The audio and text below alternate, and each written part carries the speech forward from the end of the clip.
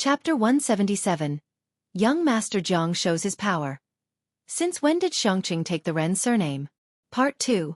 Under 1. When Xueqi left, Minister Su had a vague sense of unease in his heart. Just as the director finished speaking, darkness seemed to fall before his eyes. A layer of cold sweat broke out on his back. The applicant? Minister Su turned to the Secretary General and Ren Wanxian a few steps away. Miss Ren, didn't you say that Bai Lian was just a relative of your family? How did she become the applicant? Minister Zu's face was darker than the bottom of a pot. He had finally gotten this opportunity, only to offend the most important person here because of a single remark from Ren Wanxian. Ren Qian, who had been observing with a cold eye, moved the corners of his lips slightly, finding it fantastical. She is the applicant? In his eyes, Bai Lian was someone completely unrelated to the Calligraphy Association. So how did she suddenly become the applicant? Why hadn't the Ji family let slip a word? Mr. Ren, said the director, his face cooling, probably understanding the situation. Let's postpone today's commencement ceremony until Miss Bai arrives.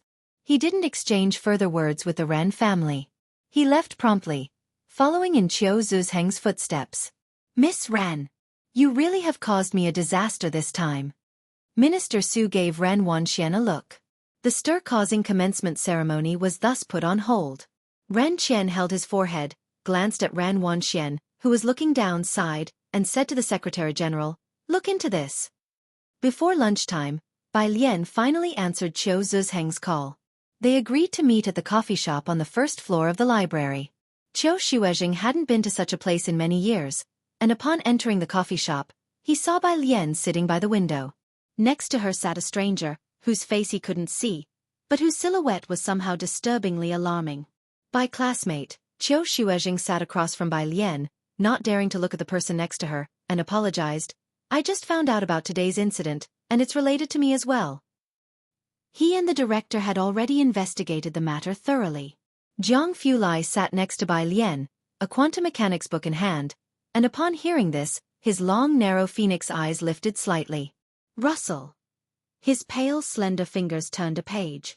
Even without saying another word, the nearly 70-year-old Xueqi felt an inexplicable pressure. "Old Mr. Ren also said he wants to personally apologize to you."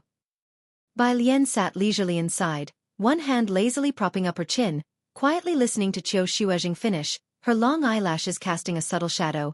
"It's her, huh?" Xueqi looked at Bai Lian, clearly tense. "No need to apologize. I could continue, but then remove those two names from the list," Bai Lian said, turning her head to look outside the window, her voice neutral. Ah!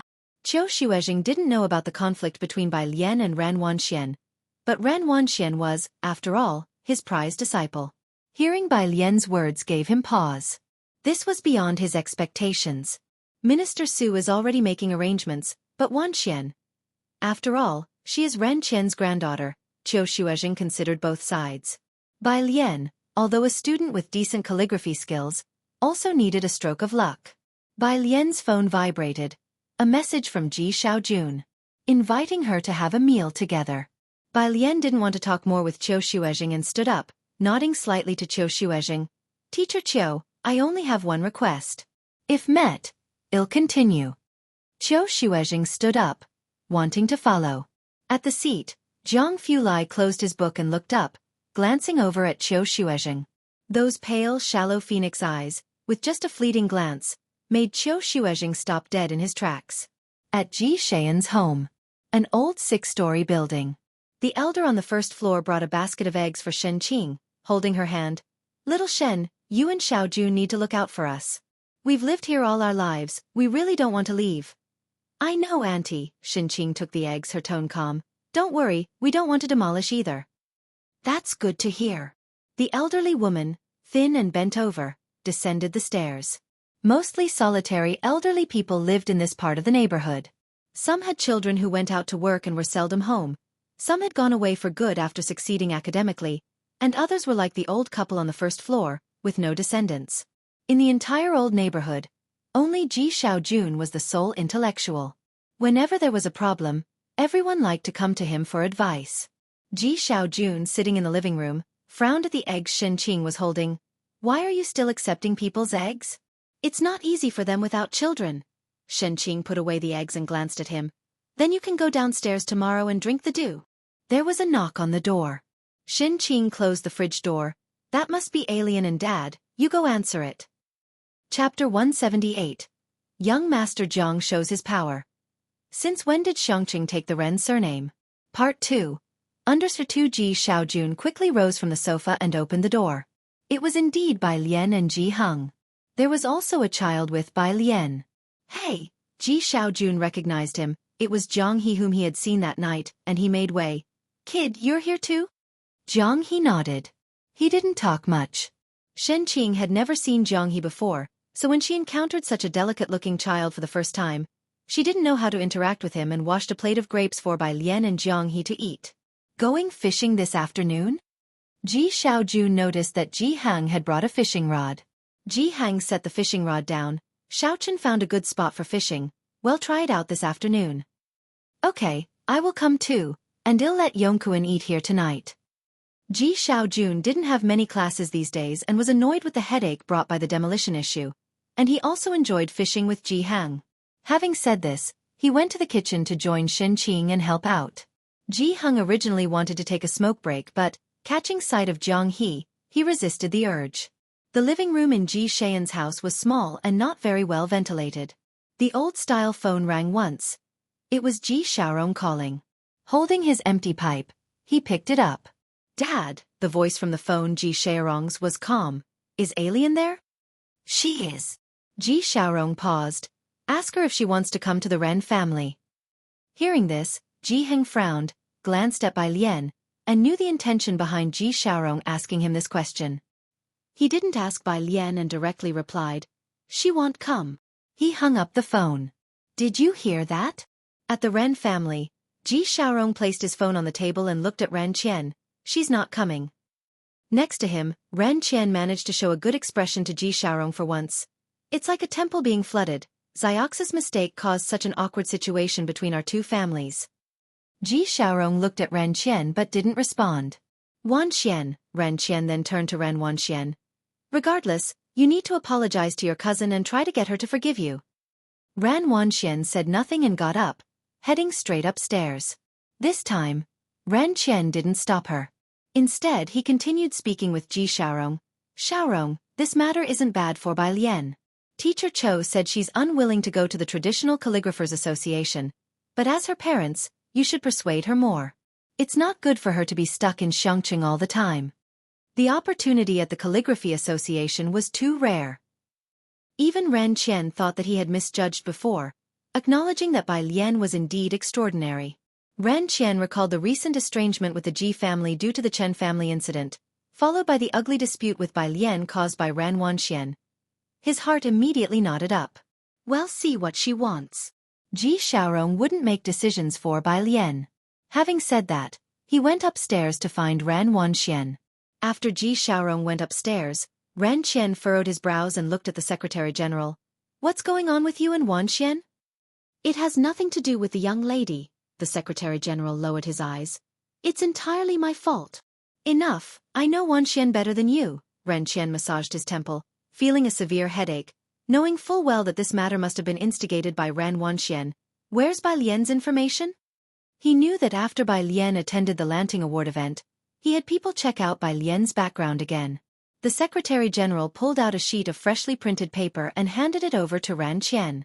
It's all here. Ran Qian finished scanning the information. Bai Lian was registered under Ji Heng's household, with information clear and detailed, nothing more. As ordinary as it gets. Ran Qian glanced through the straightforward information and put it away after he was done.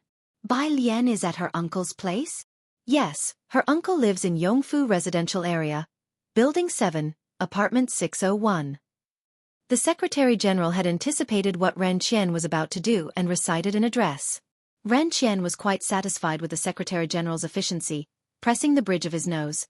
Prepare yourself, you and Minister Su should have a good talk with Bai Lian. At Ji Xian's home. The door was left ajar. When the Secretary General and Minister Su arrived, Ji Heng had already taken Ji Xiaojun out for fishing. Bai Lian was watching Zhang He play with a puzzle. Mr. Secretary, Xin Qing brought out new teacups and brewed tea for them. She then glanced at the cramped living room, unsure where to put her hands and feet. "Please, have a seat." She patted the sofa again and again. The Secretary General looked indifferently at the somewhat yellowed sofa cushion, didn't speak, and did not sit down. Minister Su, seeing Shen Qing's demeanor, felt much more relaxed. He took the tea Shen Qing brewed, casually putting it aside and smiling, "Thank you." Bai Lian leisurely helped Zhang He place a puzzle piece before standing up. Without looking at them, she pressed Shen Qing down to sit on the sofa. "Auntie, please sit." Chapter 179. Young Master Zhang shows his power. Since when did Xueqi take the Ren surname? Part 2. Under 3. Bai Lian didn't sit down but just leaned against the back of the sofa and looked up. "Is there something?" She used to be quite polite to the Secretary General. But during the last 2 encounters, her attitude was very perfunctory, without a hint of manners. "First, I apologize to you on the young lad's behalf." The Secretary General fully played the part, wanting to reconcile with Bai Lian. His demeanor was gentle, and after a slight pause, he still sat down on the yellowing sofa cushion. "I also apologize to you. We're all family after all." She now realizes her mistake and has been grounded by the Sir. "Can we consider the matter settled, Miss Bai?" Minister Su also hurriedly spoke up. "Miss Bai, I'm sorry." He stood up and bowed deeply to Bai Lian. Absolute sincerity. Bai Lian languidly leaned on the sofa, with one leg propped up, holding a mobile phone in her hand, her sky-blue skirt hem half-pressed on the couch. Upon hearing this, she tilted her head, smiling but not really smiling, like a white tiger startled by an intrusion. "Settled." With her response, Minister Zu's heart sank. He thought that with Shen Qing like this, it would be easy to fool this family. But it turned out Bai Lian wasn't so easily fooled. "Miss Bai, Teacher Chiu is already considering terminating the apprenticeship with the young lady." The Secretary General squinted at Bai Lian, neither humble nor arrogant. "The young lady has also been punished by being made to kneel by the Sir, and her promotional video was replaced by you. She has already received plenty of punishment, while on the other hand, you haven't lost anything, have you? It's better to spare others when you can, so that future meetings will be more pleasant." As the Secretary General spoke, Minister Su sat on the side. He did not interrupt. The atmosphere grew increasingly tense. Zhang He had been piecing together a puzzle all this time without lifting his head, but Shen Qing couldn't help but grip Bai Lian's arm and looked up at her. Bai Lian's eyes did not change, she just gently patted Shen Qing's arm, and then spoke slowly. "It's better to spare others when you can? Why should I have such a thing? You and the young lady are relatives." The Secretary General held back his anger, knowing that Ran Qian wanted to court Bai Lian. "You?" "Stop," Bai Lian laughed, extremely indifferent, lazily raising her hand. "I'm not relatives with your young lady." The Secretary General could no longer keep up his act and his face turned cold in an instant. He had intended to have a good talk with Bai Lian and to help each other in the future. He had not expected that she wouldn't give any face, and was just as stubborn as before, really thinking that with the Orchid Pavilion Award, she could have the world at her command? "Miss Bai, I have already been dismissed and have apologized to you. Isn't that enough?" Minister Su had never seen someone like Bai Lian. After coming here, facing Bai Lian, who lived in the cramped old neighborhood, he truly couldn't harbor any other thoughts. "You shouldn't be too excessive." Bai Lian chuckled lightly. "You apologize and I have to accept it?" Realizing Bai Lian was not joking, the Secretary General turned to leave. Halfway through, he turned back and sneered at Bai Lian. "Miss Bai, don't be naive enough to think that just with calligraphy and your background, you can make a name for yourself in Zhongjing, right?" Minister Su did not speak to stop him. The Secretary General glanced at Shen Qing and sneered, really thinking that old Master Ran had no temper, huh? To be in his position, Ran Qian was not someone to be easily manipulated. The Secretary General almost ridiculed her. "Bai Lian, you can prevent the young lady from entering the Calligraphy Association, but have you forgotten who Xueqi belongs to? Forgotten that Xueqi bears the Ren surname? What if we don't agree to the startup ceremony of the Calligraphy Association? Or perhaps," the Secretary General's voice was almost soft, "I remember you transferred to Xueqi, right?" "Secretary, wait!" Shen Qing broke free from Bai Lian's hand, quickly standing up, almost crying out. The Secretary General sneered and without stopping, simply reached out to open the half-ajar door. At the doorway stood a tall and indifferent figure. A knee-length black overcoat. His features were cool and detached, not looking at the Secretary General, but slightly turning his head to look at the person behind him. When did I not know that Xueqi suddenly changed its surname to Ren? Chapter 180. 068 Ren Qian suspended, VIP member. Under 1 The Secretary General and Minister Su did not know Zhang Fulai, but even without recognition, they felt a tremendous pressure upon opening the door. It weighed down on them so heavily that they didn't dare lift their heads. Following behind Zhang Fulai, Ming Dongheng, who had lived for so many years, had never felt such a strong sense of oppression, not even when Zhang Fulai once told him, "You might as well not bother going to university." Xueqi is surnamed Ren? Ming Dongheng had no idea how they dared to make such a claim. He reached out and with one hand each, he lifted the Secretary General and Minister Su and threw them out. "You go in first, I'll handle this." Having Zhang Fulai handle this matter would likely strip a layer of skin off the entire Ren family. After Zhang Fulai entered, Ming Dongheng glanced down at the Secretary General and Minister Su. "Chen Yongkun's men?" Only after Zhang Fulai had left did the two men feel relieved. However, before the Secretary General could catch his breath, Ming Dongheng's next words made his blood run cold. As Ren Qian's right-hand man, the Secretary General naturally had received information about Director Chen. Even though Ren Qian and his people always called him Lord Chen, it didn't mean he didn't know Lord Chen's real name. Seeing the Secretary General's reaction, Ming Dongheng knew he was correct and couldn't be bothered with him. "I will have Chen Yongkun communicate with you." After saying that, he went back inside and closed the door, leaving the two men outside. Minister Su, who had just been transferred here, naturally had not heard the name Chen Yongkun. Only after Ming Dongheng and Zhang Fulai had gone inside did he look up at the Secretary General. "Who are those two? And who is Chen Yongkun?" Prejudice led him to look down on Bai Lian. Just as he had finished speaking, he saw that the Secretary General had turned deathly pale. "Chen! Lord Chen!" The Secretary General's finger trembled slightly, and he suddenly realized they had acted arrogantly in the wrong place today. "We must hurry back and find the master." With the demeanor of those two individuals, the Secretary General had no doubt that the Chen Yongkun mentioned by Ming Dongheng was the one of the same name. Considering the Ji family's people, he initially thought today's matter would be easy to resolve, but now how could it be related to Lord Chen? He almost sprinted downstairs. Behind him, Minister Su belatedly realized that something seemed amiss. Following down the stairs, once he reached the bottom, he turned back and looked at the nearly dilapidated building in a daze. Who exactly is Chen Yongkun? The Ji family. Shen Qing was being tugged at her sleeve by Alien. "Alien, please let me go to the secretary and talk again, don't hold on to me," she looked urgent. The Ren family's status in Xueqi was well established in people's hearts, and being located in a remote area, they might as well have been the emperor. Shen Qing couldn't comprehend everything, but the mention of the school had thrown her into panic. She was aware of Bai Lian's seriousness about her studies. Ji Heng often said Bai Lian would study until 1 in the morning, determined to work hard for a place at university. "What's the rush, Auntie?" Alien was strong and forcibly made Shen Qing sit down, comforting her. "If worst comes to worst, I can switch to another school." The best school in Xueqi was number 1 middle school. What good would changing schools do? Shen Qing opened her mouth. "You child, stop pulling me.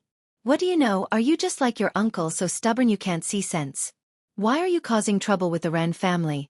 At this rate, you'll miss the secretary."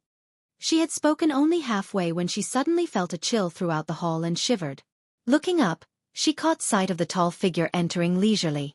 With his head slightly lowered, fine black hair slightly droopy, his skin pale and cold, and his light-colored eyes devoid of any superfluous emotions. His black coat was casually open, emanating a frosty demeanor, making even this old hall seem to take on a different elegance. Almost instantly Shen Qing recognized him, the young man she had seen at the police station last time. Alien was contemplating how to stop Shen Qing from leaving when, without a word from anyone, Shen Qing quieted down on her own. She touched her chin thoughtfully. He was quite useful. "Don't worry," said Zhang Fulai, glancing at Zhang He playing with a jigsaw puzzle on the floor, to Shen Qing. "It will be all right." "Really?" Shen Qing was somewhat hesitant. Her eyes, those of an ordinary citizen, always saw the Ren family as an insurmountable mountain. Zhang Fulai replied with ease. "How could Xueqi possibly be surnamed Ren? Xueqi belongs to the people." Bai Lian nodded in agreement. "That's right." Ah, Shen Qing felt something was amiss, but also thought it made sense. "You're right. Alien, let go of me. You're hurting me." She rubbed the hand that Bai Lian had been squeezing painfully and went in to make tea for Zhang Fulai. She also got a new cup for him. Chapter 181. 068 Ren Qian suspended, VIP member. Under 2. You didn't lie to me, did you? Shen Qing handed the teacup to Zhang Fulai. Zhang Fulai sat on the sofa, taking the new cup emblazoned with Durunduo Supermarket, and gracefully blew on it before taking a sip, of course. When it came to bluffing, Zhang Fulai had a knack for it. Just by sitting there, he was as formidable as an army of thousands, so much so that even if he told Shen Qing the sun in the sky was square, she would feel there was some sense to his words. Good, Shen Qing's eyes darted around, as she started to inquire more about Zhang Fulai. Xiaozhang, where are you from? Bai Lian was listening on the side and it was giving her a headache. Auntie, we still need to go make some checks outside. She picked up Zhang He. So we'll be leaving now. Hey, Shen Qing yelled from inside the door. He, remember to come play with your sister next time. Zhang He, being held by Bai Lian, struggled to turn back to look at Shen Qing. It wasn't until they reached the downstairs that Bai Lian set him down, and Zhang He stared at the several excavators that had just entered the neighborhood for quite a while. Bai Lian didn't go to the library in the afternoon. Ming Dongheng drove to the address she mentioned. It was an old district in the east of the city.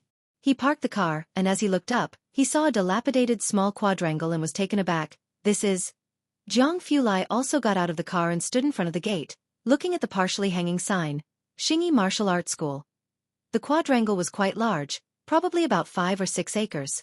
But it was almost suburban, with hardly any passers-by. The gate was made of thick red elm, and the 4 door studs had nearly faded, but one could still make out the peonies. The bronze door rings had revealed their true color. Bai Lian stepped onto the stairs and gently tapped the door ring 3 times. No one came to open the door. Are you looking for Master Jean? A man passing by on an electric scooter wiped his sweat with a towel and grinned.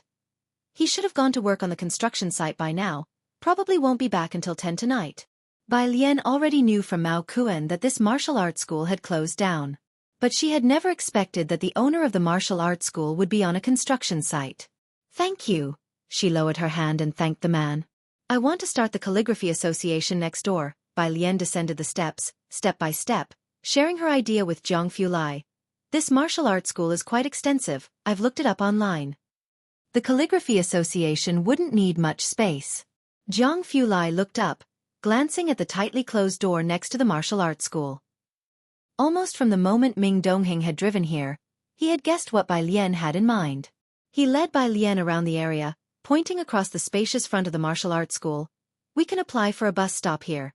Transportation is always the most important thing, no matter what. Bai Lian had initially handed the Calligraphy Association entirely over to the Ministry of Culture and Tourism, but today she changed her mind. Leaving it to them, the people of Xiangqing might not have equal opportunity to learn calligraphy. She decided to do it herself. And there was the martial arts school. Bai Lian looked up, her gaze falling upon the hanging sign. She remembered Mao Kuan saying that most children these days learn taekwondo or judo, and Ning Xiao mentioned that Muay Thai was also popular. She withdrew her gaze. A martial arts school? Bai Lian was not used to typing on a computer, so Zhang Fulai sat in the car, pulled out his laptop, opened a document, and began typing on the keyboard one-handed to help her draft the business plan. What else? The laptop rested casually on his knees, his pale fingers against the black keyboard. Occasionally, he would turn his head and listen attentively to Bai Lian's ideas. After finishing, he also sent it to Jiang Shijue to brainstorm. When Jiang Shijue, who was decisive in financial circles, thought Zhang Fulai had sent him some crucial document, he interrupted a meeting to return to his office to check, only to find a regional calligraphy association and martial arts hall plan. And in a situation where Xueqi, the adversary, was at his wit's end, he soon received a business plan that could be described as perfect. At the Ren family home, Ji Xiaorong looked at the gift thrown outside by Ren Wanxian and couldn't help pressing his forehead. He was used to it by now. Whenever Ren Wanxian lost her temper, she liked to throw things around, regardless of whether they were gifts from him or from Ren Qian. She had tossed them all into the trash can. But Ren Qian's way of raising a daughter was to pamper her with wealth. He saw no problem with it. Ren Wanxian was raised by Ren Qian, and it was not Ji Xiaorong's place to intervene. Sometimes when he said too much, the Secretary General would accuse him of trying to take advantage of the Ren family. Not even Ren Zhouwei could intervene. Ji Xiaorong picked up the gift with a heavy heart. On his way downstairs, he saw the Secretary General coming in from outside. They never got along, and their antipathy had become even more evident in the recent years. But today, the Secretary General did not have the time to mock him. He went upstairs with a pale face to find Ren Qian. As soon as he entered the study, a teacup came smashing his way. Chapter 182. 068 Ren Qian suspended, VIP member. Under Sir 3, Xueqi belongs to the Ren family, and you dare to say that? Ren Qian couldn't believe what he was hearing from the Secretary General. That Mr. Su is a fool, but you've been in this position for so many years and still can't see clearly? The Secretary General had never made such a big blunder before. Mainly because of those people from the Ji family, he had never taken them seriously. Old Master Ren, I had no idea they actually knew Mr. Chen. Whether they know Mr. Chen or not, I'm asking how you dared to utter those words? Ren Qian had never been so furious, and after some time, he collapsed into his chair, looking a decade older. I am now suspended for half a month. The Secretary General's head was buzzing. Go tell Wan Xian, Ren Qian had done nothing wrong all these years and wasn't afraid of being investigated. Tell her that she won't be able to join the Calligraphy Association. As for Minister Su, he had committed too many wrongs, and there was no one left to save him. Ran Wanxian was unaware of the Ren family's troubles. She had already received notification from Xueqi that Bai Lian was going to start a separate calligraphy association in a place where birds don't even bother to poop. Ran Wanxian was initially upset about not being able to join the calligraphy association, but upon hearing this news, she suddenly lost interest in joining. Senior brother, do you still want to join the Xueqi Calligraphy Association? Jiangjing. Xueqi belongs to Beijing, and the vice president had already announced the news about the founding of the Xueqi Calligraphy Association in the Beijing Writers Association, encouraging everyone to join as members of Xueqi. The Xueqi Calligraphy Association is hosted by the first prize winner of this year's Lanting Award. This news shook many people in the Beijing Writers Association, and lots were tempted. I recall that you are also from Xueqi, right? Jian Rong had ideas of his own. Looking at Xueqi, Xueqi was ordinary, but this Bai Jian was truly attractive to Calligraphy Association members. The team leader helped me sign up. Jian Rong was holding a registration form. I advise you not to go. I'm already trying to find a way out. Xueqi pursed his lips, addressing Jian Rong and others around him. Giving you all a heads up, you know what kind of place Xueqi is. Although she ranked first, she joined only the Xueqi Calligraphy Association, not the Jiangjing Calligraphy Association, and the Xueqi Calligraphy Association is situated in a suburb. The vice president will surely have to send a few people down there. I suggest those of you with connections start looking now so you don't find yourselves being dispatched there. Joining a newly established junior association, especially one not part of the traditional Calligraphers Association, will make it difficult to leave once you're in. As he spoke, Xueqi also sent an application report to Xueqi. Everyone looked at each other, knowing the reputation of Xueqi. Those who wanted to go were mostly tempted by Bai Jian's fame. But what use would that fame be if Bai Jian didn't join the Jiangjing Calligraphy Association? Without joining the Calligraphy Association, it's impossible to find top-tier teachers.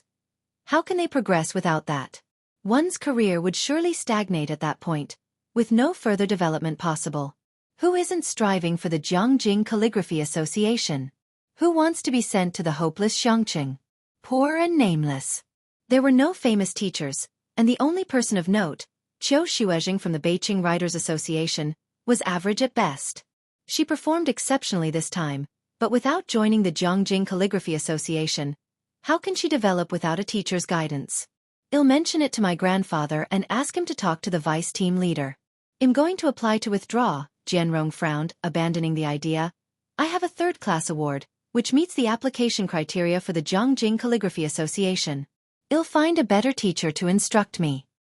Brother, just as he got up, a male student approached from behind. You're not going, are you? Can you give me the application form? You. Jianrong looked at the student, recognizing him as his uncle's son, Jianzhe? Why would you go to Xueqi? His gaze toward Jianzhe was akin to looking at someone with an intellectual disability. Everyone was looking for connections to avoid being sent to Xueqi. Yet here was someone volunteering to go? My female buddy, Jianzhe scratched his head. I want to check out that rock at Xueqi No. 1 High School. You were chosen by the vice team leader, so it would be awkward for you to withdraw, but it's different for me. Grandfather would certainly not refuse. Mainly because it was only today that Jianzhe saw the work and realized Bai Lian wrote in the Liang style. And the style he studied was also Liang. Whatever suits you, Jianrong gave Jianzhe a glance, handing over the registration form. Then you talk to grandfather yourself. It wasn't me who pressed you. Watching Jianzhe take the registration form, Jianrong felt as if he had shed a burden, feeling much lighter. Jianzhe, holding the registration form, called his grandfather again. The Jian family valued Jianrong highly.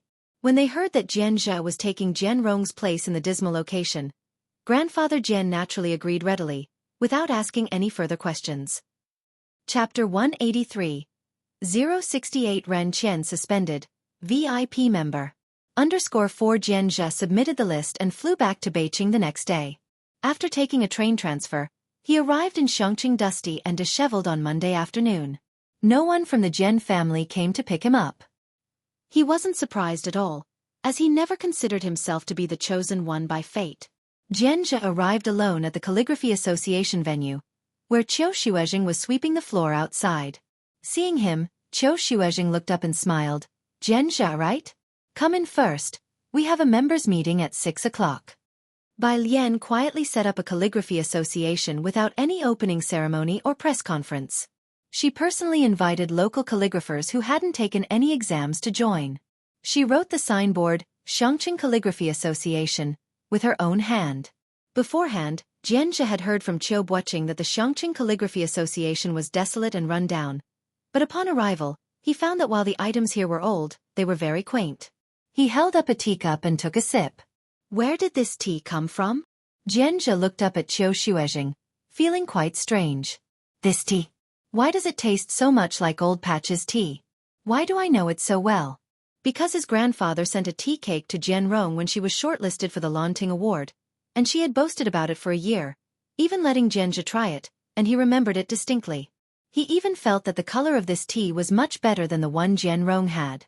Here, Xueqi pointed to a big jar behind him, brought by student Bai. Do you like it? Take some back with you later. We have limited funds here. Only these things, he sighed. Jianzhe stared dumbfoundedly at the large jar placed behind him, and then glanced down at the tea in his hands. That time, Jianrong had boasted about that tea cake for a long time. With so much of it, could it really be Old Patch's tea? It was almost 6 o'clock. Bai Lian arrived with Zhang He. She wore her school uniform, carried a bag, tied up her hair, and stepped into the Calligraphy Association hall against the setting sun. Everyone's here. Xueqi led a few old teachers out and then said to Bai Lian, Today is the first general meeting of all members. Although there are not many people, starting the association will be difficult. Jianzhe sat next to Bai Lian, looking at the few scattered people sitting around the octagonal table. He was beginning to understand what Qiu Buoqing meant. Teacher Qiu, wait. Bai Lian was looking down at her English reading when she heard Qiu Zheng's words. She lifted her head slightly, her arm lightly resting on the table, legs crossed, the other hand propping her chin as she looked outside. There's one more person. Who? Xueqi was startled. He hadn't received any other applications. Just as he was saying that, a tall figure slowly appeared at the doorway in the twilight, holding a cell phone and casually walking along the stone path. Xueqi immediately recognized him as the man who had sat next to Bai Lian at the coffee shop. Jianzhe, who was leaning on the table and talking to Bai Lian, straightened up abruptly as he felt the gaze. There were others sitting around the octagonal table who were previously chatting merrily, but they all became tense for some reason upon seeing Zhang Fulai. Jianzhe moved halfway off his seat, thinking to make room for this big shot. However, before he could stand up, Zhang He, sitting on the other side of Bai Lian, got up in a familiar way and sat down expressionlessly on a stool set to the side. Jianzhe, Zhang Fulai casually pulled out the chair next to Bai Lian and sat down nonchalantly, greeting everyone at the octagonal table. Just carry on, I'm just here to listen. He acted as if he was just casually listening. But facing him, how could Xueqi be casual? It's like this, we have a total of 7-8 initial members, Xueqi read from the notebook one by one, and when he got to the end, he hesitated as he looked towards Zhang Fulai. May I ask? Zhang Fulai, the Fulai from Turkic language. Zhang Fulai lightly tapped the tabletop with his fingertips, leaning back lazily in his chair as he announced his full name. Xueqi nodded, added the name, and asked, "Is this your first time joining a calligraphy association, or a second time?" "Second time joining." Xueqi looked surprised again, as he had thought Zhang Fulai, like Bai Lian, was joining for the first time. After all, Zhang Fulai had an aura of elite about him, more like someone in finance or politics, and didn't quite fit the artistic image. Second time joining. He took a sip of tea to ease himself before continuing to write on the paper. "Which calligraphy association were you previously in, and do you have a rank?" "Traditional Calligraphers Association, ranked." Zhang Fulai started lazily, then thought for a moment, "Special grade member, I guess." Xueqi, about to take note of Zhang Fulai's information, paused with his pen in shock and looked up. Chapter 184. 069 Practices with a Bunch of Iridium, Director of Zhongjing Hospital. Second update. _1 At the 8 Immortals table, except for Bai Lian, everyone's gaze subconsciously converged onto Zhang Fulai's face. His face, like Bai Lian's, was too deceptive, not the kind that seemed to belong to someone who would be good at calligraphy. Who would have thought that he would casually mention the Traditional Calligraphers Association? Even a special grade member? There are only 5 total special grade members in the Traditional Calligraphers Association. Besides the president, each of the rest lives a reclusive life. Often only their works are seen, not the person, and even members of the Calligraphy Association hardly see these high-level members. They were now looking at one of them? Next to him, Jianzhe felt like he had been struck by lightning. He couldn't help but lean in to look at Zhang Fulai, and when he encountered Zhang's light, indifferent eyes, Jianzhe immediately averted his gaze. "Is there a problem?" After a long silence, Zhang Fulai raised an eyebrow. "Ah no," Xueqi was shocked as well. Having weathered many storms, he slowly recovered from his amazement. "No problem." His trembling pen tip inscribed the words, "Special Grade," behind Zhang Fulai's name. "You want to take the exam?" Bai Lian turned her head, not understanding the rules here. She slightly tilted her head, quietly asking Zhang Fulai. She was dressed in the simplest school uniform, her profile clean and shallow, her eyebrows and eyes as delicate as a snow-topped floral arbor, the overhead lighting casting a hazy, gentle aura around her. Not only do members need to be ranked, but the associations do as well. Zhang Fulai held a purple clay teapot, leisurely pouring tea into her cup as well as his own. "We only have 8 people now, just a junior association." Every year in June, rankings are conducted for major calligraphy associations. Associations are categorized top-down into Special Grade Association, Senior Association, Intermediate Association, and Junior Association. The entire country has just one Special Grade Association, which is the Traditional Calligraphers Association, and this is one of the reasons that everyone wants to join it. Senior associations are distributed across the 4 major cities. Bai Lian, never having participated in a grading, is currently just a junior member, despite having won the Orchid Pavilion Award. This is the membership fee. There's no password. Before leaving, Zhang Fulai handed a card to Xueqi. "She wants to set up a good calligraphy school. This is the startup funding. Additionally, I've already had someone prepare a plan. Someone will contact you." Sitting at the 8 Immortals table, Xueqi looked at the International Bank Vermilion Bird Bank's black card placed in front of him. He questioned his life. "Teacher Qiu," Jianzhe said, looking at the departing figures of Zhang Fulai and Bai Lian, then back at the black card. "We shouldn't have difficulty becoming a senior association in the future, right?" Xueqi was also in a daze. Should be able to, I guess." He felt certain that Bai Lian would be able to make it to special grade member. With 2 special grade members to support them, they should be able to achieve senior association status, right? As for a special grade association, that would only appear in Zhongjing, something they hadn't really considered. Of course, Jianzhe and Xueqi at the moment didn't know that these 2 were not only extraordinary themselves, but they were most remarkable when teaching. Especially Bai Lian, who could even replicate Liang Zuan's teaching methods perfectly in calligraphy. Xueqi took a deep breath and took out his phone to send a message to Vice President Qian. If they don't want to come, then don't force them. On the other side, when Vice President Qian said that he would not send anyone to Shangqing, both Jian Rong and Qiu Buoqing breathed a sigh of relief. Especially Qiu Buoqing, who originally thought that Xueqi would pressure him. He didn't expect not to receive a single word from Xueqi. Meanwhile, Yongfu Residential Area. A man in a shirt with a cigarette clamped in his hand, tattoos peeking through his tank top up to his neck, followed by 4 large excavators. No one here is signing? Boss Lu, mainly because of a painter, his subordinate carefully lit his cigarette for him. The household at 7 Building, 601, Ji Xiaojun. He's educated and highly respected here. He seems to have noticed the loopholes in the contract and has prevented people here from signing. As he spoke, the subordinate also handed a stack of files to Boss Lu. Yongfu Residential Area is located in the development zone. A piece of cake everyone wants to get their hands on. Here live ordinary people, and the agreement for demolition provided by Boss Lu had loopholes. It was originally thought that deceiving these solitary elderly would be quite easy, but unexpectedly, not a single person had signed. Upon investigation, 7 Building 601 was the cause of it all. Everyone in the residential area followed the painter's advice. "Let's go," Boss Lu said, biting his cigarette and glancing at the files. Just an ordinary painter, a housewife full of pretense.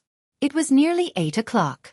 When they arrived, Ji Xiaojun was washing dishes, and Qing, upon seeing Boss Lu with his tattoo of a ferocious python and bared arms, involuntarily stepped back. Old Ji. Chapter 185. 069 Practices with a bunch of iridium. Director of Zhongjing Hospital. Second update, _2 Qing, Ji Xiaojun, right? Mr. Lu sat down in the chair his subordinate had moved over, tilting his head slightly. The subordinate immediately handed Qing a card. Mr. Lu, clenching a cigarette between his teeth, smiled. "There's 1 million in here. As long as you get the people here to sign the relocation contract, the 1 million is yours." They had conducted a thorough investigation. Ji Xiaojun was known for his integrity, but Qing was a petty bourgeois. 1 million. Enough to buy a soul. 1 million. Qing's eyes widened upon hearing this, staring at the card. For an ordinary person, this was a fortune. Qing had never seen so much money. Without even blinking, Ji Xiaojun returned the card to Mr. Lu. "We won't do such a thing." Mr. Lu laughed. He looked deeply at Qing and then waved his hand. "Let's go." After the men had left, Ji Xiaojun slammed the door shut and frowned at Qing. "Don't even think about it." Tuesday. Yang Lin had been coming to school regularly these past few days. Bai Lian took out the books one by one, pondering how to discuss the matter of moving the household registration with her. Unlike the others, Yang Lin always avoided contact with people. "Lian," Xiaohan twirled her finger in front of her, looking at Bai Lian. "That." Bai Lian looked up, her eyes reflecting the morning sun, appearing rather charming. "Speak." "Oh," Xiaohan said, looking at Bai Lian. "I'm a self-media practitioner. Of course, I'm still at the starting stage. I want to post your school anniversary video on my account. Can I do a little blurring?" Zhang Xi's, who had just arrived in the classroom, felt dizzy. He strode in with long legs. "Xiaohan, can you talk slower? Who can understand you?" I didn't even catch a breath. He had barely finished speaking. Bai Lian leaned back. "Go ahead, post it." She had no objections to this matter. She wasn't very clear on self-media, but it was hard for her to refuse Xiaohan's request. "Zhang Xi's. You're so nice," Xiaohan exclaimed, about to hug Bai Lian. But she was stopped by Lian with a finger, which lightly touched Xiaohan's forehead while her other hand casually pulled out a book, tilting her head slightly, and giving Xiaohan a lazy smile. "Speak properly, no touching." "Oh." Xiaohan's ears turned a tad red. Then, as if remembering something, she rolled her eyes at Zhang Xi's. "Idiot." Zhang Xi's. The day's classes ended. Bai Lian didn't head to the milk tea shop after school in the evening. Instead, she went to the calligraphy association with Jiang He. The application for the bus stop sign had already been approved, and now they were planning the route. "Sis." Jianzhe was moving chairs in the courtyard. Seeing Bai Lian come over, his eyes lit up. "Come check out our classroom." The calligraphy association was right next to the gym. Though smaller than the gym, it covered a good acre, and the surrounding rooms had been planned by Xueqi as classrooms, offices, reception rooms. Jianzhe showed Bai Lian a 30-square-meter classroom. "In a couple of days, when the equipment arrives, kids from nearby can come and learn." "Not bad." Bai Lian put down her backpack. then unzipped it and handed Jianzhe a bag of things inside without much effort. Seeing how easily Bai Lian handled it, Jianzhe caught it with one hand. But as he took it, he nearly fell to the ground, swiftly bracing himself against the wall. Jiang He sat on a nearby stool, swinging his legs, expressionless as he watched Jianzhe. What is this? Jianzhe looked down in shock at the dozens of silver metal pieces inside, each the size of a quail egg. Just these few pieces, dozens of pounds? For practicing calligraphy, Bai Lian raised her hand, revealing a crimson ribbon on her wrist and a piece of iridium the size of an egg. You should hang one on yourself daily. She had requested these from Mao Kuan a few days ago, and Mao Kuan was quick. Of course, Miss Bai was still unaware of the price tag attached to her quail egg-sized item. Jianzhe nodded absent-mindedly. On the outskirts of the city, an abandoned warehouse. Mr. Liu, holding 2 cards in his hand, slowly crouched next to Xueqi, narrowing his eyes. You like money, don't you? 2 million, and you're still not willing? He couldn't understand why with 2 million offered, Xueqi would say she was unwilling. The profile of Xueqi described her as greedy for petty gains, vulgar, selfish, and mercenary. He could obviously tell that she was extremely greedy for money. After glancing at the bank card, Xueqi looked up after a long while, smiling obsequiously. Mr. Liu, the elders in our community. I thought we were of the same kind, but you truly disappoint me, Mr. Liu said with a smile. He stood up, his foot crushing hard on Xueqi's right hand, and gently tossed the 2 bank cards aside. Chapter 186. 069 Practices with a Bunch of Iridium, Director of Zhongjing Hospital. Second update. Under the 3 Xueqi felt the pain at her fingertips, her features twisted together in an instant. Liu, President Liu. President Liu took pleasure in Xueqi's painful expression before he stepped back and with a turn of his head said, You guys come here. 5 minutes later. I didn't expect you to be so tough, he said as he watched Xueqi collapse to the floor, lighting another cigarette. And now? Xueqi lifted her head again and spat at President Liu with blood in her saliva. You even cheat the elderly out of their money, and you call yourself a human being, huh? President Liu slowly wiped the spit off his face, his smile unwavering, but his gaze was like a venomous snake hidden in the abyss, much like the python trailing up to his neck. Teach her a good lesson. 9 o'clock in the evening. Ji Mulan, who had just finished taking a bath, received a phone call, almost dropping the towel in her hand. What? She hung up the phone, quickly changed her clothes and scrambled for her coat. What's wrong? Suan had just finished a meeting when he saw Ji Mulan grabbing her coat and heading out the door. My brother, Ji Mulan said with furrowed brows, grabbing her car keys. He's in the hospital right now, my sister-in-law is in emergency, they need panda blood, and I'm the only match. She didn't have a high opinion of Xueqi, the kind of petty bourgeois who fawned over others for personal gain. But the call was from Ji Xiaojun. Emergency. Suan quickly followed her, taking her car keys and handing them to his assistant since he couldn't drive after drinking that evening. Don't panic, I'll go with you. Ji Mulan felt much calmer following behind Suan. They arrived at Shangqing Central Hospital. Standing at the entrance, Ji Xiaojun rushed towards Ji Mulan as soon as he saw her, pulling her forward without a word. Brother, slow down. Ji Mulan stumbled. What exactly happened? Ji Xiaojun didn't say a word. He simply handed Ji Mulan over to the nurse with a deep look. She is panda blood.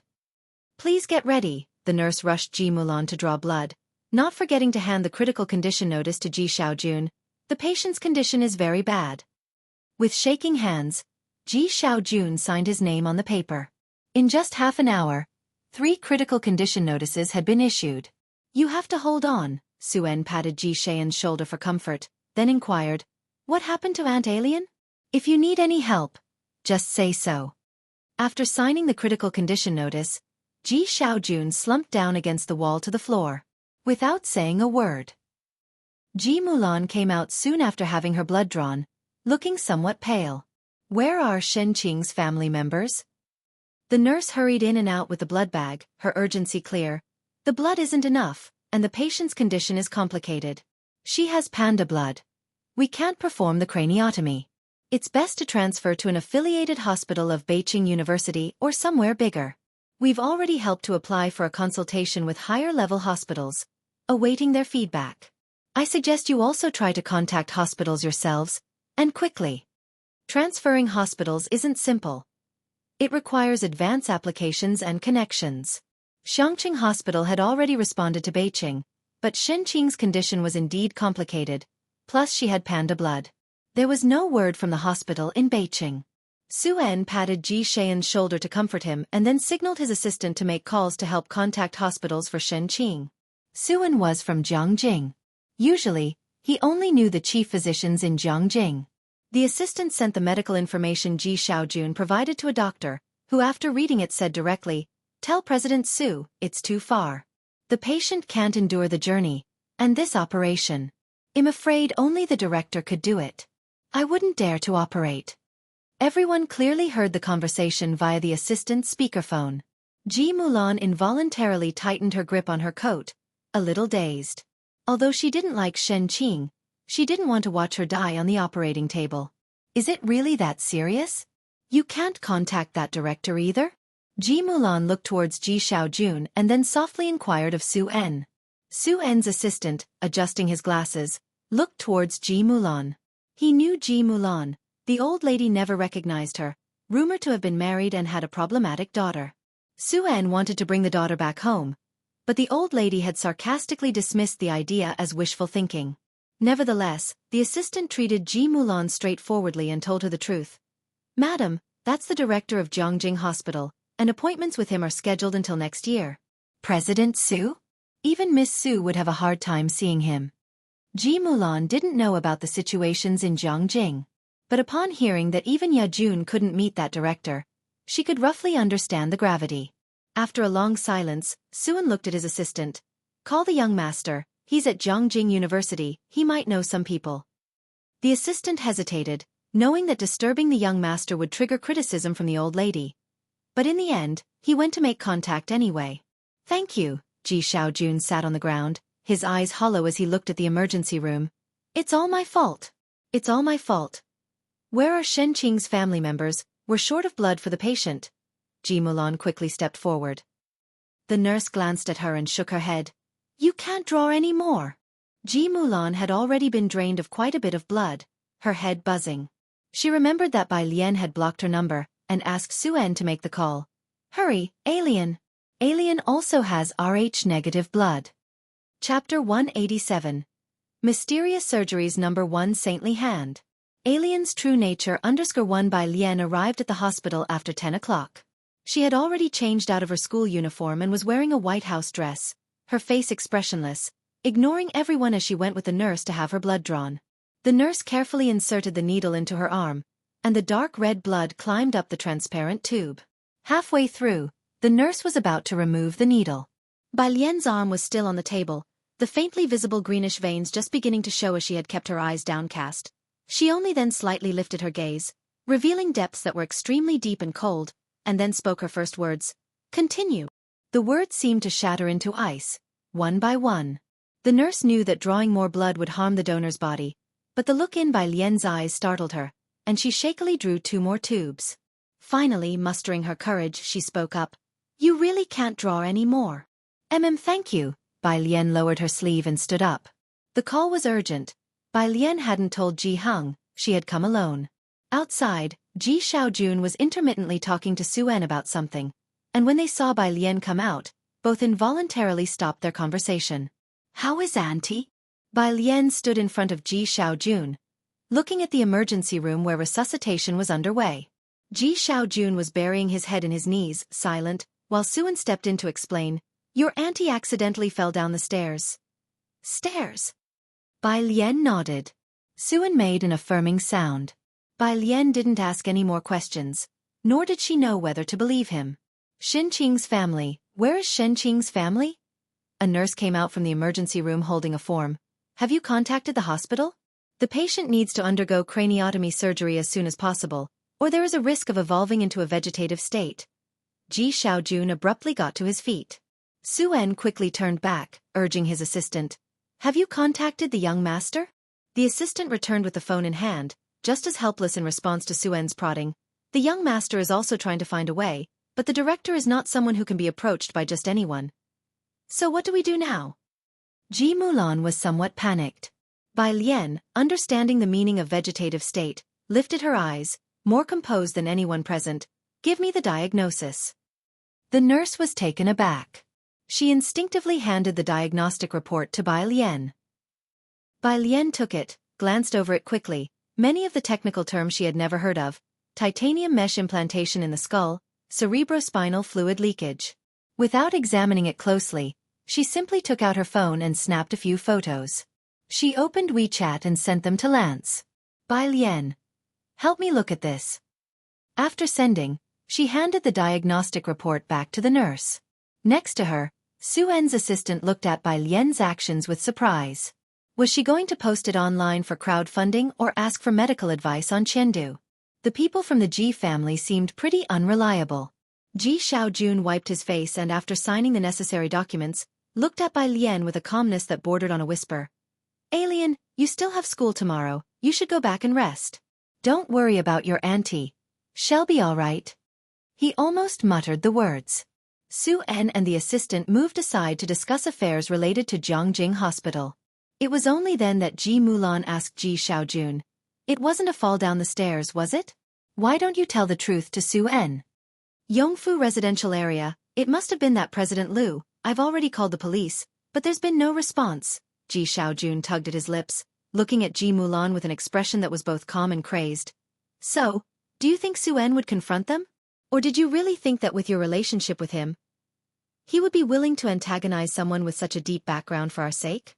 And then drag Dad and Alien into it too? Ji Xiaojun had long known that President Liu was not a good person. But what he hadn't expected was that Shen Qing would get caught up in it. One Shen Qing was enough for him. He didn't want to drag the whole Ji family into this. Calling Ji Mulan and Bai Lian was solely because of their blood type. What? Ji Mulan's mind was in a whirl, immediately recalling the person Xuen had mentioned. She stood still for a while. Her heart was a mess. It couldn't be that President Liu, could it? Jiangjing, Xuen's family home. Madame Su sat up from bed, draping a coat over her shoulders as she left the room, her cold gaze sweeping over the butler. Xuen is confused, and so are you? Don't you know that he's currently focused on an experiment at the Ma Institute? And you disturb him for such a trivial matter? The butler lowered his head, a wry smile on his lips. It was the Sir's request. Xuen. Madame Su scoffed. He's gone mad over a woman, running off to a place like Xiangqing. Has he achieved anything remarkable? And now, he's even interfering with his son's critical future? Chapter 188. Mysterious Surgeries No. 1 Saintly Hand.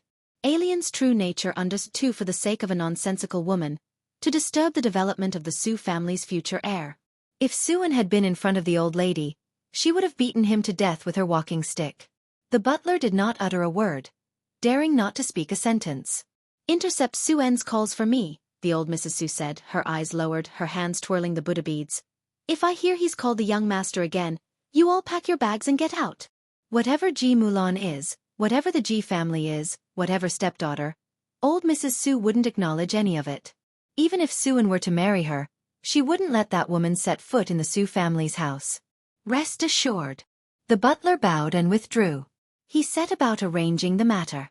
At the hospital, the assistant, unable to get through with the phone, looked helplessly at Xuen.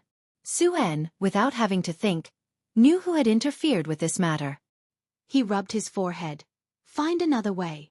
He went downstairs and paid a significant amount for Xinqing's surgery, and also upgraded her to a VIP ward. As for the rest, they could only leave it to fate. The craniotomy hadn't yet been done, and Ji Xiaojun was there, keeping vigil through the night. Xuen and Ji Mulan went back first. On the way, Ji Mulan brought up the matter with CEO Liu. That CEO Liu my brother mentioned. Yongfu residential area? Xuen gasped in shock, sitting up straight.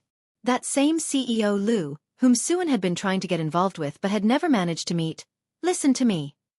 Xuen's mind worked quickly as he looked gravely at Ji Mulan, repeatedly urging her. You must persuade your brother not to report to the police anymore, act as if this never happened. Get them to sign the agreement as soon as possible. Otherwise, the whole residential area will be in trouble. I will do my best to help you find a doctor. If that CEO Liu were just an ordinary businessman it would be okay, but you also know, he's supported by that bar on Bakhtur Street, a player on the international boundaries, ruthless. Not only Xiangqing, I can't afford to offend him either. Ji Mulan had never heard Suen speak with such gravity. From Xueqi to Beiqing, then to Jiangjing. Ji Mulan always thought she had seen far enough, only to realize that she had barely seen 1% of the world. "I'll talk to him tomorrow," she said, slowly lowering her head. Purist Street. When Bai Lian returned, it was already 12 o'clock. Lance, the little old man, was on a different time zone from her. It was still morning there, and his replies came quickly. "Lance, look at this, such a beautiful CT image of a cranial trauma." "Lance, I can almost see a standard paper being produced by my student." "Lance, Bai, where did you find such a textbook-like cranial trauma image?" "Lance, oh my God. And it's the rare Rh-negative blood. This surgery needs to be absolutely flawless. The success rate is virtually 0%. Such a shame." The cranial repair was a minor issue, but because of Shen Qing's rare blood type, it increased the risk from 50% to 99.9%. Because the repair process could not afford even the slightest mistake. Bai Lian gently closed the door, looking at Ji Hang in the center room, who had not been awakened, and let out a slight breath of relief. Unable to sleep, she sat at the desk, pulling out physics problems to calm herself. When she saw Lance's reply, she had just finished a major problem. She glanced at it and replied to Lance with 3 words. "My aunt." There was a pause from Lance's end, no messages, probably looking up what aunt meant. After 10 seconds, Lance withdrew a message. Lance withdrew a message. Lance withdrew a message. Lance withdrew a message. Lance. Look at this heartbreaking news. Lance. Note that although the skull is severely damaged, it's not to the point that surgery cannot be attempted. Lance. Of course, a 0% success rate, that's for other doctors. Bai Lian got his point directly. What about you? Lance. Mind your words, you're talking to Lance, the top surgical hand in the field. Lance was very arrogant. 100%. Bai Lian did not doubt Lance's medical skills. Medicine knows no borders. After exchanging information for so long, they both were well aware of each other's medical expertise. Lance had realized the breadth and depth of Chinese medicine, and Bai Lian had reconciled with Western medicine, understanding that it had almost replaced Chinese medicine domestically in just a few hundred years for good reason. She realized the essence of the issue was not to resist Western medicine, but to promote Chinese medicine. Learning that Lance could perform the surgery, she breathed a sigh of relief. Bai Lian. Can you come? Lance did not hesitate on his end. He had been curious about Chinese medicine and wanted to try acupuncture with Bai Lian to see if it could cure his myopia. Now it was just a matter of arriving a few days earlier. Lance. Then you have to give me acupuncture. Bai Lian. 1. Lance. I'm on my way. She sent the Xueqi address to Lance. Chapter 189. Mysterious Surgeries No. 1 Saintly Hand. Alien's true nature understood. 3. Finally, they all let out a sigh of relief. Lance was abroad, and even if he took a flight right now, he wouldn't arrive until tomorrow at the earliest. Bai Lian hardly slept that night. The next day, it was rare for her not to ask Ji Hang any questions, and she left the house with her backpack at 6 in the morning. At 6:30, on the first floor of Xueqi Hospital, a group of people was talking to the nurse at the front desk, led by an old lady leaning on a walking stick. She stared at the shiny nurse's station, hesitant to speak, and it took her a long while to step forward carefully and ask, "Nurse, we are all here to donate blood for Shen Qing. Where can we give blood?" Behind her were construction workers with safety helmets, a middle-aged couple who had started selling breakfast early and hadn't even taken off their aprons, and underage kids who had come with their parents. "Yes, nurse, where do we go?" The worker took off his helmet, revealing his dark face full of urgency. "I heard she was seriously hurt."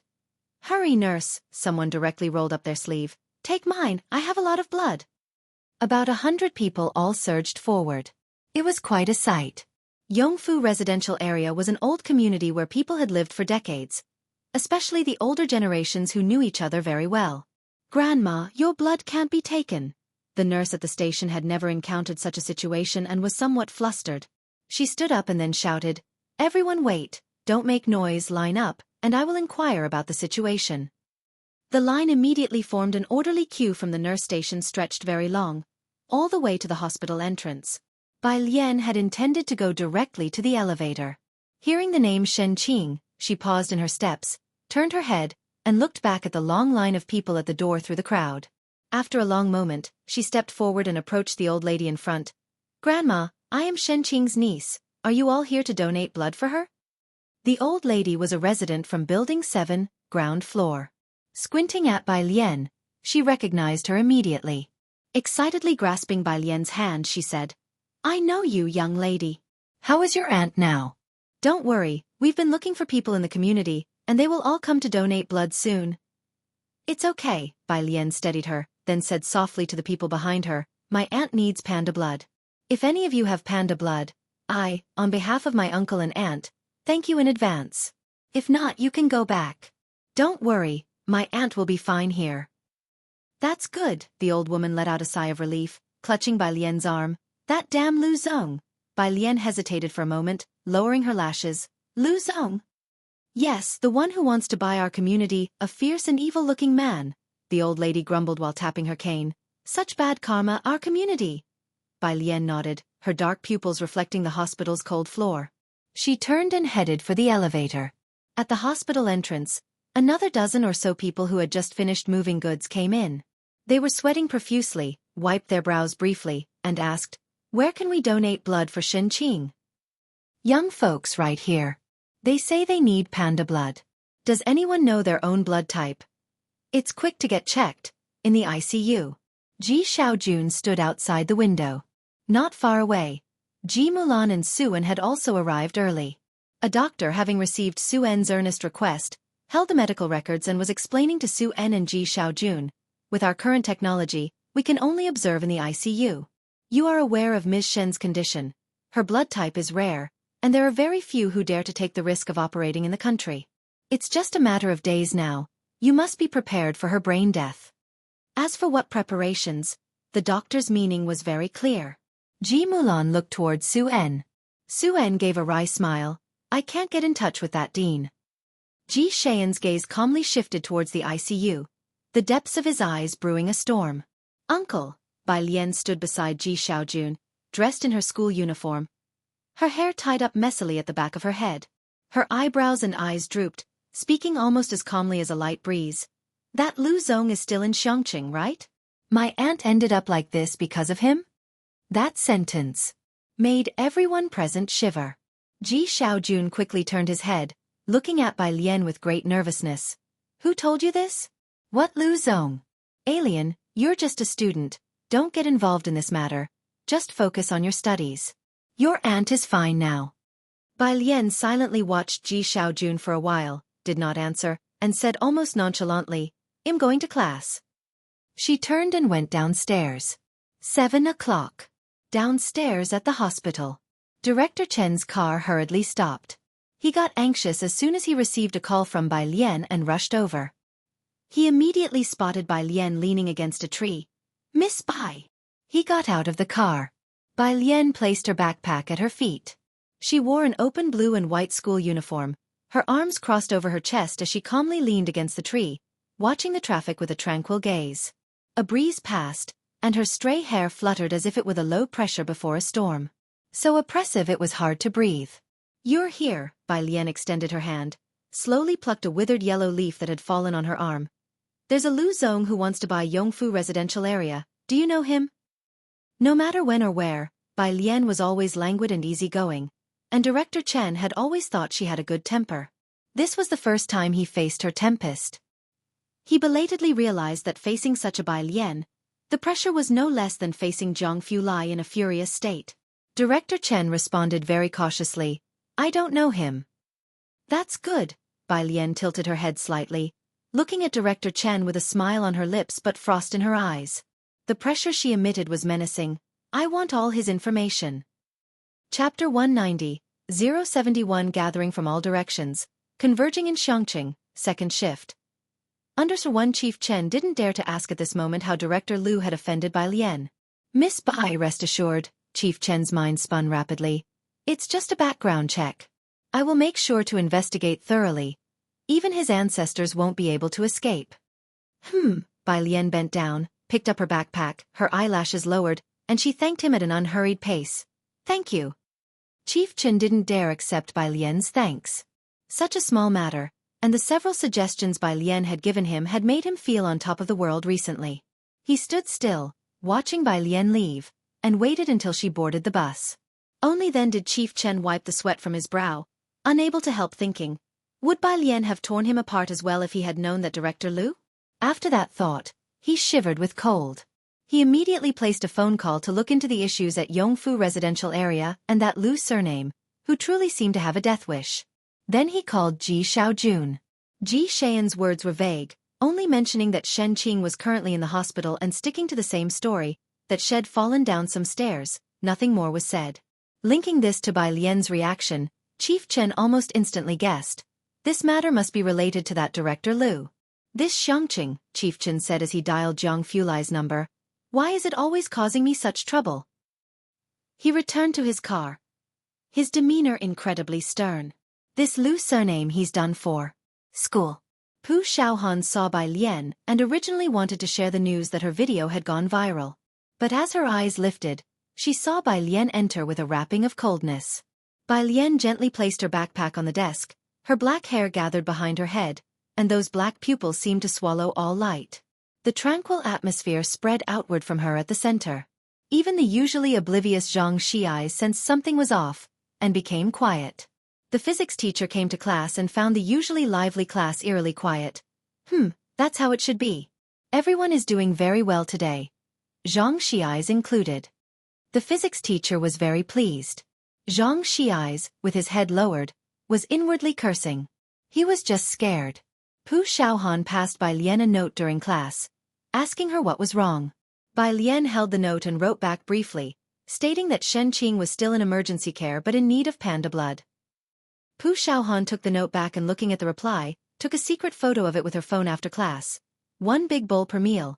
The young lady who played the Guzheng yesterday, her aunt is in emergency care. Are there any friends with Rh-negative blood nearby? Xiangqing, praying hands, praying hands, praying hands. Picture. She hadn't yet shared the good news that her video had gone viral with Bai Lian. She gained 200,000 followers overnight, with views surpassing 5 million and still rapidly increasing. Her comment section became active again as soon as she posted the video. Alien, Pu Xiaohan looked back down. Do you have your aunt's medical certification? Bai Lian, resting her chin on her hand, quietly gazed out the window.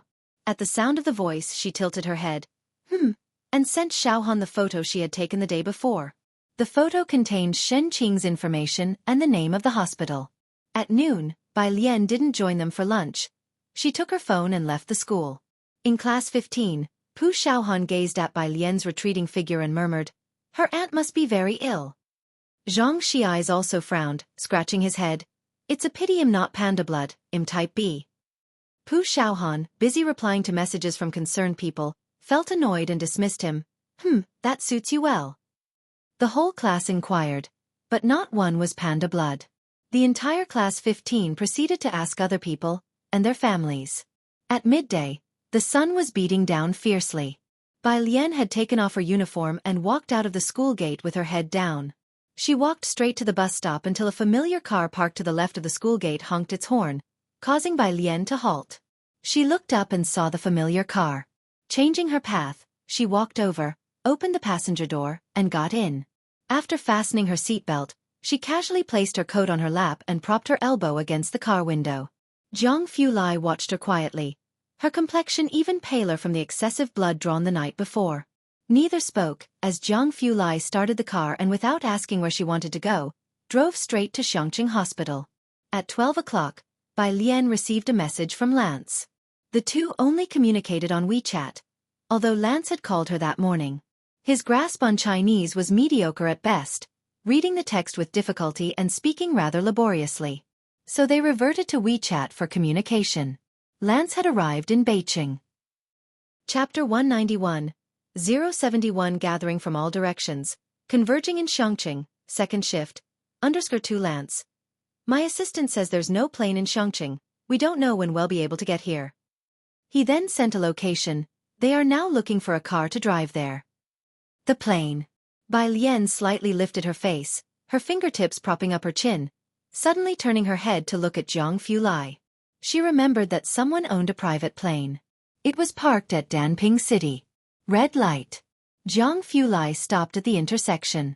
The temperature difference in Xiangqing was quite big, and with the sun at its peak, Jiang Fulai took the chance to look at her, his icy profile glinting with a cold light in the sunlight. Just say it, he said. He didn't even wait for Bai Lian to ask. The surgeon is currently in Beijing, and my aunt can't wait.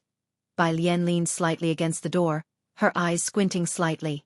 It would take until tomorrow even by train from Beijing to Chongqing, including the high-speed rail. Time was pressing. Upon hearing this, Jiang Fulai nodded, started the car. Is he reliable? If not, I'll have someone come back from Jiangjing. Should be. Bai Lian wasn't familiar with the medical field or the current level of medical expertise, but she knew from their discussions that Lance's medical skills were definitely extraordinary. Jiang Fulai. He didn't know how to judge her should be. He had just come back from the laboratory and didn't know the specific condition of Shen Qing. He planned to go to the hospital later to get a clear picture and make preparations just in case Bai Lian's should-be doctor wasn't reliable. The hospital. The intensive care unit. Ji Xiaojun was still outside. The consultation with the experts from Chongqing Hospital was almost useless, and they could only try to report to a higher-level hospital. Suan had already gone back to his business, asking Ji Mulan to stay here with Ji Xiaojun. When Jiang Fulai and Bai Lian arrived, the chief physician was communicating with Ji Xiaojun and Ji Mulan. The three of them stood at the door of Shen Qing's ICU room. Ji Xiaojun hadn't slept in a day and a night, looking utterly world-weary. Today, both Jiang Fulai and Bai Lian brought a double dose of low pressure. Although the hospital itself had a low magnetic field and exuded a chilly aura, the chief physician couldn't help but rub his arms. I also told Mr. Su that she definitely needs to be transferred. It's not just that no one dares to operate here, but we also have problems with our equipment. What equipment is needed? Jiang Fulai also took off his coat, holding the black coat in his hand, 2 steps behind Bai Lian at an unhurried pace. He looked through the glass at Shen Qing in the ICU before turning to the chief physician. Just say it. The chief physician was originally talking to Ji Xiaojun. When Jiang Fulai arrived, he felt a tingling sensation on his scalp and began to explain to Jiang. Our hospital is not equipped with ECT and DSA technology up to the required standard. Jiang Fulai took out his phone, quietly listening. Someone will bring it over this afternoon. Jiang Fulai looked at the chief physician, politely asking. Anything else? Don't hold back. His voice was very light. Even if you need equipment from MTR Laboratory, it will be here by tomorrow. MTR Laboratory? While ordinary people might not know, the chief physician, being a doctor, was very aware that it was the only laboratory of the World Medical Association, gathering top-notch doctors from around the world. It could be said that almost all special new drugs started from MTR. The chief physician had graduated years ago and had never had the opportunity to visit the MTR headquarters, but his teacher was fortunate enough to have gone. Hearing Jiang Fulai's words, the chief physician's heart skipped a beat, and he couldn't help but stealthily glance at Jiang Fulai. Could he really procure things from MTR just like that? Who was this man? Ji Mulan didn't know about MTR Laboratory and didn't recognize Jiang Fulai. She just watched him with squinted eyes as he came over with Bai Lian, wanting to say something but not daring to. Jiang Fulai indifferently swept a look at Ji Mulan, then lowered his head to send a message. After composing the message and showing it to the chief physician, he asked, "Did I leave anything out?" The chief physician looked down and was almost terrified to find that Jiang Fulai had noted down all the equipment he had mentioned verbatim. "No, that's it." Jiang Fulai's fingertips sent the message. He looked up and saw Bai Lian standing at the end of the corridor, concentrating on the messages on her phone. He walked over. Bai Lian was reviewing the information on President Liu that Chen Bureau had investigated for her. President Liu, Luan Yulin, was planning to dig a hole to acquire Yongfu residential area. Bai Lian, who could usually scan 10 lines at a glance, was reading very slowly today. She scrolled through every line, not missing a single word. When Bai Lian finished reading, Jiang Fulai spoke. "I'm going to clear a runway. Call me if there's any situation here." Runway? Bai Lian probably realized. Okay. Chapter 192. 071 Gathering from all directions. Converging in Chongqing, second shift. Under 3 she watched as Jiang Fulai left. Then, she took out her mobile phone to give Mao Kuan a call. The fighting arena. Mao Kuan took off his mask, wiped away some sweat, and lazily grabbed his ringing phone. Upon seeing the caller ID, he was startled. "Sis. Do you know Luan Yulin?" Bai Lian gazed out the window, the eyes beneath her lowered lashes swirling with devilish audacity. The tone of her voice seemingly had already torn Luan Yulin to shreds. Realizing the chill in Bai Lian's voice, Mao Kun's hand shook involuntarily. He sat on the ground and thought carefully. I don't know him. Bai Lian nodded, her voice particularly calm. I'll give you some information, wait for me at Purist Street later. After hanging up, Mao Kun immediately sent people to look for Luan Yulin. Lance was to arrive that afternoon, and Bai Lian had asked Lu Lingxi for leave that afternoon. The students of Class 15 were searching for someone with panda blood. Knowing about Bai Lian's aunt's situation, Lu Lingxi approved her leave and told her not to worry. 2:30. Suen's assistant rushed over in a hurry. Suen was very concerned about the Ji family's affairs, and the assistant, coming out of the elevator, said to Ji Xiaojun, Quick, Mr. Su has contacted Zhongjing Hospital for you. There's a chief physician who says he has a 60% chance. Head out for Zhongjing now. Thank you, Ji Xiaojun, who was sitting outside the intensive care unit, suddenly looked up. I'll go find the chief physician. He stood up, feeling a bit dizzy. Almost falling over. Caught by Ji Mulan. Be careful, the assistant had already contacted the hospital and was there to notify Ji Xiaojun. Mr. Su has already communicated with the hospital, and they will arrange everything to head to Zhongjing as soon as possible. Ji Mulan finally breathed a sigh of relief, looking at the assistant. Thank you for your trouble. The attending physician had obviously also received the message from the hospital.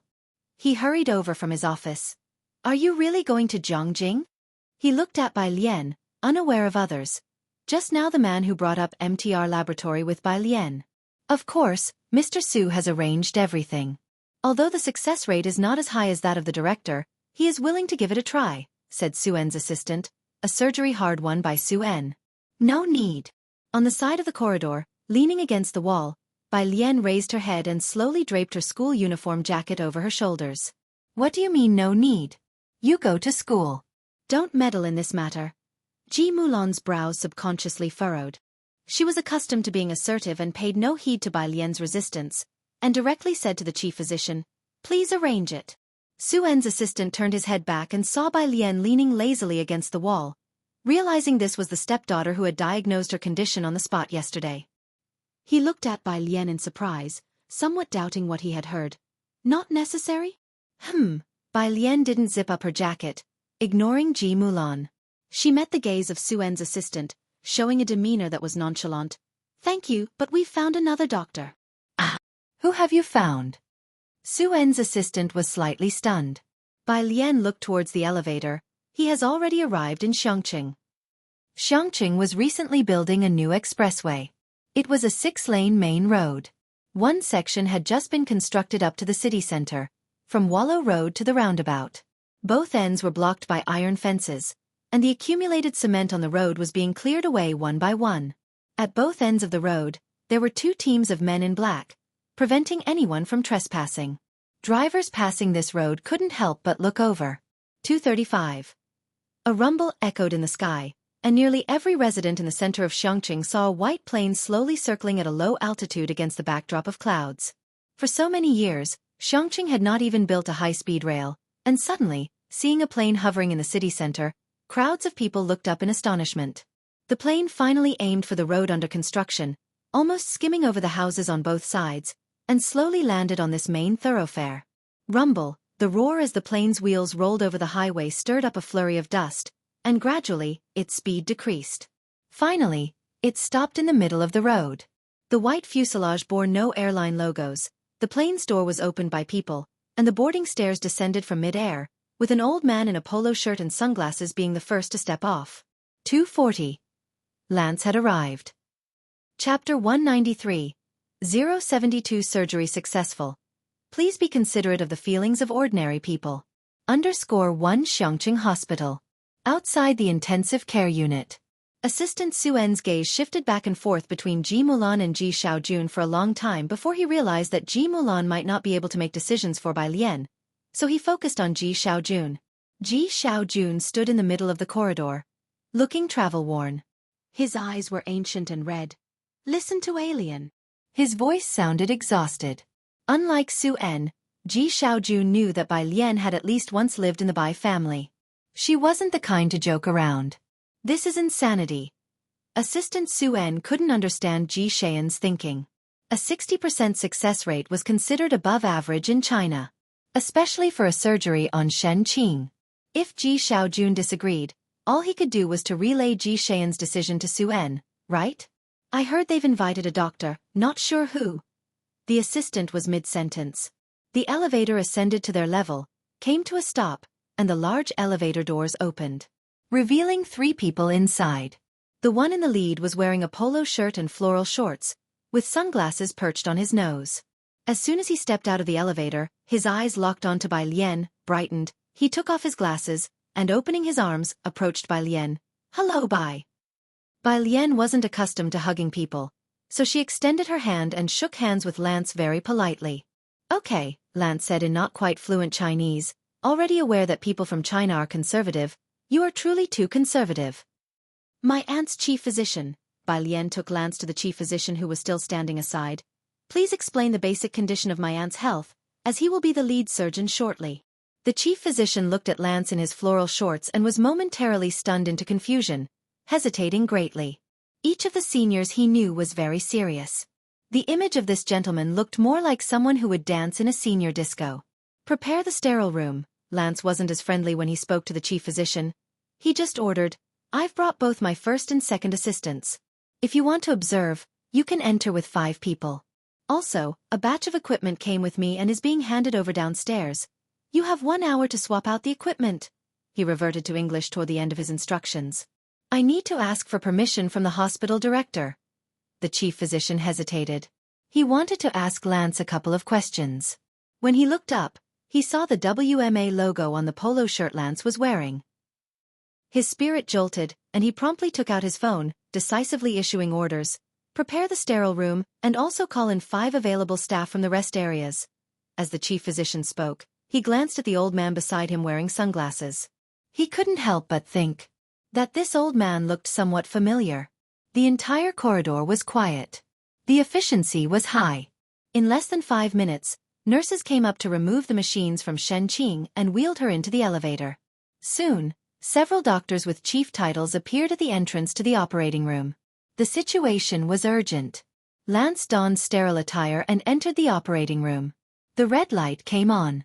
The hospital and Lance moved so fast that Ji Xiaojun hadn't recovered his senses before the surgery began. He looked towards Bai Lian. "Alien, was that the doctor you mentioned?" "A Western doctor." Bai Lian leaned against the wall, her deep dark eyes slowly said. "His success rate is higher than 60%. There won't be any problems. Uncle, you should rest for a while. You will need to take care of her when Aunt comes out." Ji Xiaojun didn't want to rest but, hearing that he needed to take care of Shen Qing when she came out, he lay down on the bench outside the operating room. He couldn't sleep but kept his eyes shut. Ji Mulan and assistant Suen followed as well, exchanging surprised looks with each other. How come there were suddenly so many doctors around? Especially in the assistant's view, the Ji family had reserved the high-ranking wards in advance with the help of Suen. They shouldn't have this kind of network. They didn't know Lance, but they also knew that the surgery was likely to involve the old man wearing sunglasses and a polo shirt with floral shorts. Ji Mulan wanted to ask Bai Lian a few questions, but she dared not speak to Bai Lian. Since Shen Qing's surgery was going to last over 5 to 6 hours, Ji Mulan and the assistant naturally didn't feel like waiting around. 10 minutes after the surgery began, the two entered the elevator and went downstairs. Once the elevator doors closed, Assistant Suen turned to Ji Mulan. Pausing, he asked politely, "Madam, did you recognize any of those people just now?" "I don't know them." Ji Mulan was familiar with Beijing but unclear about Xiangqing. "What about you?" Chapter 194. 072 Surgery Successful. Please be considerate of the feelings of ordinary people. _2 As Suen's assistant, he should know more than she does. The assistant shook his head. Ji Mulan also felt that Suen definitely did not know, as all of Suen's connections were in Jiangjing. On his way back, the assistant drove past Wallow Road. From afar, he saw a plane parked on the unfinished section of the 6-lane road and instinctively hit the brakes. Almost as if by magic, he blurted out, "Why is there a plane here?" Xiangqing, a place without even a high-speed rail yet, had a plane proudly parked in the city center. "I have no idea. Could they be planning to build an airport in advance?" Ji Mulan looked over, equally surprised. The assistant immediately called Suen. Ji Mulan was startled, thinking that such a matter also needed to be reported to Suen. Before she had finished thinking, she heard the assistant on the phone, explaining to Suen with a grave expression, "It seems to be an Airbus ACJ350. What? On the other end of the line, Suen was also shocked. Are you sure? They recognized the plane solely because of a rumor in Jiangjing, with virtually no information about the owner of the Airbus ACJ350 to be found online, but almost everyone in their circle knew which family it belonged to. It's right here on Wallow Road. The assistant faintly saw the black-clothed men guarding both ends. Did you see anything about it online? With one hand holding the phone and the other on the computer search page, Suen replied, absolutely nothing. Leaning against the driver's seat, the assistant muttered, that makes sense, who would dare post it online? I'll ask around to see if anyone else knows anything, Suen let out a breath. After hanging up the call, Ji Mulan turned to the assistant. Is this plane important? A private jet. Mr. Su heard a bit about it at a banquet. The assistant discreetly snapped photos of the plane's condition before reluctantly driving away. Madam, this is not just about a plane. It's about being able to use an unfinished road as a runway in Xueqi. Applying in advance for Xiangcheng's flight path.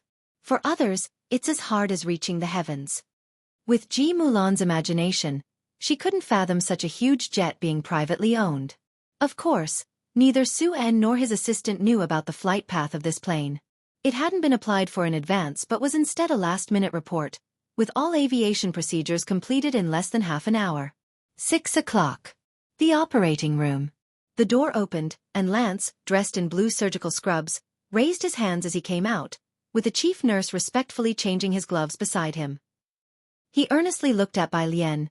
Bai, the surgery has a 100% success rate and is nearing completion, but there's a tough issue. She has Rh-negative blood, and we still need a large supply of blood. Ding! The elevator doors opened once more. Standing at the forefront was a tall figure with one hand casually in his pocket. His eyes downcast, his face unclear. As he faintly raised his head, his presence was as cool as moonlight. Don't worry about the blood supply, there are plenty of people downstairs. Lance looked at Zhang Fulai, initially hesitant to speak. Upon understanding Zhang Fulai's intention, he couldn't hold back. What? At least 50 people with Rh-negative blood, Zhang Fulai stopped, raising an eyebrow. Is that enough? Enough, of course, it's enough. But how could there be so many people with Rh-negative blood? Often dubbed panda blood. Lance didn't believe it. In his country, arranging emergency surgery involved calling one by one from a special blood bank, and it would be incredibly lucky just to get one person with panda blood willing to donate.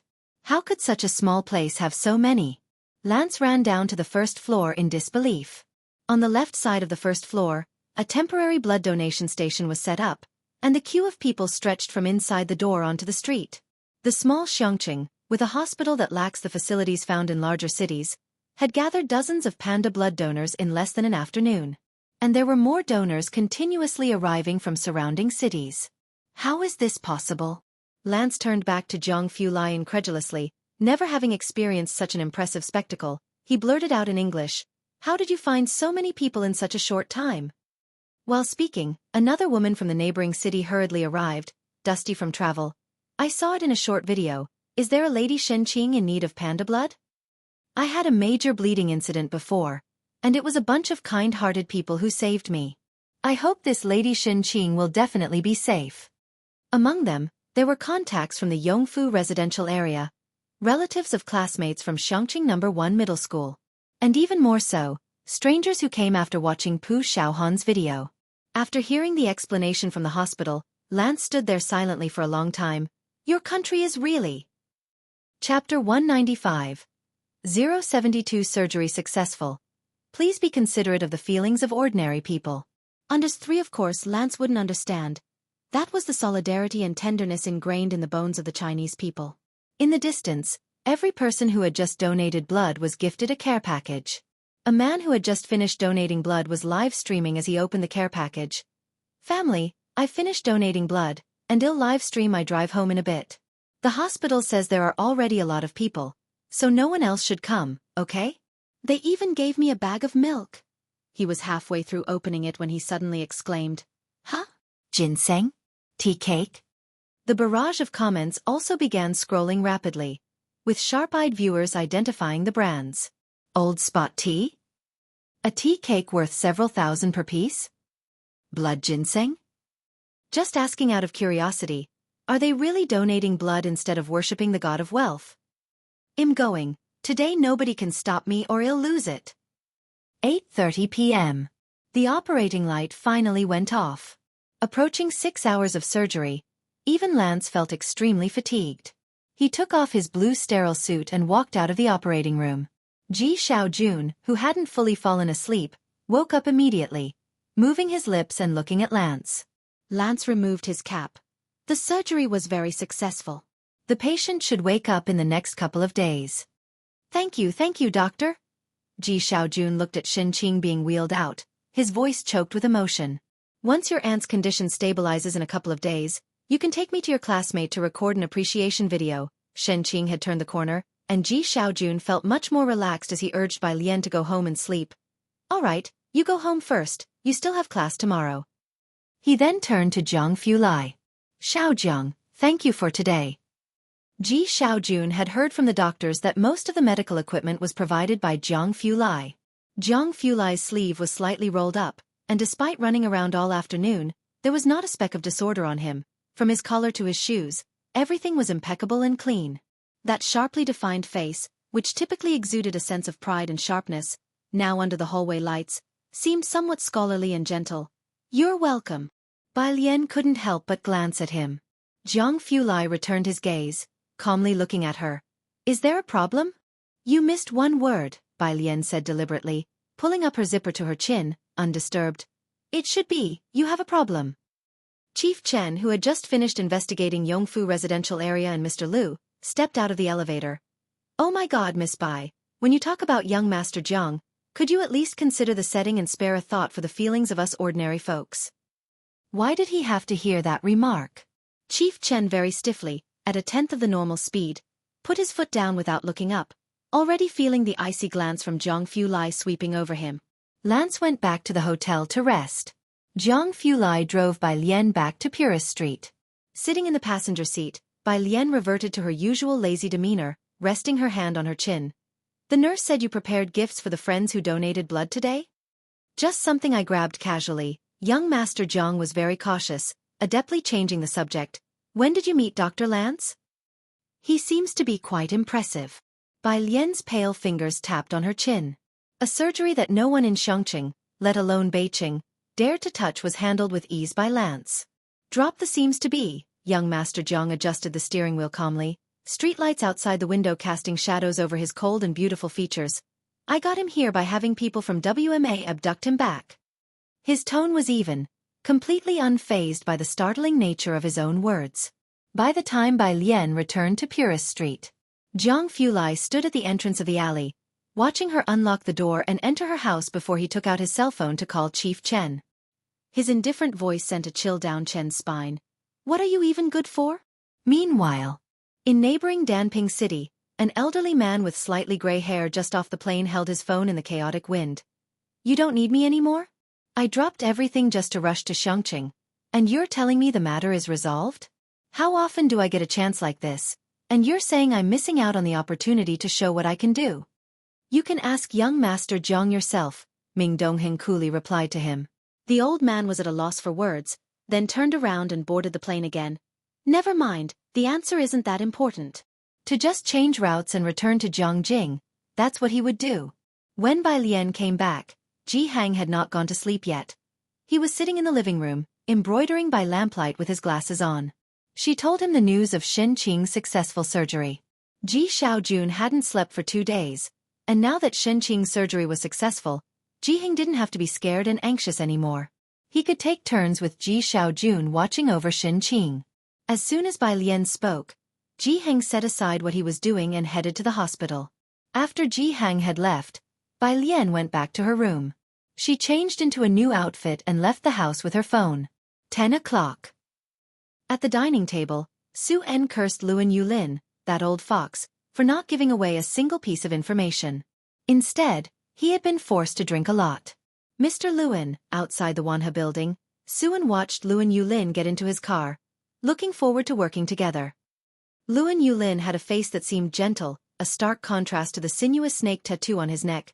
Mr. Su, I have to make another stop at Baektur Street, so we'll have to take a rain check on the drinks. Hearing Baektur Street, Su-en's expression shifted slightly.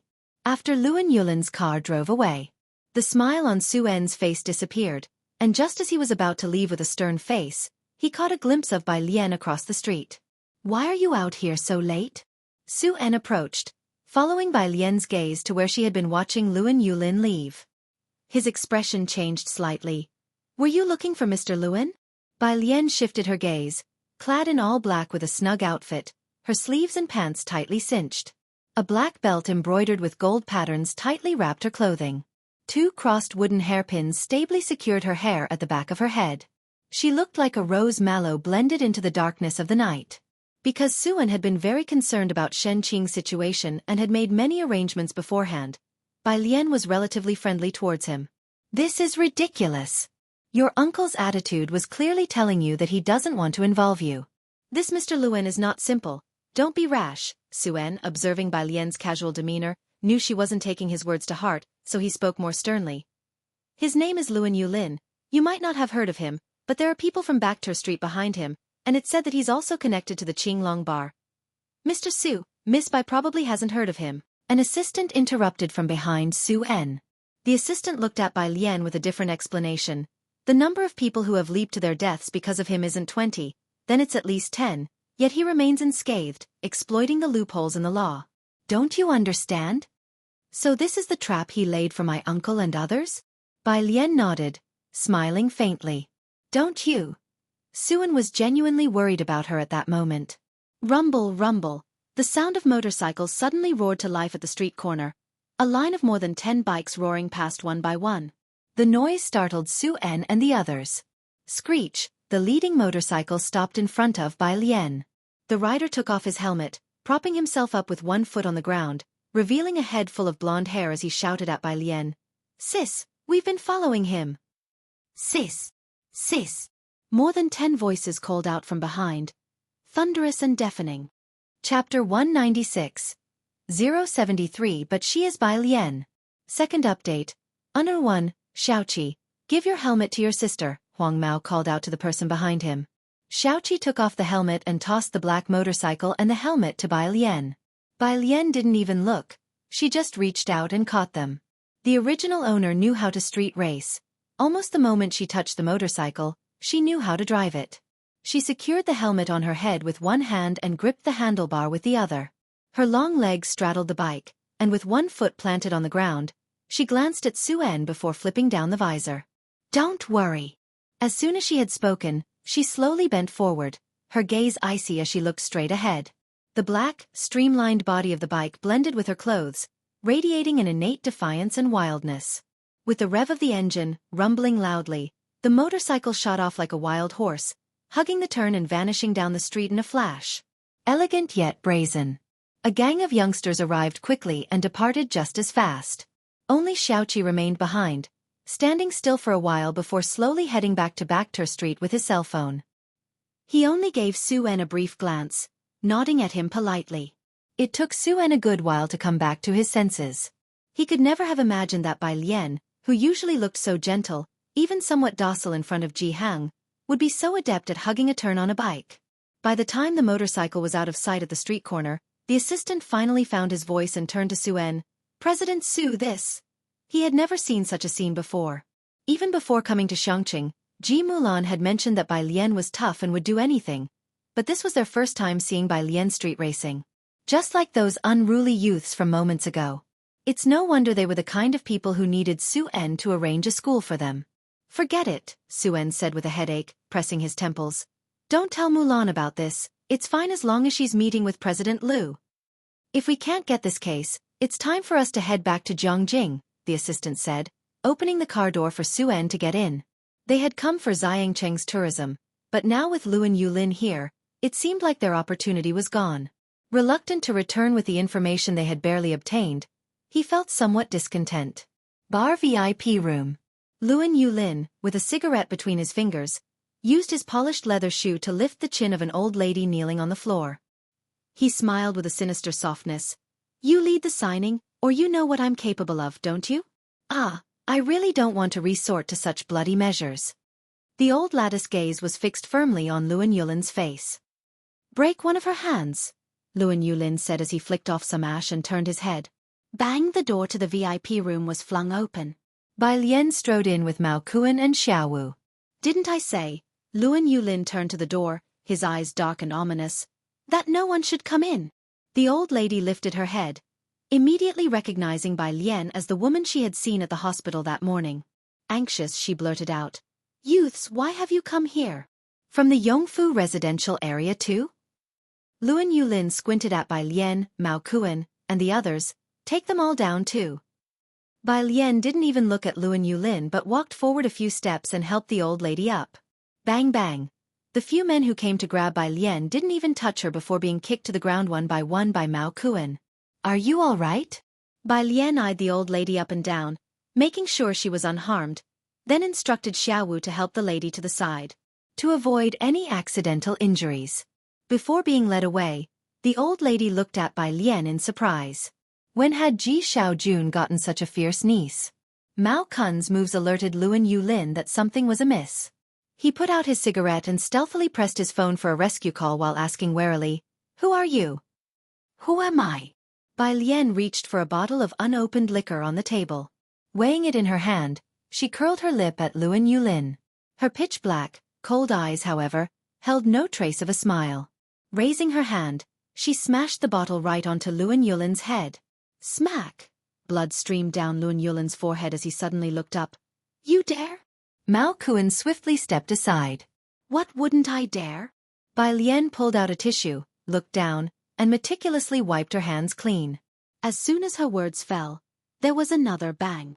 Luan Yulin was kicked so hard that he landed on the table, causing glasses to clatter and shatter to the floor.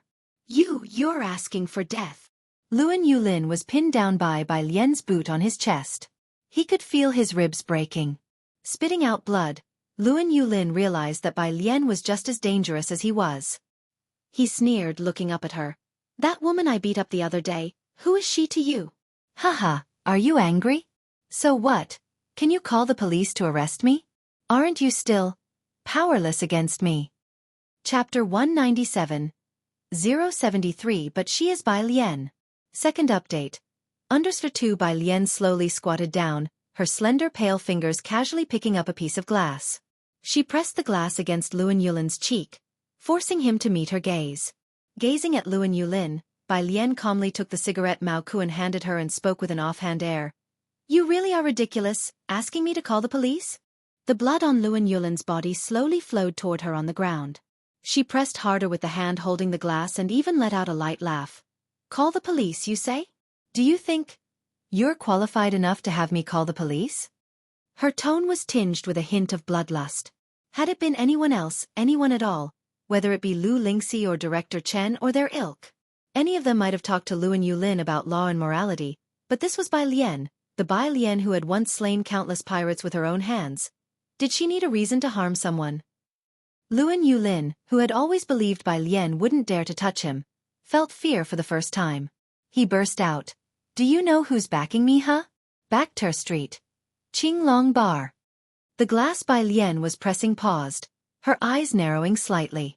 Luan Yulin licked his lips, mistakenly thinking Bai Lian was scared. You know about young Master Mao from Backter Street, right? Child, the old lady came over, tugging at Bai Lian's clothes. Let's just go. Before she could finish, Mao Kuan immediately jumped up, pointing at Luan Yulin in disbelief.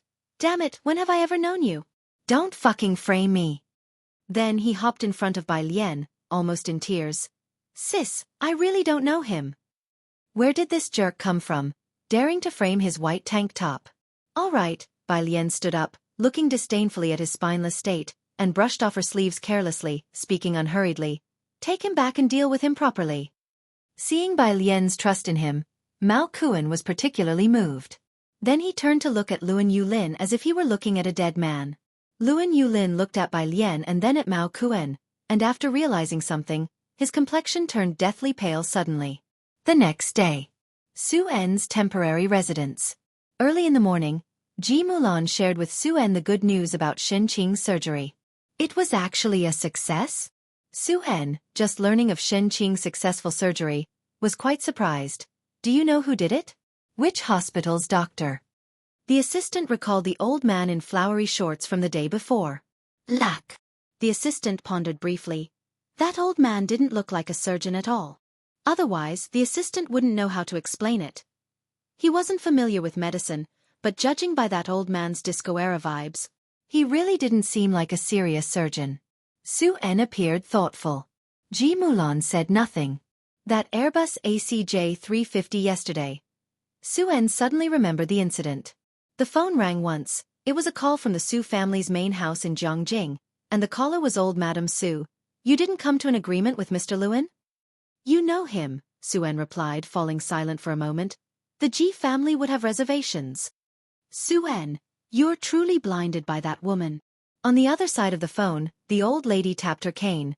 With such a golden opportunity like Backter Street, you want work with him? You've accomplished nothing in Xueqi. Wait until you come back for the shareholders' meeting and see how they'll override you. And that woman and her daughter, don't even think about them stepping through the Su family's door. The old lady hung up the phone with a snap. Her voice was loud, and the assistant and Ji Mulan heard everything very clearly. The assistant bowed his head, acting as if he hadn't heard. Ji Mulan still sat upright, her expression unchanged. Don't mind it. Suen patted Ji Mulan's hand, then knit his brows. The assistant glanced at Ji Mulan, worried. If Mr. Lun's case can't proceed, we truly have no other option but to return to Jiangjing. If Master Chen can make a move.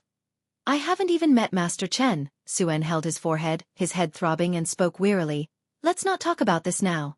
Later, I'll see if Miss Su can ask Master Chen for help on my behalf. Ji Mulan could not fail to understand the look in the assistant's eyes. Yet it was precisely because of Ji Xiaojun and Shen Qing that she also felt uneasy. She couldn't advise Suen to cooperate with Mr. Lewin, could she? At that moment, a security guard brought someone in. Mr. Su, a classmate named Bai is here to see you. Alien.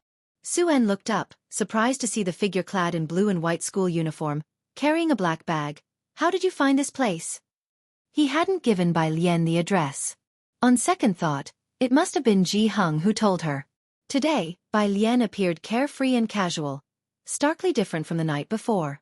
I'll just ask something and leave. Bai Lian didn't sit down. She slung her backpack over one shoulder, holding a document in her hand, slowly rolling it up and tapping it against her palm. I remember you're also vying for the development rights to the Yongfu residential area. How much resettlement compensation would you offer them? Ji Mulan seldom spoke with Bai Lian these days. But at this moment, she was distraught over old Madame Zu's remarks.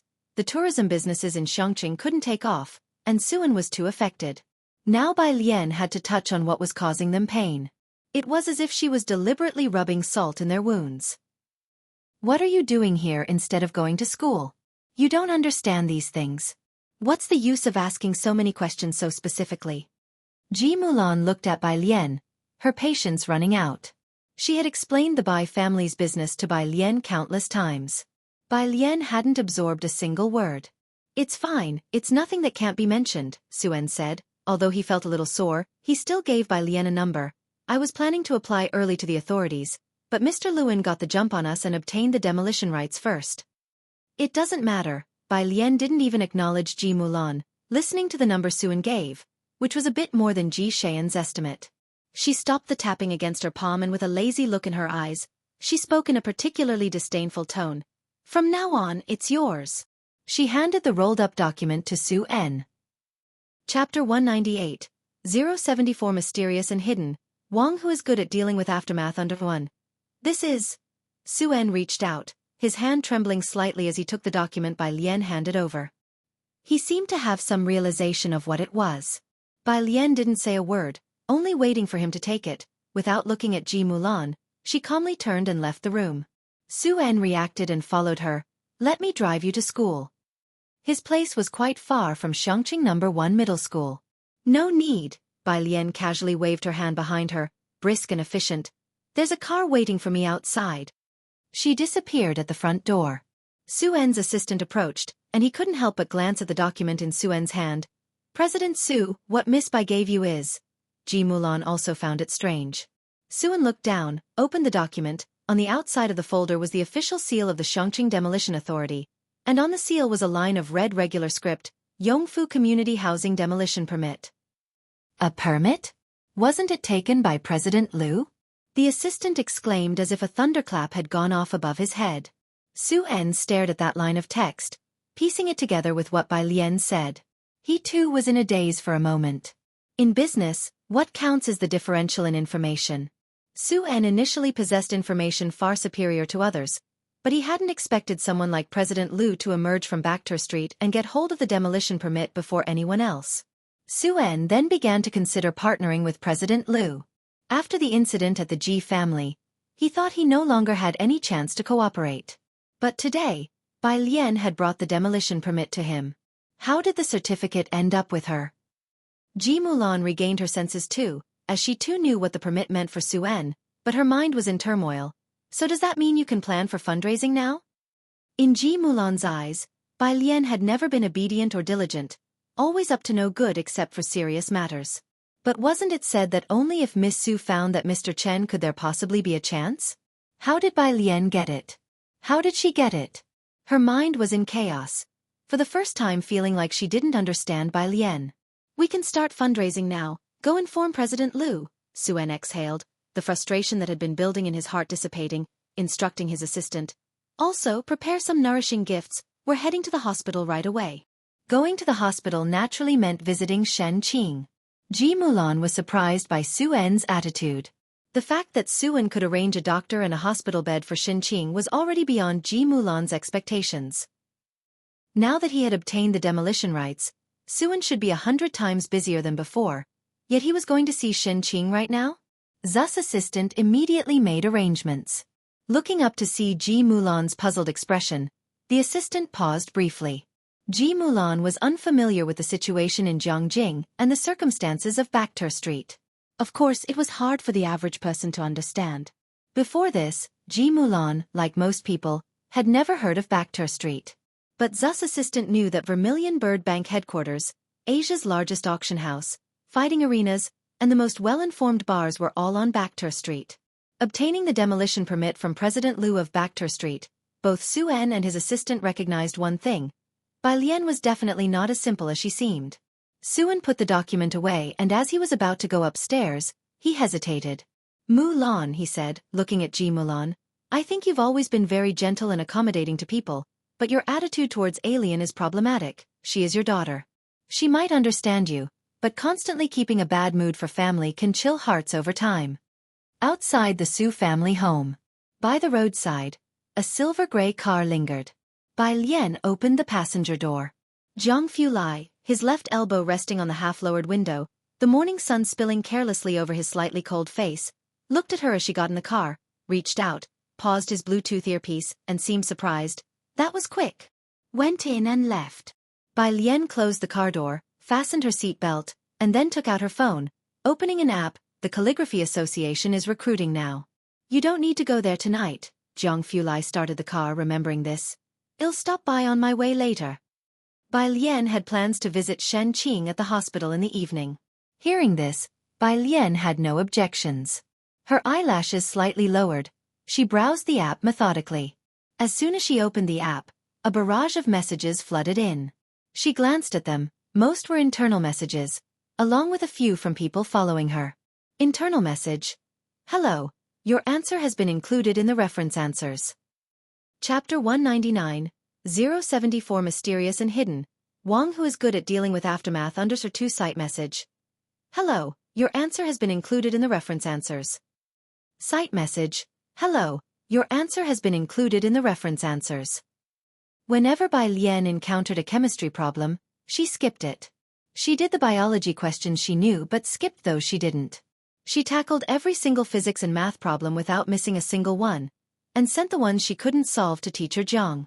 Her solutions were always easier to understand than Zhang Fulai's, and her handwriting was more standardized than his. Almost every physics and math question she answered was collected by the system as the correct answer. Can this thing be blocked?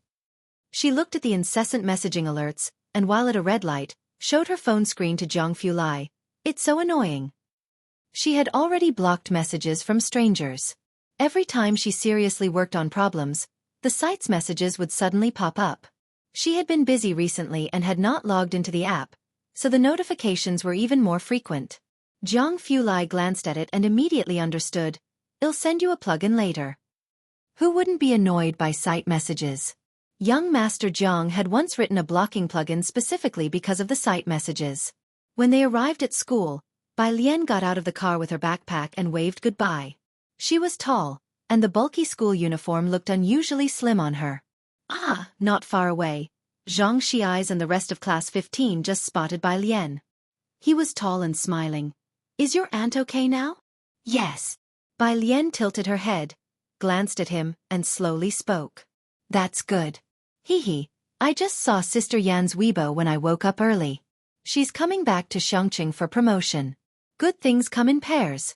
Zhang Xiais nodded. He reached out, wanting to pat Bai Lian's shoulder in a buddy-like manner. Suddenly he felt a chill down his spine, which brought goosebumps to his arms. Zhang Xiais quickly withdrew his hand.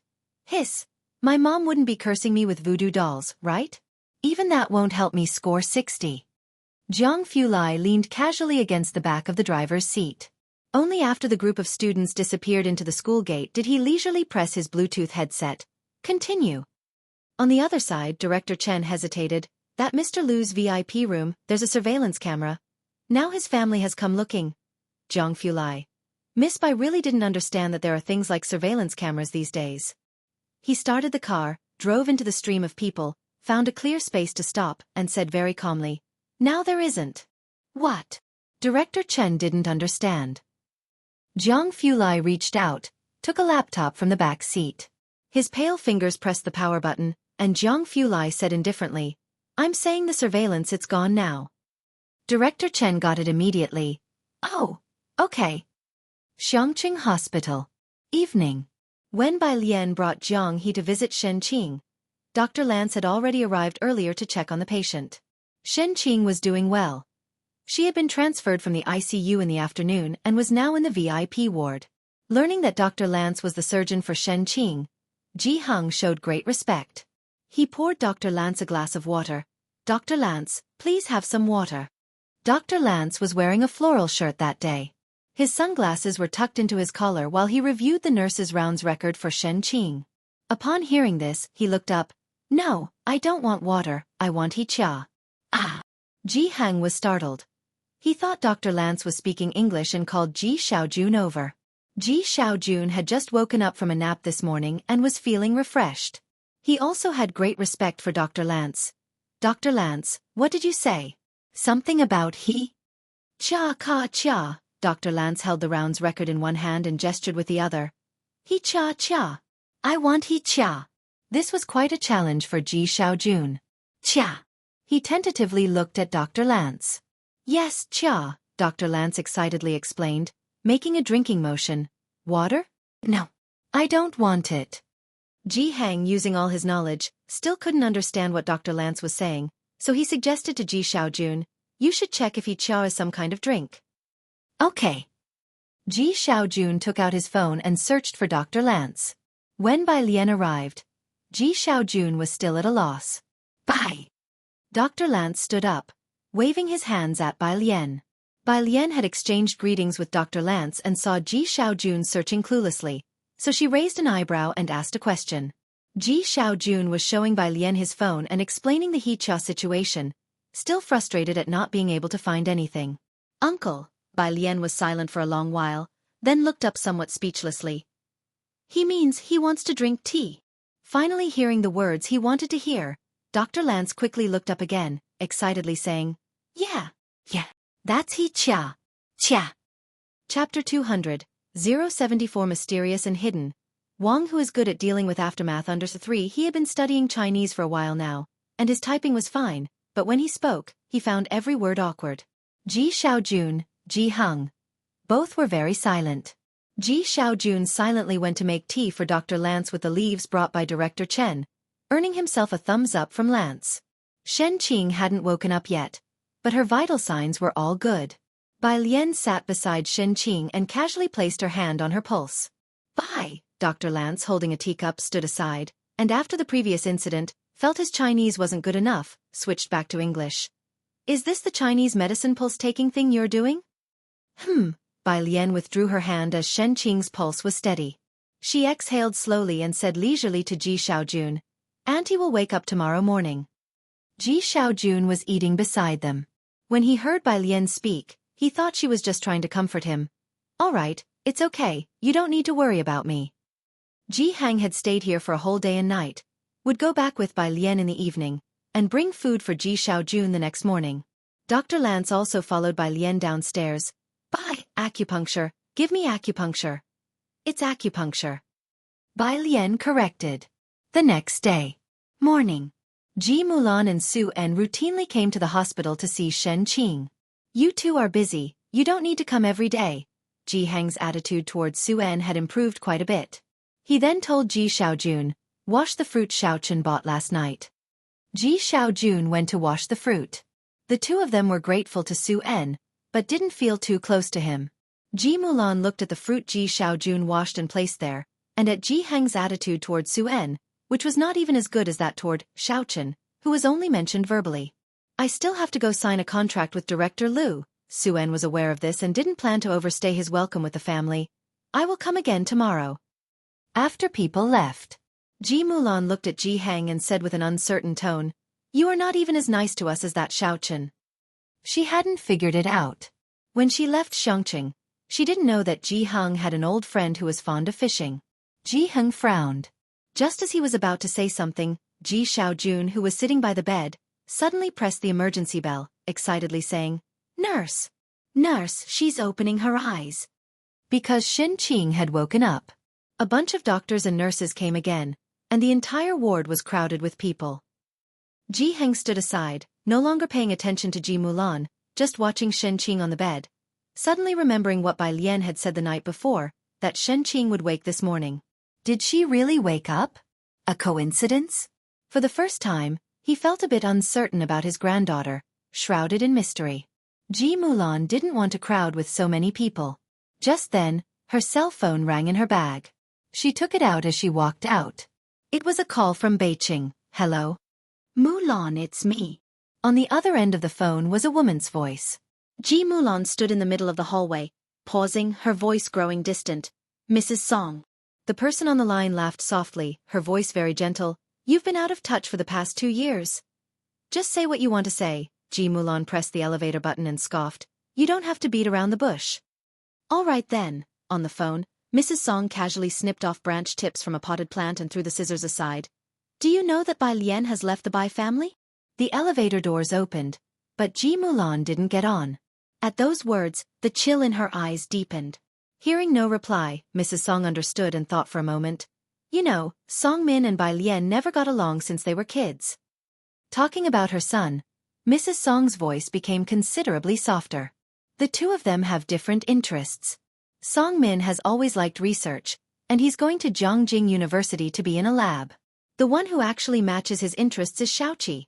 Mrs. Song stopped there, paused, and didn't continue mentioning Bai Xueqi to Ji Mulan. That's why Mr. Bai also agreed to annul their engagement. Ji Mulan had always been quite satisfied with Song Min's family background and talents. Mrs. Song talking about annulling the engagement now. Ji Mulan was all too clear about her intentions. Wasn't it just to ally with that illegitimate daughter? Anything else? Ji Mulan asked. "You know about the jade pendant that was given when those two got engaged," Mrs. Song said, her voice growing much colder. "But Bai Lian has always been reluctant to return it, not taking our calls." Chapter 201. 075 Divine Picker emerges from nowhere. Annulment of engagement, second update, under 1. Isn't it normal for her not to answer your calls? Ji Mulan sneered. "It's not that she doesn't want to pay, she's blacklisted you." Bai Lian had even blacklisted her number. Would she answer a call from the Song family? Madame Song was taken aback by Ji Mulan's words. "You should go and ask her for the money yourself." Ji Mulan stepped into the elevator, handing Ji Heng's phone number to Madame Song. "I can't manage her now." Having said that, she snapped the phone shut with a click. Beijing. Song family. Madame Song looked at the hung-up phone in surprise. A short distance away. Bai Shaoqi was discussing problems with Song Min. She still hasn't done this problem? Bai Shaoqi put down her pen, looking at a person's homepage. The problem was released 2 days ago, how has she not done it yet? What's the matter? Madame Song walked over, asking with a smile. Auntie, it's this. Bai Shaoqi opened the smartphone app and showed her account to Madame Song. Madame Song looked down. It was the blue app of Jiangjing University. Beijing High School had 10 spots, and both Bai Shaoqi and Song Min had earned theirs on their own merits. On the bottom left corner of the public screen, a bunch of prodigies were buzzing. Day 4 without seeing the godlike Bai Jian, missing her. I wish the god Jian logs on today. Forget it, you bunch of useless things, none of you can solve it. An elder with a long history leisurely lit a cigarette. It's like seeing the scene of Emperor L slaughtering through the app years ago. Shaoqi, you're actually ranked over 300, you will definitely get into Jiangjing University. Madame Song was very satisfied with Bai Shaoqi, inevitably noticing the name that kept popping up on the public screen. Bai Jian? Who is this person? She emerged out of nowhere this month. I don't know why she's only ranked a little over 100, but her physics and mathematics are terrifying, Bai Shaoqi explained softly to Madame Song. Everyone on the app calls her the god Jian. Song Min also added, uncommonly, her physics and math solutions are clearer than the standard answers, and every time a problem is released, we are waiting for her analysis, but she has been online very seldom recently.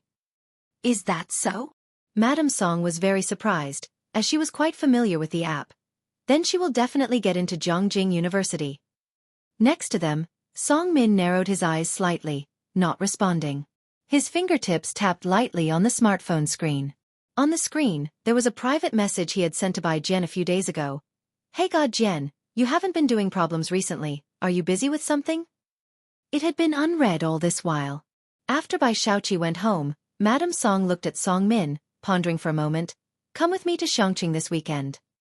What for? Song Min was scrolling through the app, not finding anything new, so he turned off his phone. To inquire about the mining news, Madame Song picked up her coffee. And have you forgotten that the jade pendant is still with Bai Lian? Seeking Bai Lian for the jade pendant was an added task. After all, Bai Lian wasn't worth them making a special trip to Xiangqing. Upon hearing this, Song Min did not ask any further questions. How is Shaoqi doing with her Guzheng lessons? Madame Song remembered this matter, in planning to take her to Jiangjing at the end of the year. Madame Song was from Jiangjing. She made this decision after knowing that Bai Shaoqi had learned to play the Guzheng and could even play the melody in white. Based on this, she had cut off contact with Bai Lian. Quite well, Song Min spoke up. Rarely do we see someone with good grades who still finds time to practice the instrument. Madame Song was quite satisfied. If she could also write in the Liang style, that old gentleman would surely like her even more. Song Min shook his head. Not anyone can master that. That's true. Madame Song felt she could not be too harsh. Xiangqing. Suan was hosting a meeting. He extended his hand, greeting the two people in front of him one by one. CEO Lu, Miss Yen Lu, I look forward to our pleasant cooperation. CEO Lu was a slightly overweight middle-aged man with a smile like Maitreya Buddha. Not resembling a businessman but more like a philanthropist. Yen Lu had black wavy hair and bright red lips, dressed in a black long dress. She looked at Suan's hand but did not take it. Suan was taken aback. Yen Lu, what are you dazing out for? The manager behind her forced a smile. Hurry up and shake hands with Mr. Su? She reached out and pinched Yen Lu's waist. Mr. Su, Yen Lu is a bit shy. CEO Lu also gave Yen Lu a smile, saying gently, when she was little, she used to be very obedient. Yen Lu shook hands with Suan indifferently. After signing the contract, Yen Lu left the building with a dark expression and found a restroom. What's wrong with you? Didn't CEO Lu say that Mr. Su is an influential figure, and you dared not reciprocate when he offered a handshake? Her manager scolded her from behind. We finally got this opportunity, and you could have been cast in the great eternal prosperity with just a handshake, breaking away from being a third-tier Xianming. Chapter 202. 075 Divine Picker emerges from nowhere. Annulment of engagement, second update. _2 Yen Lu turned on the faucet without a word, continuously scrubbing her right hand. Scrubbing until it was nearly red. Her manager paused, then said helplessly, how many times have you been criticized for your OCD? Can't you try to change it? I can't change it. Yen Lu pulled out a piece of paper, dried her hands, then put on her mask and left. It's one thing for industry peers, the manager said solemnly, but Mr. Su is no joke. Even President Liu holds him in high esteem. Haven't you noticed? Try to avoid this kind of situation next time. Yen Lu nodded. I'll try my best.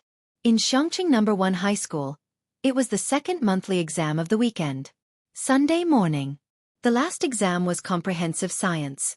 Once Bai Lian wrote the last word, she picked up her pen and immediately left the examination hall. The teacher glanced at the test paper in hand, then at Bai Lian, who casually picked up her pen, neatly folded the almost unused school-supplied paper, and stuffed it into her pocket before leaving. He looked especially disheveled. No, you only brought 2 pens for a science exam? There's no need to be so arrogantly unprepared. You handed in your paper early? Zhang Xi's came out of the last exam room and saw Bai Lian. Bai Lian put on her earphones to listen to the English listening test, glanced at him, and mercilessly burst his bubble. You didn't know how to do physics and handed in a blank paper? You're doomed. Zhang Xi's cursed under his breath. I wrote something. If guessing on multiple choice questions counts as writing, then you did right. Bai Lian withdrew her gaze. Zhang Xi's was speechless. Such a perverted question. Aside from you, who could answer it? While they were talking, Ning Xiao, who had finished his paper early, came down from another floor and unexpectedly initiated conversation. What? Zhang Xi's. He chose to isolate these 2 people. Bai Lian wasn't going to the library today but to take another bus, walking a little further with the 2 of them. Ahead was the moat that split open and flowed around the city gate. On the small bridge, a woman with sunglasses stood with both hands on the railing, looking at the somewhat tumultuous river. Her long hair fell behind her back, curling with a lazy grace. Her jawline was sharp, her face pale as jade, dressed in a blue long t-shirt, white boots, and wearing a black leather jacket over it. Yen Lu. Zhang Shi's eyes lit up, and he ran excitedly towards her. Yen Lu's hands paused.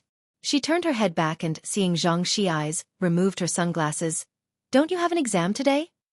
I finished early. Zhang Xi's didn't really want to answer that question, so he opened his backpack, took out a snow-white iris, and handed it to Yen Lu. All right, my mom wants you to come over for dinner tonight. Yen Lu reached out to take the iris, its clusters white as snow. Got it, she said, touching a petal and strangely glancing at Zhang Xi's. Why do you always give me irises? They suit you. Yen Lu glanced at him and smiled non-committally. Her gaze moved forward and hesitated upon seeing Bai Lian. Is that your classmate? Yeah, said Zhang Xi's very smugly with some pride. Our Ning scholar, and Bai Lian, the school belle, cutting a swath through everyone. Holding the flower, Yen Lu looked towards Ning Xiao and Bai Lian as they approached. It was Sunday today. Bai Lian wore a white and green long dress, with a meticulously tailored white-collared shirt embroidered with green grape bunches and deep brown vines. The white-green gradient dress had a wide hem that swung gently with her footsteps, revealing the green and purple grapes as well as the emerald leaves embroidered into the dress by Ji Hang. Such beautiful clothes. But the girl's face was even more striking. Her almond-shaped eyes, pretty and lazy, squinted slightly, and the sunlight shining on her jaw was like light reflecting off ice and snow. Your classmate is so beautiful. Even Yen Lu, accustomed to the many handsome men and beautiful women of the entertainment industry, was stunned by this sudden surge of beauty. Of course. Zhang Xiai spoke, then introduced Yen Lu to Bai Lian and Ning Xiao. With the flowers in hand, Yen Lu said to Bai Lian, Classmate, if my agent saw you, he'd definitely force you into the entertainment circle. If you entered the circle, you'd be a hit anywhere you went. After exchanging greetings, Zhang Xi's wanted to take Yen Lu for a walk, so he said to Bai Lian and Ning Xiao, Yen Lu was just enjoying the scenery. I'll take her for a stroll. We want to accompany you too. Bai Lian raised an eyebrow. Enjoying the scenery? She somehow felt Yen Lu was more inclined to jump off the bridge. In a coffee shop in downtown Xueqi, as soon as Bai Lian got off the bus, she saw Ji Hang waiting there. Ji Hang was wearing a black long coat, talking to Director Chen. After they get discharged from the hospital in a while, we'll go fishing. Chapter 203. 075 Divine Picker emerges from nowhere. Annulment of engagement, second update, _3, how is your sister-in-law feeling? Director Chen hadn't visited Xinqing today. He only dropped Ji Hang off here. I see Brother Ji has been in good spirits these past 2 days. Not bad, Ji Hang replied, looking down and taking a drag from his cigarette. It was only when he saw Bai Lian get out of the car that he said, "She's here now, you don't have to wait with me anymore." Miss Bai. Director Chen straightened up as he saw Bai Lian. He called Ji Hang uncle and Ji Xiaojun brother. And he still called Bai Lian Miss Bai. After all, everyone addressed each other in their own way. Standing 2 steps away, Bai Lian looked through the glass and saw the elegantly dressed Madame Song. As Ji Hang walked over, she listened to an English recording and asked, "What do you want to see her for?" "Don't ask." Ji Hang exhaled a cloud of smoke, his voice unclear. He stubbed out his cigarette before entering the coffee shop. Sitting by the window inside the coffee shop, Madame Song was sitting upright. She had been holding her coffee and had noticed Ji Hang and Director Chen at the door for some time. Ji Hang was wearing the kind of traditional Chinese attire he made himself, the very picture of a common man from Xueqi. Madame Song hadn't paid much attention until Bai Lian walked in with Ji Hang. Only then did she realize that this man was likely Bai Lian's grandfather, Ji Mulan's father. "Mr. Ji, hello," Madame Song greeted Ji Hang very politely, inviting both to sit across from her and ordering coffee for them. "Bai Ao will drink, right?" "No need," Bai Lian said, sitting next to Ji Hang, tapping her fingertips on the table. "Just speak directly to me if you have something to say." "Song Min hasn't arrived yet," said Madame Song, somewhat embarrassed. She had called Song Min, speaking in a low voice. "Alien and her grandfather are here. Where are you?" At the other end of the phone, Song Min hesitated before replying. "I was discussing a topic with Xueqi and forgot. Give me 10 minutes. Madame Song had long been aware that Song Min wasn't very concerned about matters regarding Bai Lian. She looked up, helplessly explaining to Ji Hang and Bai Lian. Ji Hang had always been a man of few words. He set his pipe on the table, grunted in acknowledgement, and said no more. Bai Lian glanced at Ji Hang, and seeing that he was still waiting, she closed her reading app and sent a message back to Lance on WeChat. Only then did she open an app, took a pen and a neatly folded piece of paper from the hidden pocket of her long skirt, and began to work on a question. A newly released question on optical physics. Not overly difficult, she glanced at it, quickly sketched the refraction angles on the paper, and began writing down the solution at a measured pace. Ji Hang watched from the side. She never used a ruler when she drew. By the time Song Min arrived, Bai Lian had just finished writing. She was taking a photo of the analysis she had completed. "He's here," Madame Song stood, allowing Song Min to come over, then turned to introduce him to Ji Hang. "This is my son." Ji Hang looked up, turning his attention to Song Min. He had heard from Ji Mulan the previous night that Bai Lian was quite fond of this young man. Today, he was here to see for himself. Song Min, tall and long-legged, sat next to Madame Song, making the space feel a bit cramped. His demeanor was cold, and he only spared Ji Hang a glance. "Hello." As for Bai Lian, he didn't even look at her. He just casually took out his phone and lowered his head to open a question bank. Outside, Director Chen hadn't left yet. He was waiting here, ready to take Bai Lian and Ji Hang back later. When he looked up, he saw Song Min sitting opposite Bai Lian, and his expression changed drastically. He quickly took a photo and sent it to Zhang Fulai. "Not good, young Master Zhang, Miss Bai is on a blind date. Song Min is using the Zhongjing University app. He prefers to solve problems online and is even ranked in the top 50 for this month," said Madame Song to Ji Hang, smiling as she spoke. Song Min had always been someone to be proud of. However, the two people across from her had no reaction. Madame Song paused, then shook her head. Ji Hang probably didn't know what that was, and as for Bai Lian, she previously tried to cheat her way to getting that spot but didn't succeed, so she likely didn't understand what the ranking meant. "This is the situation, Mr. Ji," Madame Song decided to be direct. "The children were previously engaged, and we gave Alien a jade pendant. Now that the engagement has been called off, do you think the jade pendant should be returned? I know it was the Song family's fault for breaking off the engagement, and this is our compensation." She pushed forward a bank card. Now that Bai Lian had left the Bai family, seeing her with her grandfather, they must need money. Ji Hang didn't say a word, nor did he look at the bank card, simply turning his head to gaze at Bai Lian. Bai Lian was busy uploading her answer to the app. On hearing this, she slightly raised her head. The light came through the window and fell upon her face, lending her marble-like complexion an extra hint of rosy allure. However, her dark eyes were clearly puzzled. Jade pendant? She searched her mind for this detail, trying to recall the jade pendant. Bai Lian remained silent, and no sound came from the coffee table. Madame Song put down her coffee cup and quietly watched Bai Lian, knowing that today it would be difficult to get the jade pendant back. Song Min finally looked up, directly at Bai Lian for the first time. What exactly do you want this time to give up the jade pendant? Another million in compensation? Or perhaps, I could try my best to talk to the school authorities and help you apply for a spot on the Zhongjing University app. How about that? Would you hand over the jade pendant then? Chapter 204. 076. Jan Shen has already been very law-abiding. _1 Song Min was the biggest dark horse at Beiqing High School in recent years. His rank was closing in on Zhongjing. If he stepped forward to negotiate with the school, there was a very good chance they would vie for this spot. Of course, as the negotiator, Song Min would also assure the school of his rank in the next joint exam. Song Min didn't want to keep entangled with Bai Lian like this. He knew that Bai Lian had always coveted this spot, so he threw her this irresistible bait directly. Ji Hung was unaware of the matter regarding the jade pendant. When he received the call from Mrs. Song, she was afraid that mentioning the jade pendant to Ji Hung would give Bai Lian an excuse not to come, so she deliberately concealed it. He thought he was here to meet Song Min today. Only when Song Min spoke up did he realize the intention of the two people from the Song family. Ji Hang, who was usually silent and reticent, suddenly stood up, burning with rage. What do you mean by this? Bai Lian was still thinking about the jade pendant. Seeing Ji Hang stand up, she hurriedly followed suit, patting his back and trying to soothe him. Grandpa, don't be angry. Mrs. Song across from them was also taken aback. How could she have expected that what seemed to be an honest and simple old man from the 18th tier Xiangqing could burst into such a formidable aura when agitated? Even stronger than many others she had met. Mr. Ji, Mrs. Song hesitated inwardly but put away her contempt. Please don't be angry.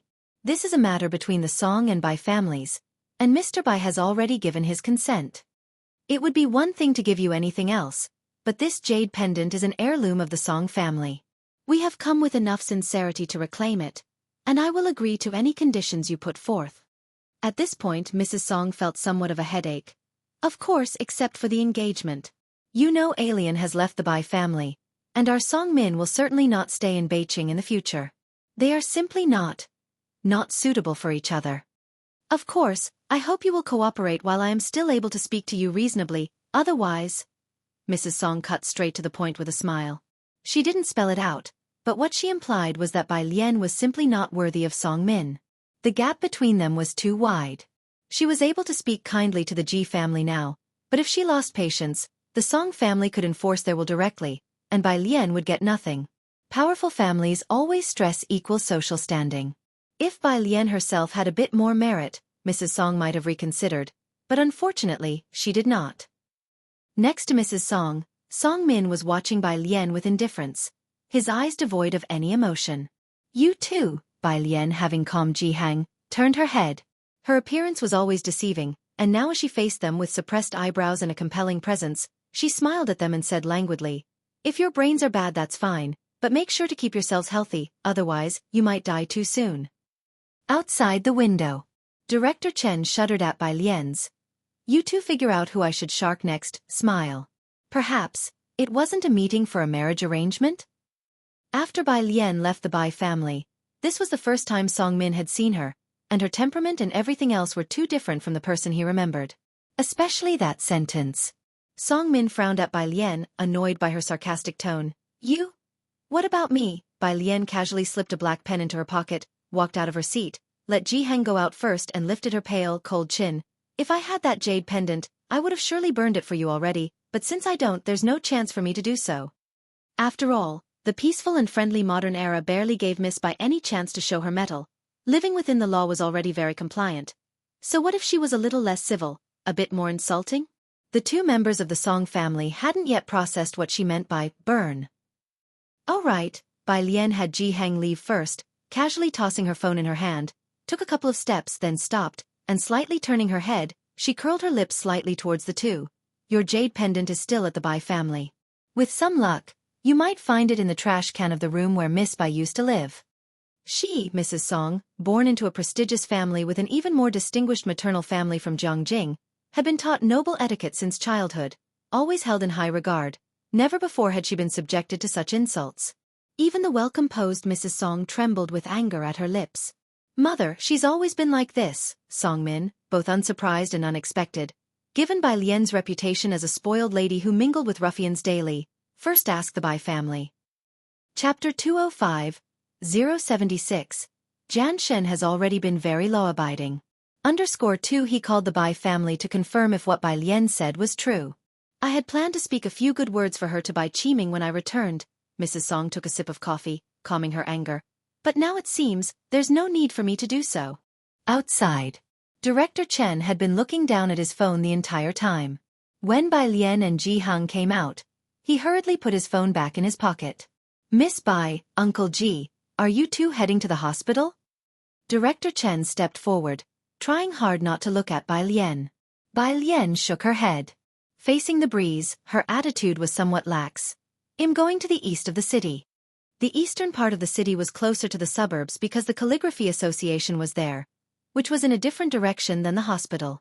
Ji Heng needed to go to the hospital.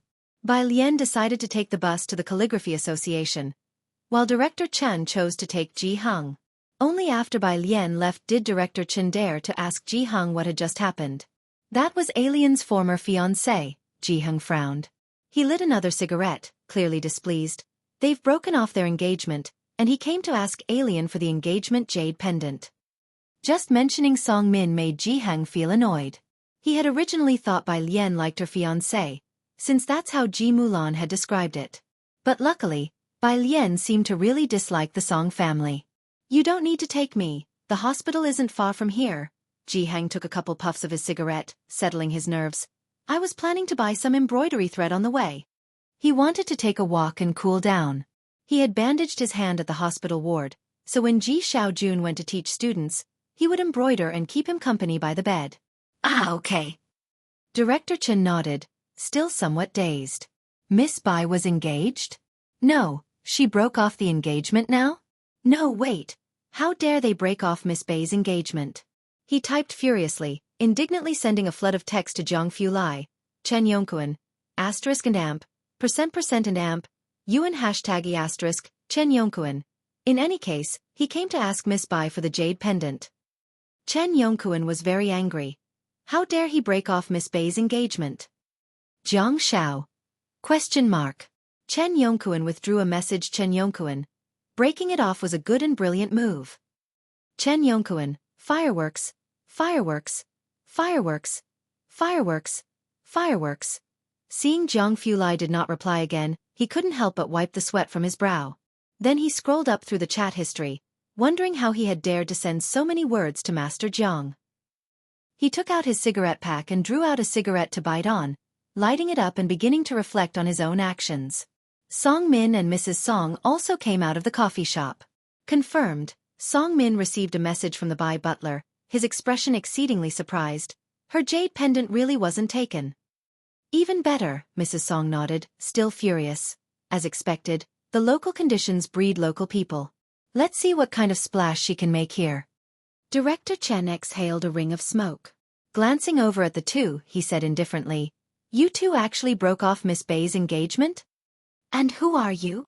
Song Min looked over. Director Chen smiled, "Just a passerby waiting to see your regret." After saying that, he took out his car keys and went to find his car. Song Min watched Director Chen's retreating figure, frowning slightly, feeling that the man had an unusual presence. "Mom, do you know that man?" He was just talking with Bai Lian's grandfather, a friend of her grandfather's. Mrs. Song hadn't taken a good look at Director Chen and didn't care. "Never mind, don't pay attention to them. They live here. It's hard for them to understand the outside world, difficult to comprehend our existence. In this society, without a family background, rising to prominence is very hard. You should get along well with Xueqi," Mrs. Song said coolly.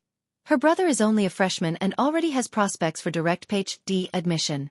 Although he's born illegitimately, it's not a big problem." The Song family was targeting Bai Shaoke because, in terms of ability, Bai Shaoke was even stronger than Song Min. As for the illegitimate child? Nowadays, illegitimate children also have rights to inheritance, so what about them? The Song family simply didn't care, let alone the fact that Bai Qiming had already divorced Ji Mulan. Song Min nodded, his mind preoccupied with Chief Chen's matter as he slightly furrowed his brow. Before he could think further, his phone beeped. He checked it and saw, on the Zhongjing app's public screen, it was refreshing with messages. God of Answers has updated the answer bank. Everyone go for it. Song Min's attention was captured. He stopped thinking about Chief Chen's matter and immediately opened this month's question bank. He had been stuck on one question for a long time. When the answer came out, he didn't continue working on it but chose to give up and carefully watch the updated answer. It was the familiar, neatly written font. There were drawings on top, and unlike the cold reference answer that only included drawings, this answer had detailed explanations next to it. Song Min seriously looked at the question, his gaze touching the edge of the reference answer where a corner of a black wooden desk had been captured in the shot. He was slightly startled. It seemed somewhat familiar. In the east of the city, at the Calligraphy Association. When Bai Lian arrived, there were already 7 or 8 kids seated in the spacious courtyard. Jiang He was sitting alone in a corner, not practicing calligraphy, but holding a dictionary as big as his face, with his small brow furrowed. Jian Zhe was bending over to teach a student how to hold a pen. Seeing Bai Lian coming over, he lifted his head, and after carefully finishing the lesson with the student, he came over while scratching the back of his head. Miss Bai. As he spoke, he shook his hand. He hadn't gotten used to the iridium tied to his hand for several days. After Bai Lian taught him how to practice his posture, he started addressing her respectfully as Miss Bai, especially when Jiang Fulai was around. The day before yesterday, I saw people from the martial arts gym next door come back. Jian Zhe mentioned a serious matter to Bai Lian, but he ignored me. Everyone around says that the gym has been closed for 10 years. There used to be students there, but in the end, they all went to Xuguang Taekwondo. Bai Lian looked at the place next door. Mao Kuan had also mentioned this before, and she nodded slightly. Jian Zhe led her inside to look at the newly arrived batch of brushes, ink, paper, and inkstones. I have a train tonight. I'll come back after getting a certificate from the school. He was a junior majoring in art at Beijing University and basically had no classes left. After touring the entire Calligraphy Association, Bai Lian taught a few children the essentials of studying calligraphy, then took Jiang He out to eat. The Calligraphy Association had a cafeteria. But for the large pot meals that Bai Lian could eat, the picky Jiang He could not. She found a small restaurant nearby, and after finishing their meal, she took Jiang He back to the library to continue searching for questions to practice. Tang Ming and Ning Xiao were both there. God of Answers. Ning Xiao said you finished all the physics? Bai Lian had just arrived when Tang Ming wouldn't let it go. Bai Lian picked up a few books from the shelf behind, and hearing the question, she raised her eyebrows at him. Otherwise, forget it. Tang Ming hadn't finished 2 questions today and sighed. If this month's test is so difficult, what are we going to do about next week's joint exam? Joint exam. Bai Lian put the books aside, hearing the word for the first time. She opened the app for Zhongjing University. Looking at Tang Ming, she signaled a question. Tang Ming nodded furiously, explaining to Bai Lian, yes, it's the midterm exam next week. Every midterm and final exam. All the high schools in Beijing use the same test paper. The teachers from Beijing make it, and the difficulty is extremely perverse, understand? Compared to next week's paper, what we had today is nothing. The questions from Beijing are difficult. Every midterm and final joint exam, I barely pass math. But there are a few crazies at Beijing High School, especially that one named Song Min. Tang Ming's resentment was deep, do you know? Last final, I got an 80 in math. He got 137. Even more than Ning the study god by a dozen points. To take an exam with those crazies from Beijing High School, what is that if not torture? As he spoke, Tang Ming suddenly looked at Bai Lian. Wait a second. Chapter 206, 077 Ginger TT is online. Dean Jian personally pays a visit, second update. _1 Not just Xueqi, but schools from other areas in Beijing also face differences in resources compared to Beijing High School. Yet, Beijing didn't care about that. They only focused on making the test questions difficult, regardless of whether other areas could keep up. Even Tang Ming grumbled every time there was a joint exam. The top 100 rankings in Beijing were almost exclusively students from Beijing High School. But that was in the past. Watching Bai Lian, Tang Ming murmured, I feel like there might be a surprise this time. Song Min. Bai Lian was actually surprised. Even people in Xueqi had heard of this name. Ning Xiao had obviously heard of it too and enlightened Bai Lian. He's the leading candidate for the top scholar in our cohort in Beijing. A hexagonal warrior, without any weak points. Tang Ming added and then looked at Bai Lian.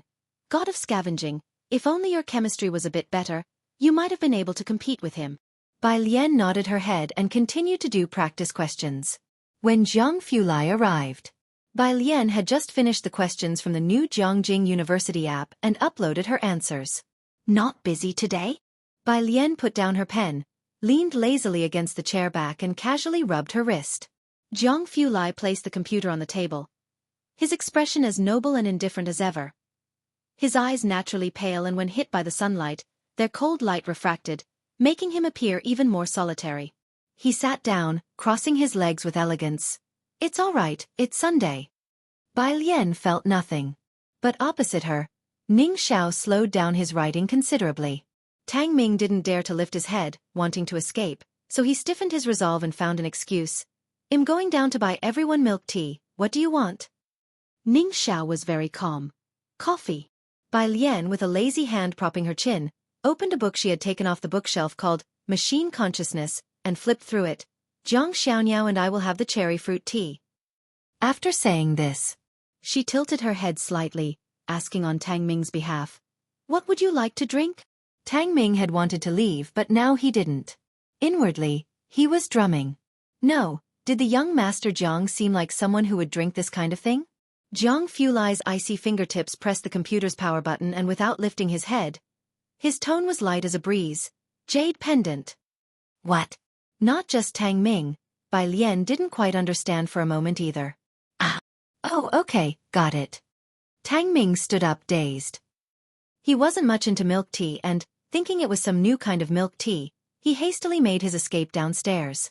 Why did he feel as if Zhang Fulai equated to a "you're dead" statement? I'll go with you. Ning Xiao, feeling a sense of crisis, made a swift decision. It wasn't until they got downstairs that Ning Xiao and Tang Ming exchanged a look and then breathed a sigh of relief, feeling like they'd come back to life. But when Tang Ming asked about the jade pendant milk tea, the clerk was even more confused than him. Tang Ming knew then that something was wrong. He quickly took out his phone and sent Bai Lian a WeChat message for help. Wait, what milk tea are you talking about? Bai Lian, with her middle finger and index finger holding the pen, spun it in her hand, propped up her leg, raised an eyebrow and asked, You scared Tang Ming to death? Zhang Fulai glanced at her, the setting sun through the window offering little warmth, profiled his high nose from the side. He gazed at Bai Lian, his pale eyes deeper than usual, and didn't speak right away.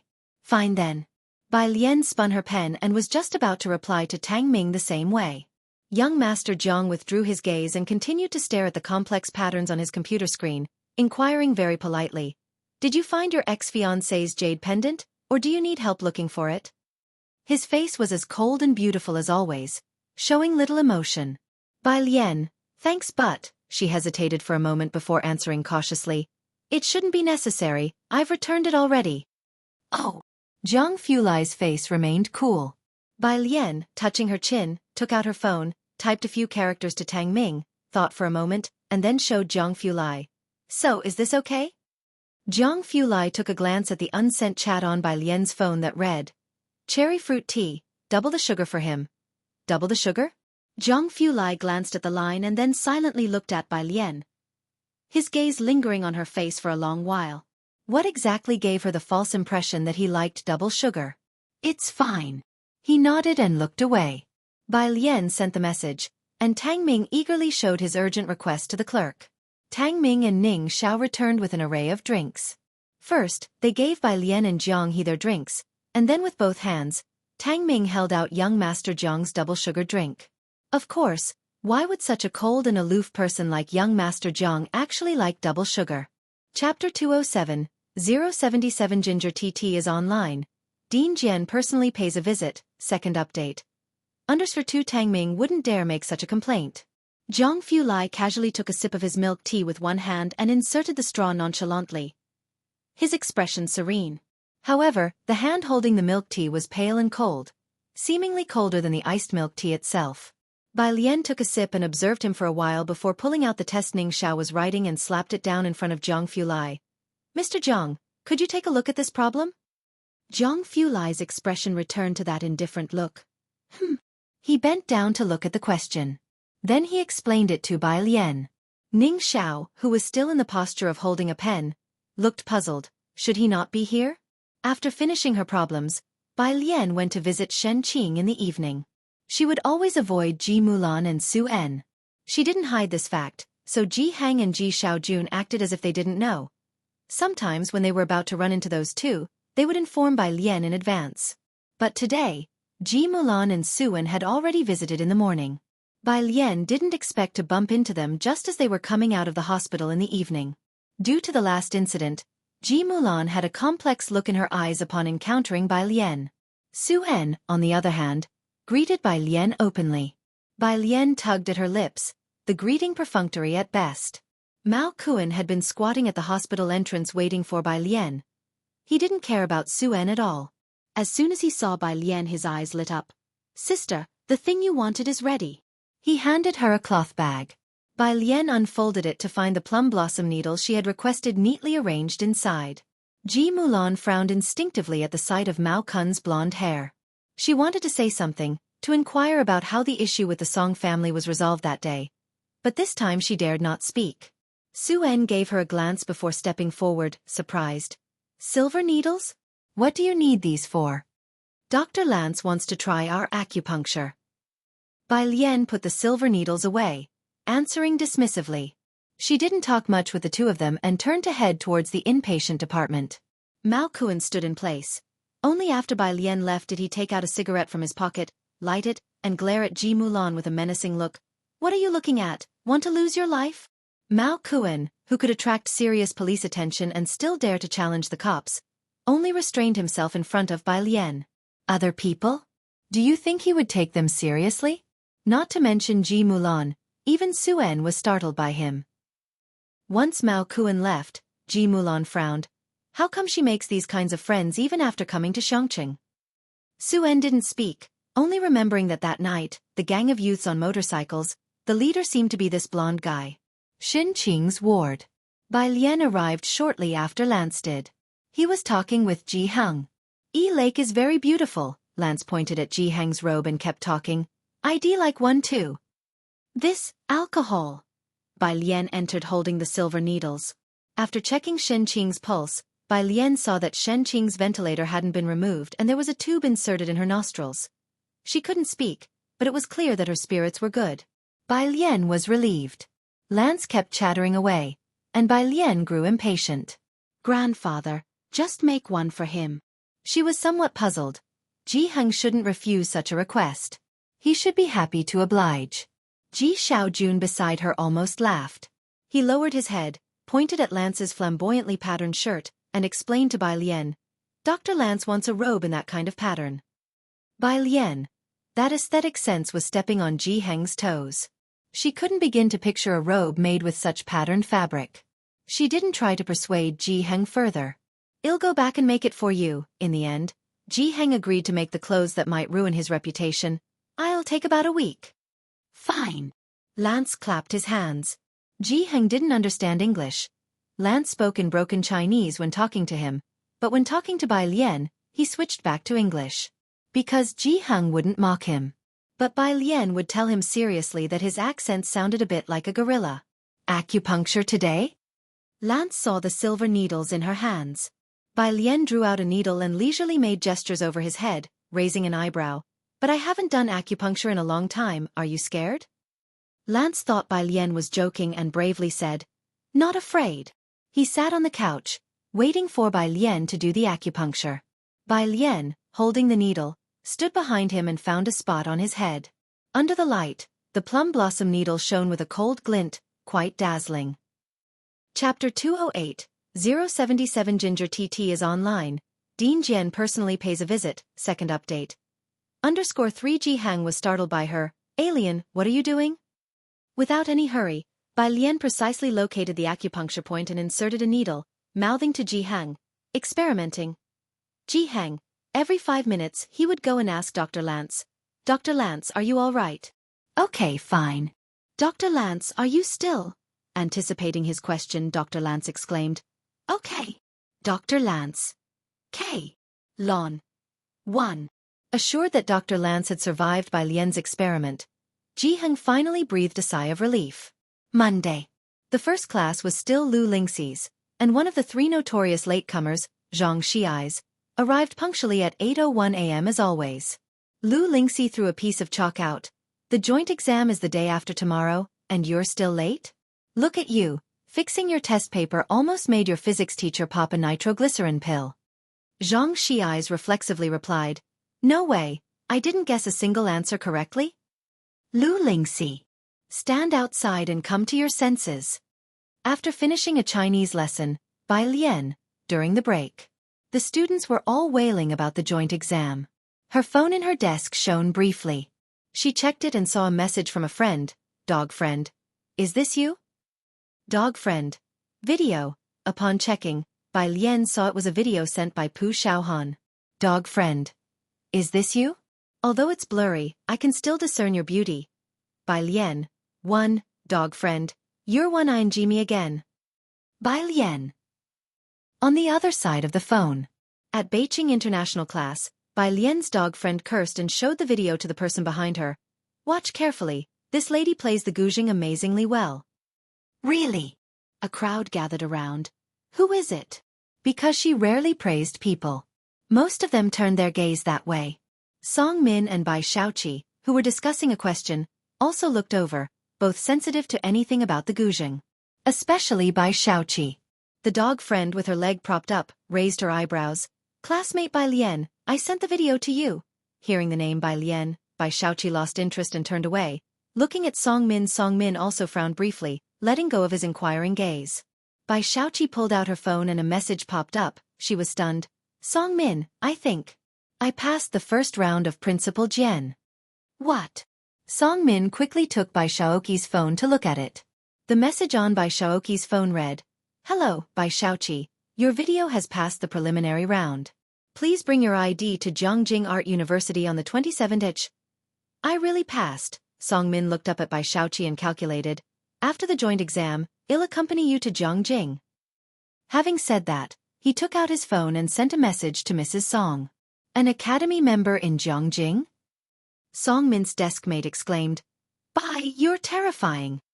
The others also came over upon hearing this. As Song Min's deskmate provided some background, they all marveled. Not being from Jiangjing, they didn't fully grasp the situation there or exactly what it meant to be associated with academy member Jian. Only Song Min, who had stayed in Jiangjing, knew how terrifying this news was. Fortunately, Song Min felt some relief for having asked Bai Lian for the jade pendant back the day before. As for Bai Xueqi, she remained calm amid the others' praises. Showing no self-satisfaction on her face, she just looked at Song Min. "My brother is also in Jiangjing, you needn't bother. But be careful in the upcoming joint exam. I've been improving a lot in math recently." "I'm looking forward to it," said Song Min, putting down his phone and lifting his eyebrows. He liked the feeling of being equally matched.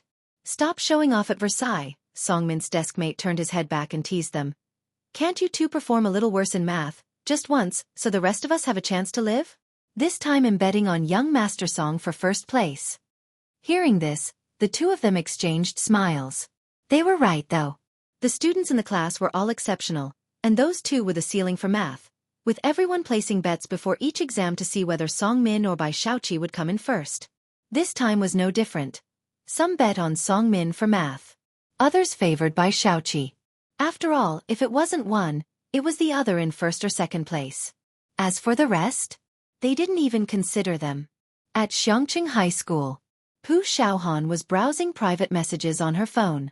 Her video had gone viral, attracting a lot of private messages that she couldn't possibly read them all. Today she just happened to open one. Jian Zhongyo. "Hello, do you know the girl playing the guzheng in the video?" "Jian Zhongyo. Could you give me her contact information?" "Jian Zhongyo, please." Pu Xiaohan raised an eyebrow. She clicked on this Jian Zhongyo's profile, curious about who this person was and how they dared to set their sights on someone from her class. It wasn't until she saw the profile that, account name, Jian Zhongyo 1. 12 billion likes 12 following 162. 89M followers verified. Honorary Fellow of the Royal Music Academy, President of the Music Association, Dean of Jiangjing Art University Music School. Chapter 209. 078 Disdain for all things Zhangfu Lai. How awesome was the Daong era. _1 long string of yellow verification badges dazzled Pu Xiaohan's face. Although she didn't understand, Pu Xiaohan knew this was someone important. She very unladylike mimicked Zhang Xiai's. Holy shit! Pu Xiaohan quickly followed this Jian Zhongyo, then turned around and held her phone screen towards Bai Lian. This person wants your contact information, should I give him your phone number? Pu Xiaohan said and was about to send Jian Zhongyo the number. Bai Lian was doing problems. Upon hearing this, she looked up, her gaze falling on the profile page she had opened.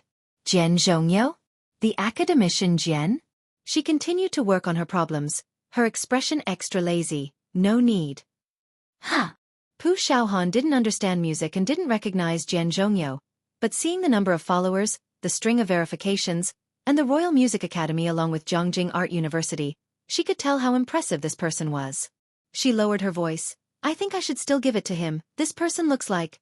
Bai Lian silently looked up. Her eyes were beautiful from every angle, clear and bright, with black pupils reflecting a clear upside-down image of Pu Xiaohan, like a beautiful white cat lazily sprawled on the table. Pu Xiaohan always found it hard to refuse. She fell silent. Okay, I got it. She reluctantly replied to the Dean Jian. Sorry, crying? Crying? Jian Zhongyo seemed to have been waiting for her response.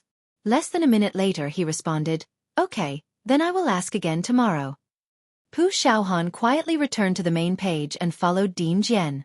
By the way, Pu Xiaohan always had her own thoughts about short videos. She held up her notebook for Bai Lian to see. In planning to do an edition about the Great Yong Dynasty, what do you think of these key contents? Pu Xiaohan had a nimble mind.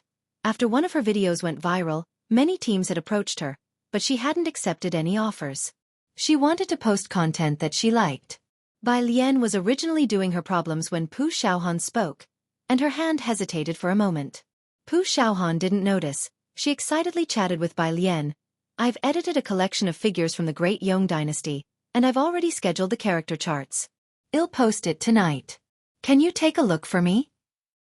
As she spoke, she wanted to show Bai Lian the edited video on her phone. I am not good at this kind of thing, Bai Lian paused, continuing to write with her pen, her voice emotionless. Aren't you reviewing? Bai Lian wasn't lying. She really didn't know how to edit. I'm reviewing and editing at the same time, Pu Xiaohan said, excited about her own ideas. But Bai Lian always studied intensely minute by minute, so she went to discuss with the arts and entertainment representative on which aspects to edit the video. Chemistry class. The teacher taught the class with a worried expression and then called Bai Lian out. Zhang Xiai's and his group were joking around. Seeing the chemistry teacher call for Bai Lian, Zhang Xiai spoke out. She must have scored a 0 in chemistry. Go and see if that's the case. He teased Wang Qi by his side.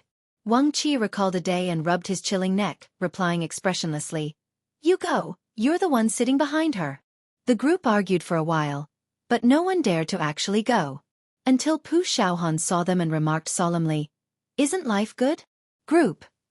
Outside. The chemistry teacher looked at Bai Lian, lips pursed, his face angry, and a few hairs on his head standing on end. Bai Lian, why did you score 70 in biology but still a 0 in chemistry? Are you isolating me? Bai Lian was startled and explained, Teacher, no, I haven't fully mastered biology yet. She also spent a lot of time on physics, and maths was relatively okay. She had some memories from the original body, so it wasn't too hard to learn. It was just that she favored physics over biology and chemistry, which she didn't like much. Enough, the chemistry teacher interrupted her coldly, his aura commanding. So you want me to beg you before you're willing to learn? Bai Lian wanted to explain further. Fine, the chemistry teacher looked around stealthily, making sure no one was around, then he put his hands together and whispered, Then what if I beg you, would that do? Bai Lian. Teacher, I'll do my best. The chemistry teacher put his hands behind his back again, returning to a stern and cool demeanor. Lunchtime. Class 15 had a bunch of people gathered together for lunch. Pu Xiaohan, getting her meal, sat down next to Yang Lin and looked at the banner stretched across the cafeteria. Who is this CO Lu? He actually donated a scholarship to our school. Apart from the Chen family, it was rare for anyone to donate to the school. Pu Xiaohan was quite surprised. Chapter 210. 078 Disdain for all things Zhongfu Lai. How awesome was the Daong era. Underskirt 2 by Lian held her chopsticks, slightly leaning against the back of her chair. She seemed languid all day, her mood not very high. She spoke at a leisurely pace. I don't know him. I know. Zhang Xiais was very excited, filling in Pu Xiaohan with information. One of the shareholders of Time Entertainment. He even came to Xueqi with Sister Yan this time.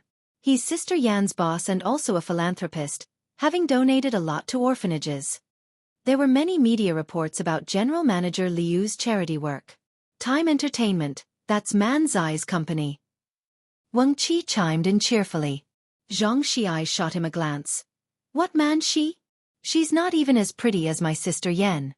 Why don't you stand my sister Yan? Yan Lu. Wang Qi shook his head. No way, she's ranked several tiers below Man Shi. Man Shi is list, your sister Yan is... Okay, C-list, happy now? Can you even compare? Plus, Man Shi is the entertainment industry's recognized goddess beauty, her acting is great, and she can sing too. My sister Yan is clearly prettier. Zhang Xiais disagreed. The two of them started arguing about who was prettier. No need to argue anymore. Pu Xiaohan slammed the table, settling the matter. None of them are as pretty as Sister Lian. Zhang Xiais and Wang Qi both touched their noses. That was a point they couldn't refute. Sister, Zhang Xiais suddenly picked up his chopsticks, addressing Bai Lian. If you go into the entertainment industry, you'll crush Man Shi. Her fans blindly hail her as a goddess beauty every day. A bunch of ignoramuses. You should go and show them what true goddess beauty is. Wang Qi cursed him out. Yan Lu can't beat our girl, so you're seeking outside help, huh? Sister Lian is the one who needs to dominate the academic world. Zhang Erbi, watch out. The principal might climb up to your bed in the middle of the night. Yo, you're scared, Lu. Pu Xiaohan was used to it. She shrugged at Bai Lian. That's how fervent fans are. Yan Lu saved your life or something. That's why you like her so much? Wang Qi couldn't out-argue Zhang Xiais, so he muttered. Zhang Xiais leaned back, raising his eyebrows. That's right. Wang Qi.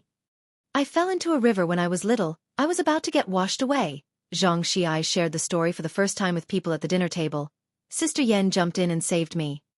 Wang Qi. No way, you're serious? West City. Cemetery. The old gatekeeper watching TV saw the woman in a black dress lingering at the foot of the mountain for a long time, and he couldn't help sticking his head out. Miss, are you here to pay respects to someone? Don't remember the way. Yan Lu took off her sunglasses, tilting her head back slightly and smiling at the old man. No. The old man glanced at Yan Lu, feeling she looked somewhat familiar. Then hurry up and leave, this place has heavy energy. Sure. Yan Lu lifted her chin, the warm sunshine illuminating her exceptionally bright face. Grandpa, how much is a grave here? Here? 12,000 a spot. The old man switched channels. He didn't have many people to chat with, so he talked a bit more with Yan Lu. Are you preparing it for an elder? Then you should hurry. The price is going up next month. 12,000. Not expensive. Yan Lu thanked him. I will buy one before then. As she turned to leave, the old man suddenly remembered who she was. I remember now, aren't you that celebrity Yan Yan? Yan Lu paused. As a minor 18th-tier celebrity, she almost never needed to wear a mask when going out. She didn't expect to be recognized. Yan Lu.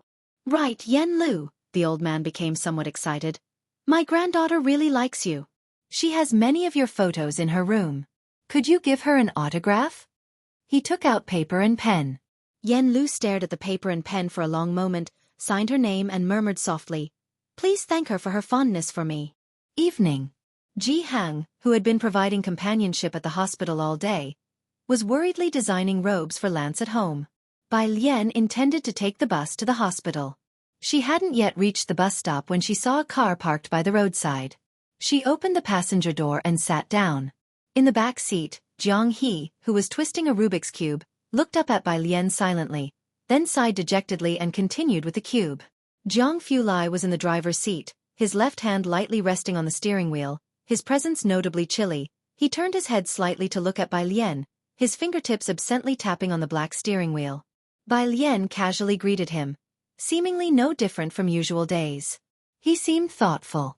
Bai Lian felt that Zhang Fulai must have known she was going to the hospital. Otherwise, he wouldn't have been waiting for her. However, once she got into the car, he didn't speak for a long time. He just rested his hand on the steering wheel, looking out the window, offering her only the very sharp profile of his face. Chapter 211. 078 Disdain for all things Zhang Fulai. How awesome was the Daong era? _3. What are you spacing out about? Bai Lian opened the app, checking the new questions while slowly repeating his own words back to him. Dressed in a casual white shirt and leaning against the car door, Zhang Fulai looked over when he heard her. I'm thinking about a problem. What problem? Bai Lian asked casually. Why do you always drink cherry-flavored fruit tea? Zhang Fulai stretched his body and started the car. Bai Lian studied the question carefully. Of course, because it's tasty. Oh. Zhang Fulai responded with an expressionless tone. Just when Bai Lian thought the topic had ended, someone suddenly chimed in. I thought it was because your ex-fiancé liked it, turns out it's not. His tone was as calm as ever, with an air of aloofness that was intimidating. But it sounded somewhat strange. Every time Bai Lian heard about Song Min, she felt cursed. She sat up straight and warned Zhang Fulai, don't contaminate my milk tea. Zhang Fulai drove onto the main road, glanced at Bai Lian, and then quickly looked away, languidly saying, You think I want to mention him? I'd rather curse Zhang Xiaoniao. Zhang He from the back seat. When Zhang Fulai parked the car in the hospital parking lot, Chief Chen, carrying a basket of fruits, hummed a tune as he got out of the opposite car. He had barely taken a step when he felt a chilling gaze. He paused, slowly looking up. Seeing someone with one hand in his pocket, giving him a faint glance, Chief Chen quickly straightened up and shut his mouth. Chief Chen.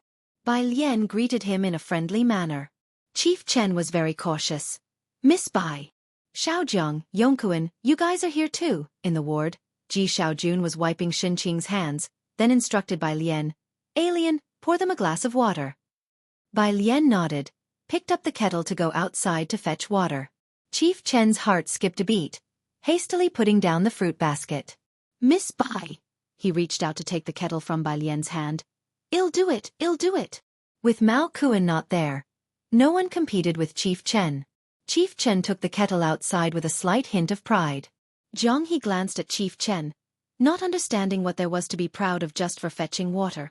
Shen Qing looked at Zhang Fulai and Bai Lian, blinked her eyes, motioning to Ji Xiaojun that she wanted to remove the oxygen mask and the tube as she couldn't eat yet and was on an 4 drip.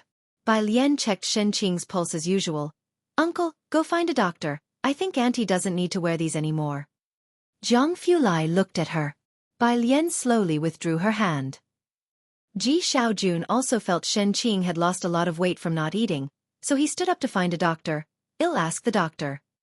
The doctor soon came to examine Shen Qing. On regular days, the chief physician talked a lot. Today, because of Zhang Fulai's presence, he rarely even raised his head, only daring to say a few words when Ji Xiaojun asked. Finally, Shen Qing's oxygen mask was removed. She blinked her eyes, finally able to speak. Cough, cough. Shen Qing's voice was very hoarse. She looked triumphantly at Ji Xiaojun. The first thing she said was, 2 million, I didn't take it, I listened to you, right? Ji Xiaojun pursed his lips. He didn't speak after a long while. He then said, next time you can take it. Bai Lian sat on the edge of the bed, one hand lazily propped on it, listening to Ji Xian's words. She just looked at Shen Qing, curved her lips and spoke leisurely. Right, Aunt, feel free to take it, leave the rest to me. Ji Xiaojun and Shen Qing both smiled, taking it as a joke. Only Chief Chen sitting behind on the sofa. He glanced at Zhang Fulai, who seemed as if he hadn't heard anything, still noble and contemptuous of everything, and thought, oh, now it's really over. The next day, Tuesday. As soon as Bai Lian arrived at class 15, she heard excited chatter. We've gone viral. This time it's really viral. After 1,000 years, as soon as we bring out the Bai family army, these people are still helpless. Everyone was discussing it, including Zhang Xiais, who was very excited. Even Yang Lin, who was normally an exception, held her phone and watched for a while. Bai Lian returned to her seat languidly with her backpack, pulling out one book after another. Lien, Zhang Xi's knew that Bai Lien seldom looked at her phone. Bai Lien rarely even replied to messages. Did you see the video Pu Xiaohan made? It's truly awesome. It topped the trending searches overnight. Bai Lien was quite calm today. She leisurely placed her backpack under her desk, her brows and eyes strikingly cool, her entire demeanor laid back with a touch of nonchalance. Oh, I haven't seen it. I told you, she definitely didn't watch. I win. A few people had been betting on it. After all, Bai Lien was different from them. She seldom looked at her phone and hardly ever played games. Pu Xiaohan struggled to turn around from the crowd and quickly sat down next to Bai Lien with her stool. The group from Class 15 still wanted to linger around Pu Xiaohan. They looked at Pu Xiaohan, then at Bai Lien. Bai Lien lifted her head from the book, her eyes pitch black and bearing a trace of laziness. She didn't make any move, just quizzically lifted her eyebrows at the group, still looking every bit the good student. Whoosh, the crowd dispersed.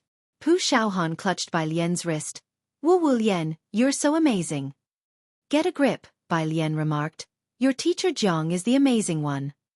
Pu Xiaohan. Ah, he shouldn't count as a person, right?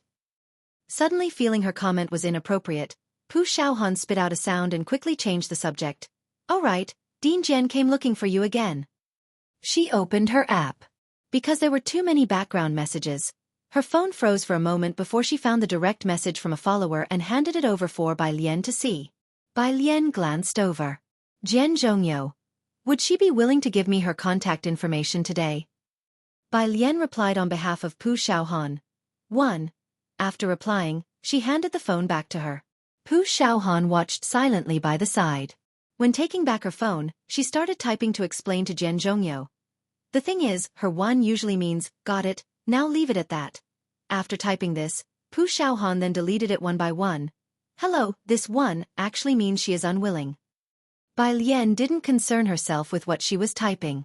Rather, she rested her chin in her hand, squinting out the window. After so long, she had flipped through many books of this era. The only books she hadn't flipped through were history books. The only thing she hadn't looked up was the Great Yong Dynasty. She was afraid of seeing a brief description like, by Zhongyu, year 4 to 32 of the Great Yong Dynasty. She was afraid that a brief sentence in a history book would mark the end of their lives. Bai Lien faced the morning sun outside the window, stretching out her hand to let the sunlight fall on her palm, then gently closed it. It was warm. She thought she was truly alive. Let me see it, she said. See what? Pu Xiaohan didn't understand. Bai Lien looked at her phone, quietly saying, the video you made. Oh sure. Pu Xiaohan had been reluctant to bring up the video, feeling that whenever she mentioned these things, Bai Lien exuded an inexplicable sadness. But today, the sadness about her seemed much less than yesterday.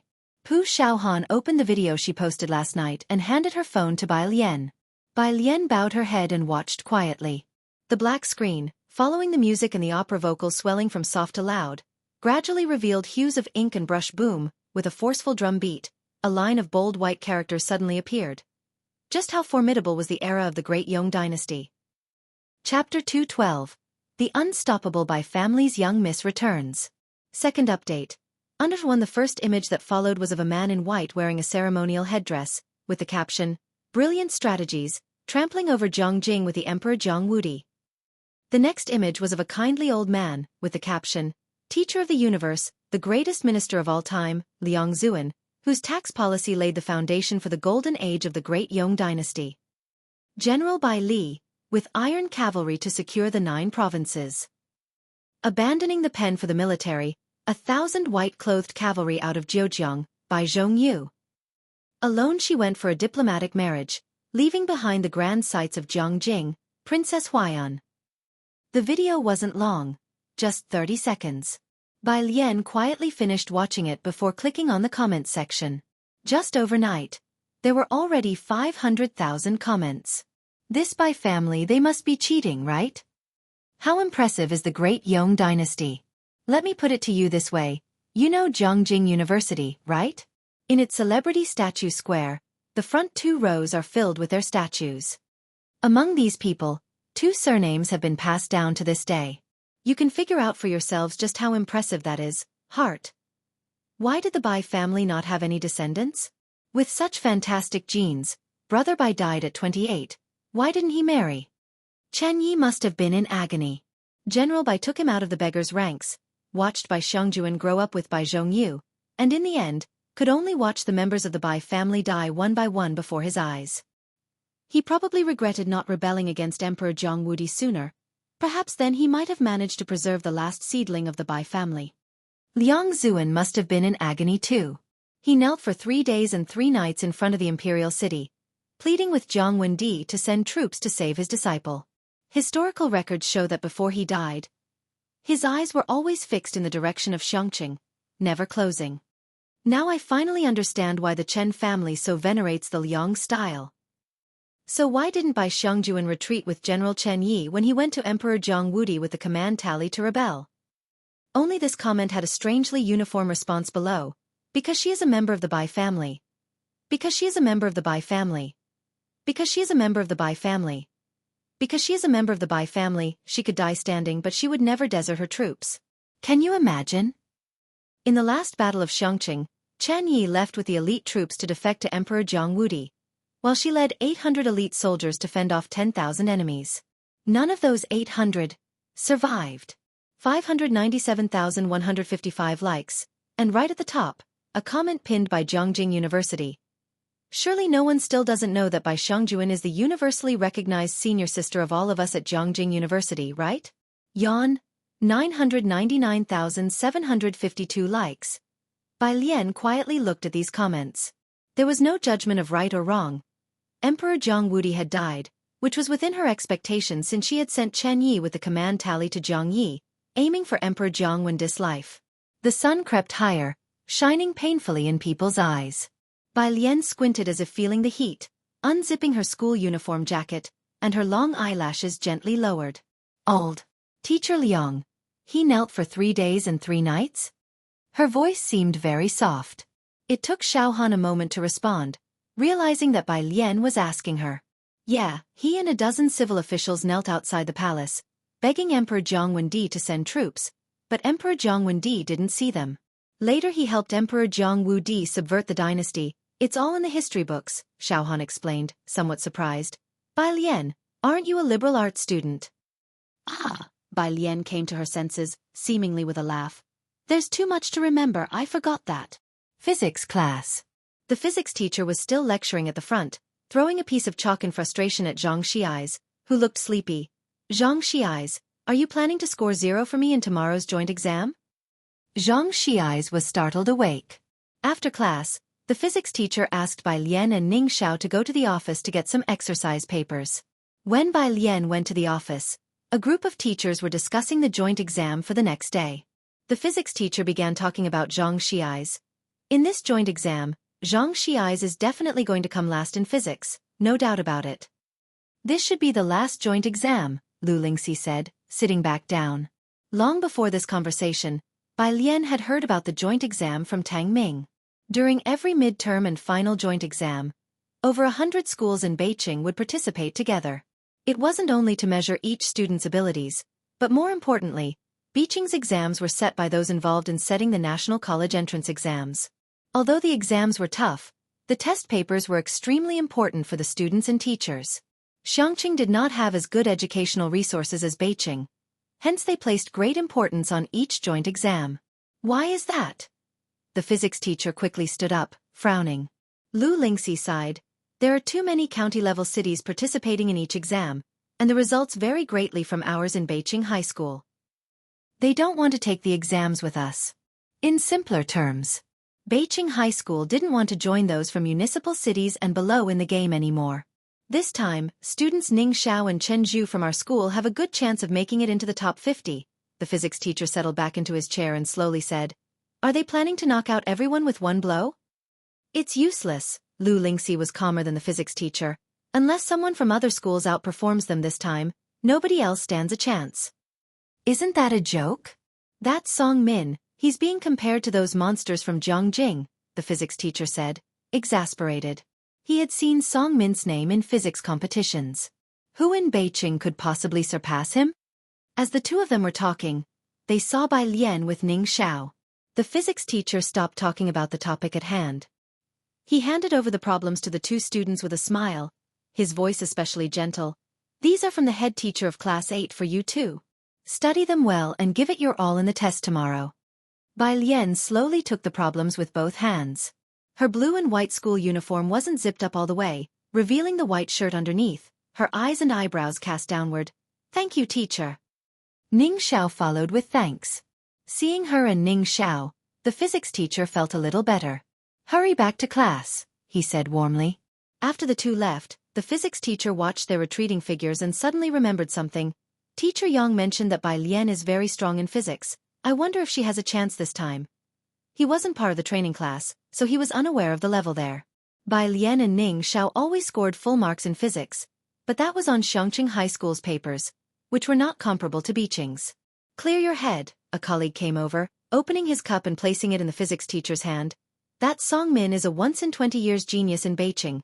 Don't set unrealistic expectations for your students and put too much pressure on them. The physics teacher was taken aback. I'm just thinking, he said, taking a sip of water helplessly. I didn't say I expect Bai Lian and Ning Xiao to be like Song Min, but it would be nice if Bai Lian could also do well in the other two subjects. It was clear to them that apart from physics, Bai Lian was rather lackadaisical with the rest. Alas, the physics teacher sighed again. In my lifetime, I don't know if I will see Xueqi High School become a top 100 high school, so we won't have to live at the mercy of Beijing's mood. At these words, the other teachers in the office also fell silent. Class 15. Bai Lian took the problems back to her seat. For the first time, she didn't immediately work on physics problems. Instead, she took out her copied biology notes and, after thinking for a bit, pulled out her phone to send a message to Mr. Jiang. Do you have biology and chemistry materials from Jiangjing? Mr. Jiang replied quickly. Yes. Bai Lian. Suddenly, I feel like everything is fine. Mr. Jiang. Congratulations. Bai Lian then borrowed a biology question bank from Yang Lin. Sister Lian. Zhang Xi's was quite surprised as he looked at the thick stack of problems Yang Lin pulled out. What's gotten into you? Bai Lian took the question bank. She casually flipped through the biology questions, her eyes subtly lifting as she playfully pursed her lips at Zhang Xi's. I'm preparing to live and study seriously. Zhang Xi's. You mean your study attitude hasn't been serious enough? What am I then? You're a joke, Wang Qi took the opportunity to tease. Ning Xiao, sitting next to Zhang, also looked pensively at Bai Lian. Was your previous effort not considered serious? Bai Lian didn't respond to them and closed her eyes slightly. In fact, ever since she arrived here, she only saw herself as an onlooker, sometimes even doubting if this was a dream before she died. She avoided history. She was afraid to face history. She lived carelessly and perfunctorily, treating life in Xueqi as a mission etched into her very bones. But from today, she would confront this life head-on. She too could live for herself. No one gave up on her. Neither her soldiers nor Xueqi. She thought. The teachers knew why she had to die outside the city gates, to be the final straw that broke the back of Emperor Jiang. The Bai family's troops would never be traitors, but as the last person of the Bai family to die for this muddled emperor, the armies would wash the imperial city in blood. Liang Zuan knew. But he forgave her grave disobedience. She thought. It was time to make a break with the past. Bai Lian slowly opened her eyes and turned the pages of her biology workbook. From this moment on, the eldest sister from Jiangjing University, Liang Zuan's most outstanding student, the indomitable heiress of the Bai family from the great Yong dynasty who commanded armies, she was making her comeback. Chapter 213. 080 Lian Jie just wants to challenge the law. Beijing's top 10 schools. Under 1. Scholar God, look at Sister Lian. Zhang Xi's, sitting behind Bai Lian, felt it most acutely. For a second, he seemed to sense a chilling sternness pouring out from Bai Lian. But Zhang Xi's, with little ink in his belly, couldn't describe it and just gazed at Ning Xiao, finally squeezing out, has she changed a bit? Ning Xiao glanced at him but didn't answer. He stared at Bai Lian, who was seriously grinding through problems in front of him, and reflected painfully on why he had just wasted a minute, then quickly pulled out a math question bank and began to work on the problems. The king of slack, Zhang Xi's, reflected for a second. Forget it, the country has them, he could rest easy. He continued to sneak out his phone and made arrangements to play games with Wang Qi and others. Why did he have to sneak to take out his phone? Because when Lu's mom saw Bai Lian and Ning Xiao with their phones, she turned a blind eye, something Zhang Xi's eyes couldn't believe, since those two would hold their phones for problem-solving, not playing games. But if she saw phone in hand with Zhang Xi's eyes and the others at school, that's it, 1,000-word self-criticism was a certainty. Bai Lian's phone lit up again. A message from Zhang Fulai. He probably guessed she was studying biology. Biology. Memorize the textbook. Don't look at the book when doing problems. Broaden your horizons. He must be busy and took a moment to send 2 simple messages. Classmate Bai. 1. Bai Lian slowly replied with a number. In fact, over the past month, she had roughly understood. Biology probably had the highest return on effort among these few subjects. She had memorized the biology textbook by heart and just hadn't done many practice problems. Biology wasn't as hard as physics, but some questions were tricky with words. The knowledge tested wasn't as broad as physics, it was detailed down to the wording, and could even extend from the footnotes to outside the textbook. Young Master Zhang had only this phrase to offer. Broaden your horizons. Next to her, Yang Lin, with a sidelong glance at Bai Lian, pondered for about a minute before quietly telling Bai Lian, "You should organize a mind map for each chapter yourself, make frameworks, so you can remember every little piece of information. After doing problems, we ultimately have to go back to the textbook. If you don't understand, you can ask me." Yang Lin was first in biology across the whole school. She almost represented the school in a provincial competition, but on the departure day, she didn't show up. Bai Lian held her pen and tilted her head to look at Yang Lin, who was bathed in sunlight. Bai Lian narrowed her eyes slightly and gave a gentle smile to Yang Lin. "Okay, I will." 200 days remained until the college entrance examination. There was still time. Because Shen Qing had already awakened and was recovering well. Bai Lian made a phone call to Ji Xiaojun today and did not visit the hospital. In the evening, she went to the milk tea shop to find Jiang He and ordered a cup of milk tea for both him and herself. Qi Yundai had already noticed Bai Lian and Jiang He from the kitchen and, after finishing today's cakes, he took off his chef's hat. He then tossed the remaining cake to Yang Lin. After that, he casually took the 2 cups of milk tea ordered by Bai Lian to find her. "Miss Bai, young Master Jiang He." Qi Yundai seated himself next to Jiang He. "Thank you," Bai Lian said as she spread out biology exercises on the table, a pen still between her middle and index fingers. She looked at Qi Yundai and suddenly remembered something. "You are a litigator, right?" Qi Yundai wiped off sweat with a paper. "Ah, yes." "Litigator?" That was a new way had been addressed.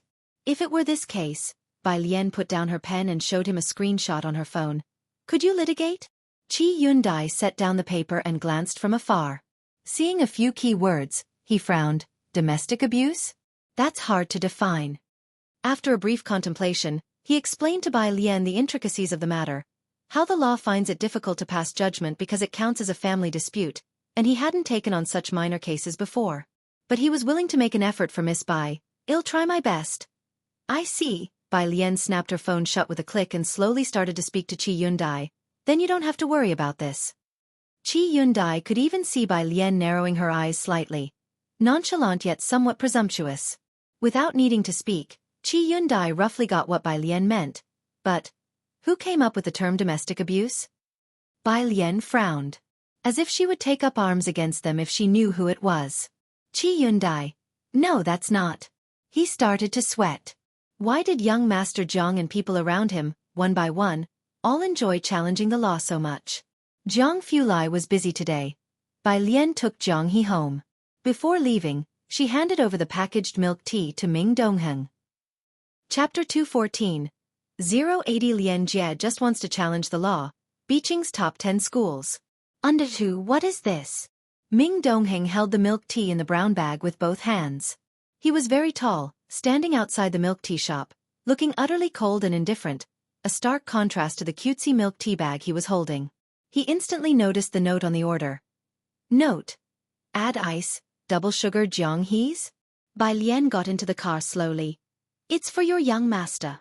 Ming Dongheng was surprised, but his expression remained unchanged.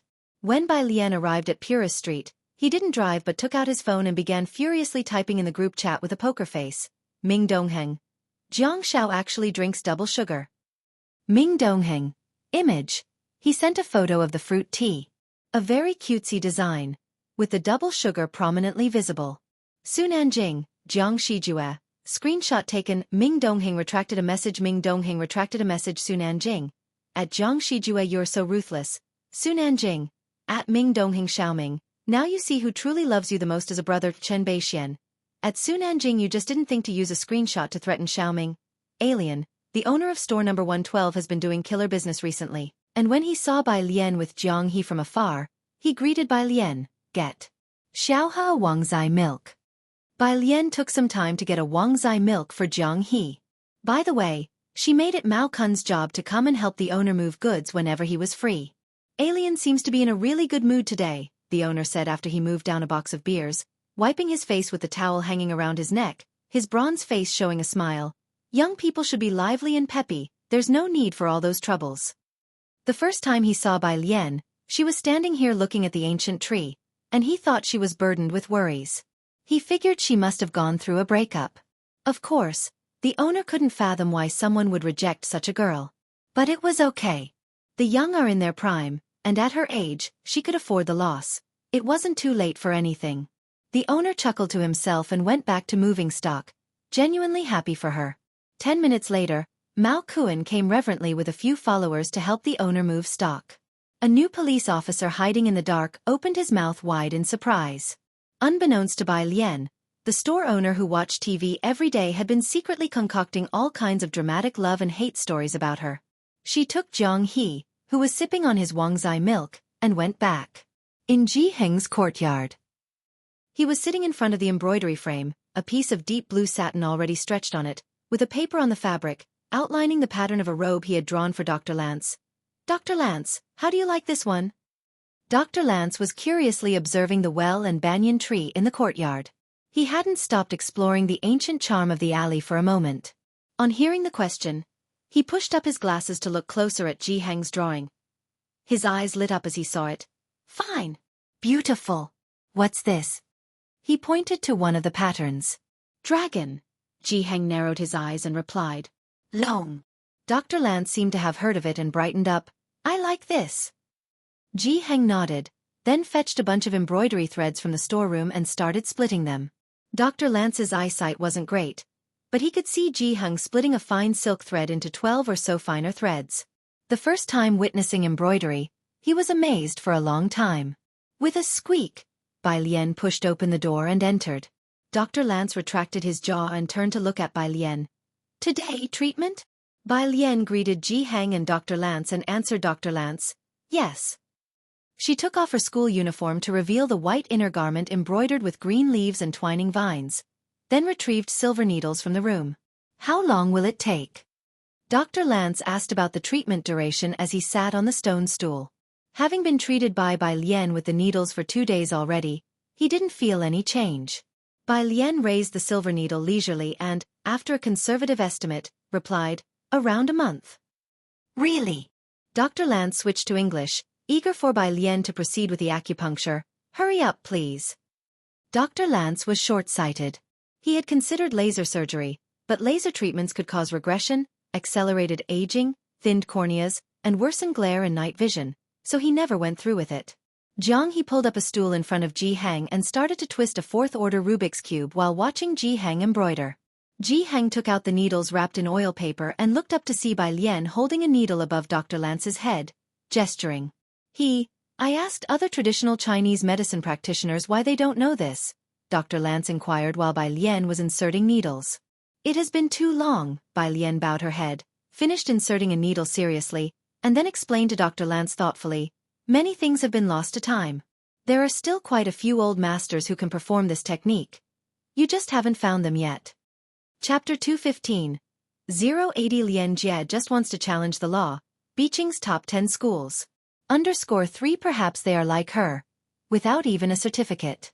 In the past, scholars read by the light of oil lamps, which was extremely harmful to the eyes, and there were no eyeglasses back then. The imperial physician compiled this set of acupuncture treatments. It saved the eyesight of the majority of scholars with poor vision. I see, Lance nodded without asking further. Just the thought of being able to stay here openly for another month excited him. Lance really liked the local customs here. After being needled, Lance, his head full of silver needles, replied to his assistant. For the next tasks, in Xueqi, I will be staying here for the time being. Whoever wants to find him, come to Xueqi. On the other end of the phone, the assistant, looking at the message full of Chinese characters, silently found a translator. Started wondering whether they should also learn some Chinese. Little Xueqi has already begun to gather various big shots. The next day. Wednesday. Beijing University Joint Exam. This wasn't a monthly test, but a large-scale joint examination, so the timing system was completely according to the college entrance exam. The exam started at 9 o'clock. Aside from Zhang Xiai's and a few others, Class 15 students still arrived at the classroom after 7.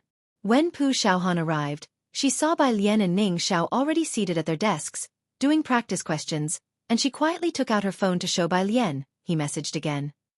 Jian Zhongyo. What about today? What did she say?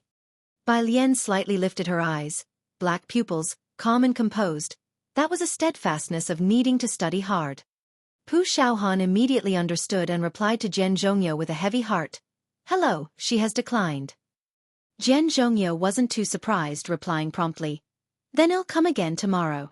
Someday, he would touch this classmate's heart. Right. Lu Lingxi came to the class before the exam. This exam will be rather difficult. Everyone relax a little. If you encounter a question you don't know, skip it. Don't get stuck on one question. Beijing's exam papers were always tough. To avoid students having a breakdown after the exam, teachers of each class would give a heads up in advance. Is it that difficult? Right after Lu Lingxi finished speaking, the whole class began to wail. Lu Mama, I might not even pass this time. Lu Lingxi looked at the group with amusement. All right, after the exam, I'll treat everyone to hot pot to unwind. This is probably your last time participating in the joint exams. The last part of her sentence was somewhat softer. Of course, most of the class didn't hear that. They only heard Lu Lingxi's, I'll treat everyone to hot pot. Lu Mama, I love you. Ah, Lu Mama, I will do well on the exam. Behind Bai Lian, Zhang Xiai's was the most enthusiastic in his shouting. Only Bai Lian silently looked up at Lu Lingxi, beginning to calculate the cost of treating the whole class to hot pot. How much would Lu Lingxi have to spend? The examination was strict, and the school had already posted the exam numbers the previous night. 8:40. Everyone entered their respective examination rooms, and Bai Lian picked up her pen to find her own room. The first subject was Chinese. Bai Lian took her seat, the bell rang, and after the teacher finished the introduction, the Chinese exam papers were distributed. Bai Lian took the paper into her hands and looked down at the name of the test. Beijing 10 Schools Joint Examination Paper. She glanced at the names of these 10 schools. At the top of the list, unsurprisingly, was Beijing High School, followed by Beijing No. 4 Middle School, and then Beijing No. 7 Middle School. As for schools similar to Xueqi No. 1 Middle School, naturally, they had no chance to appear behind these 10 schools of Beijing. The fact that schools like Xiangcheng's were allowed to participate in the joint exam was already the greatest regard from these 10 schools. Bai Lian scanned the names of these 10 schools of Beijing. She just knitted her brows slightly. Chapter 216. 081. That is the limit of the test paper, not the limit of Bai Lian. Second update. Under 1 the Chinese language exam was challenging, but Bai Lian wrote quickly, her handwriting clear and well-ordered. This unique and stylish calligraphy drew the exam proctor's attention to the characters she penned on her answer sheet, so much that she didn't want to leave. The proctor stood by her side for a full 5 minutes. When she realized what she was doing, she hurried away, fearing she might be putting too much pressure on the student. After returning to her desk, she then looked towards Bai Lian. The student remained seated upright, unhurriedly flipping over the answer card. Even the proctor's long presence by her side hadn't affected her pace. Admiring Bai Lian's composure, the proctor internally exclaimed with admiration. Although Lu Lingxi had already given Class 15 a heads-up, they still gathered at lunch to complain about the joint exam's difficulty. I didn't understand the poetry analysis at all, Zhang Xiai's complained over a mouthful of food. And the essay, what was that even about? Was it just telling us to study hard? The essay was several lines of classical Chinese, meant to guide the theme, which Zhang Xiai's hadn't understood. Idiot, Wang Qi scoffed the moment he finished. It was telling you to behave yourself. Zhang Xiai's thought Wang Qi was just teasing him until Ning Xiao nodded at him, leaving Zhang Xiai speechless. I heard, Pu Xiaohan said with furrowed brows, sharing news she overheard from the teachers during the exam, that we want to have joint exams at the end of the semester. That's great news, Zhang Shi's eyes lit up. But why? Ning Xiao spoke calmly. Beijing's top 10 schools don't want us to join them anymore. Upon hearing this explanation, Zhang Shi's eyes was taken aback, frowning. I admit I'm not smart, but you guys are. Even Wang Qi, who had wanted to tease Zhang Shi's eyes again, fell silent, scratching his head. Are we dragging them down? They all knew about the school's special training class. Everyone in there was outstanding. It has nothing to do with you, Ning Xiao shook his head. At noon, a guilty Zhang Shi's eyes was unusually vested in his math book. Of course he couldn't understand a thing. Smiling, in the afternoon, it was time for math. Even the likes of Lian Ningxiao and Chen Zhu couldn't help but groan upon receiving the test. Beijing's idea of setting questions was, if it doesn't kill you, make it brutally hard. The level of difficulty was about this. Please state how many stars there are in the galaxy, and calculate their numbers and positions. Many students were brought to tears by the difficulty. The last problem was an unusual function question with a couple of simple parts, asking for the range of values for under different conditions of the function. The question was short. And the shorter the question, the harder it was. Of course, more people didn't even get a chance to glance at the last 3 big questions. Bai Lian finished the math exam with 10 minutes to spare. She reviewed the test from beginning to end before submitting it.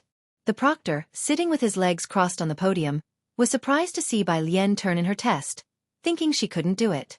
He lifted his chin towards her, motioning her to place her answer card on the pile. After Bai Lian left, he glanced at the test paper. When he turned to the second page, he was somewhat stunned. This student had actually completed it all. But being a history teacher, even if Bai Lian had finished, he couldn't understand it. After Bai Lian submitted her test, no other students had come out of the school yet. She took her pen and paper to the milk tea shop. Through the glass, she saw Jiang He and Jiang Fulai sitting face to face. Jiang Fulai still had a laptop in front of him, his eyelashes drooping as he browsed through files on the screen, the cold profile of his face visible through the window. His pale fingertips tapped on the laptop keyboard, exuding an air of casual aloofness. Possibly sensing someone's gaze, he glanced outside for a moment, raising his eyebrows. You haven't been too busy the last couple of days, Bai Lian said as she pushed open the beaded curtain and entered, the sound of the wind chimes echoing softly. She casually took a seat beside Jiang He and leaned back. Jiang Fulai pushed the 4 books near his hand toward Bai Lian. His tone indifferent. I wanted to congratulate you in person. Bai Lian then remembered the congratulations he had sent her the day before. She nodded her head and looked down at the 4 books. 2 were Zhongjing University textbooks on chemistry and biology. The other 2 were question banks from Zhongjing High. I've worked through the 2 question banks before, Jiang Fulai said, his fingertips thoughtlessly tapping the table. They're decent. If he described them as decent, the question banks must be quite good. How did the exams go? He asked casually about the joint test. Bai Lian propped one hand on the books and grabbed an unopened milk tea from the table with the other. Her response was nonchalant, easy. She made the most arrogant statement with the laziest poise. Chapter 217. 081 That is the limit of the test paper, not the limit of Bai Lian. Second update. _2 The last question in math finally reached the difficulty level of the Zhongjing University app. Jiang Fulai was well aware of her recent success in acing the math and physics questions on the app. Otherwise, why would someone come knocking on her door? Is your app blocking messages? Right. Bai Lian replied as she inserted a straw and took a sip, her voice steady and unrushed. There's a quantum mechanics teacher who wants to find you, Jiang Fulai guessed, with a reluctant expression, but he knew where Bai Lian's interests lay. His physics and quantum mechanics are very good. Bai Lian's eyes shone brightly. Compared to you?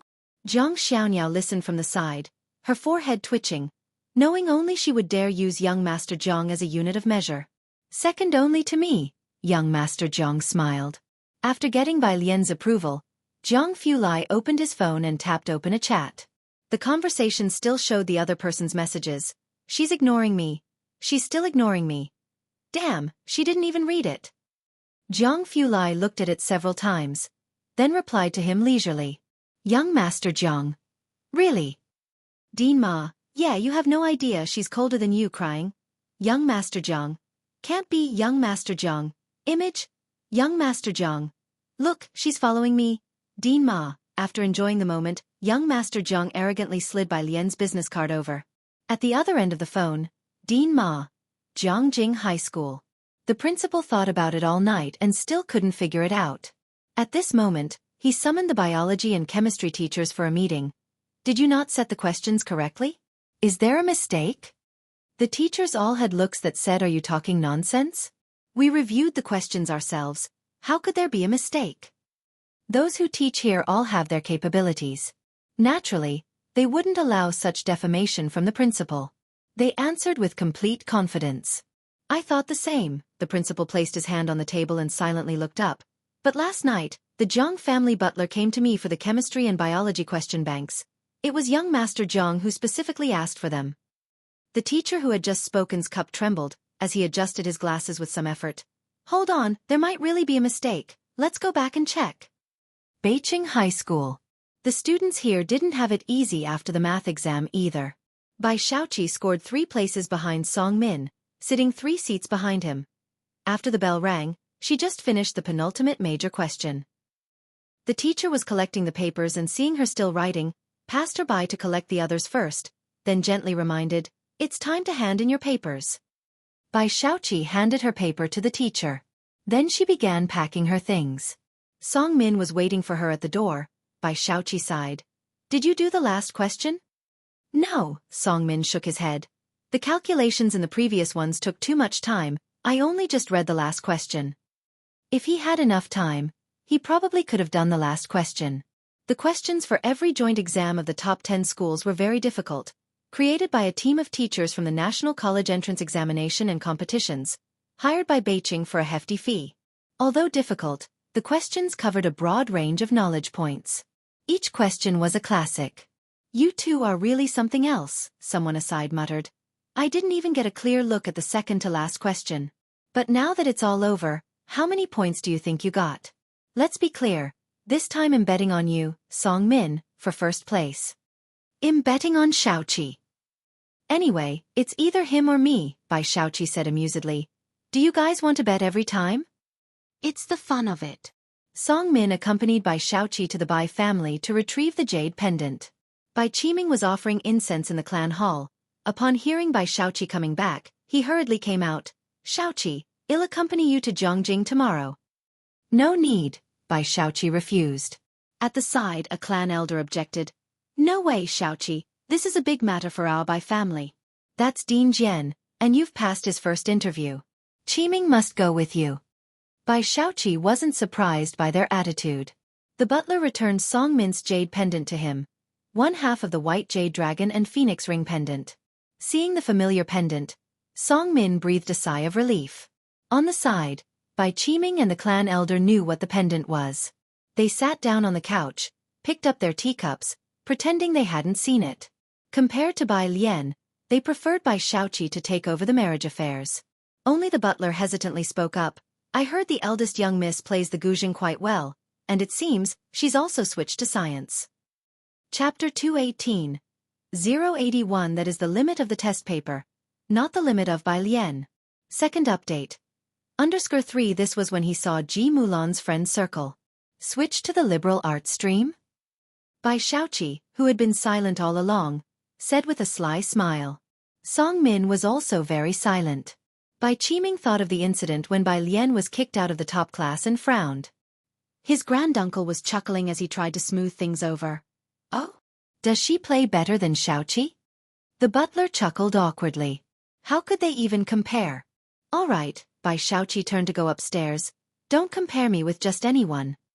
"Of course, miss, you've already passed the first round of interviews with Dean Jian. How can anyone compare with that?" Knowing head said too much, the butler hastily changed the subject. Nobody present was interested in Bai Lian's current life. Behind them, Bai Qiming watched Bai Xueqi's departing back with increasing satisfaction and said to Song Min, "Aren't you two having a joint exam in the next few days? Last year Xueqi's older brother was Beiqing's top scholar. This year it's all up to you." Thursday. Science in the morning. Bai Lian stared at the large science exam paper before her, first skipping over chemistry and biology to finish physics. Physics was as difficult as math. But she completed it quite swiftly. Only after finishing physics did she leisurely start to look for biology questions. She was best at genetics, and having spent the entire day practicing, she even managed to solve some particularly tricky ones. After finishing all the questions she knew how to do, only chemistry remained. She fell silent for a moment, then looked at the first question. Polycarbonate bisphenol A, with excellent optical properties, is prepared by the following reaction. By Lien. What is this? Goodbye. It was still early, and she couldn't hand in her paper this much ahead of time. She decisively set the science exam paper aside and took out some draft paper to begin writing down the chemical equations she had reviewed the night before.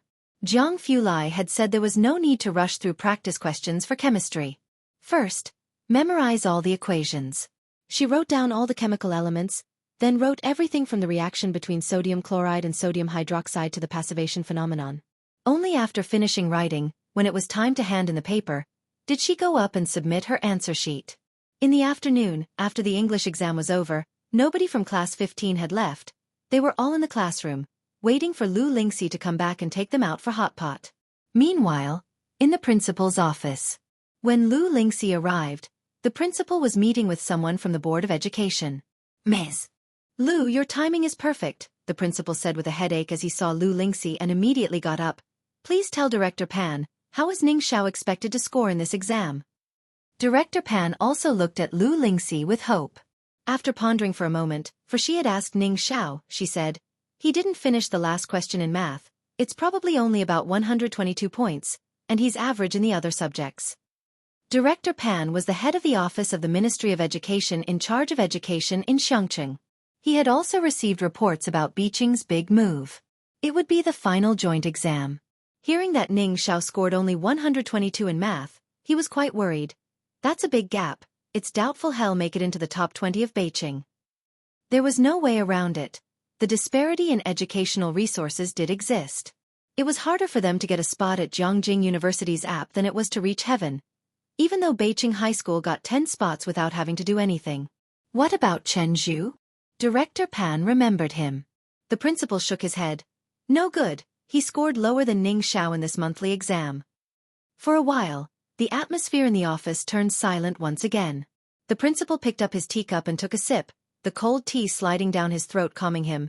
It seems we can only withdraw from the joint exam. Lu Lingxi looked out the window. We just do our best.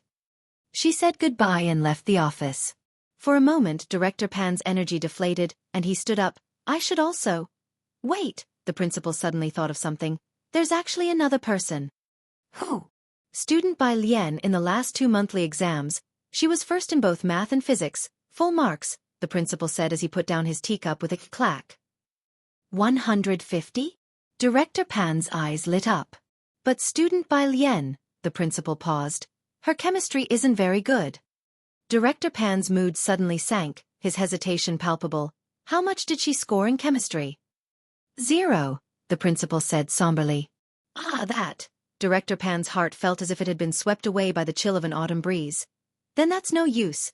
Can she even score higher than those students at Beijing High School in math and physics? You have a point, the principal sighed. The two fell into silence again. Of course. They both thought the monthly exam questions from Xueqi were much easier than the 10 schools joint exam. It wasn't very special for Bai Lian to score full marks in math and physics alone.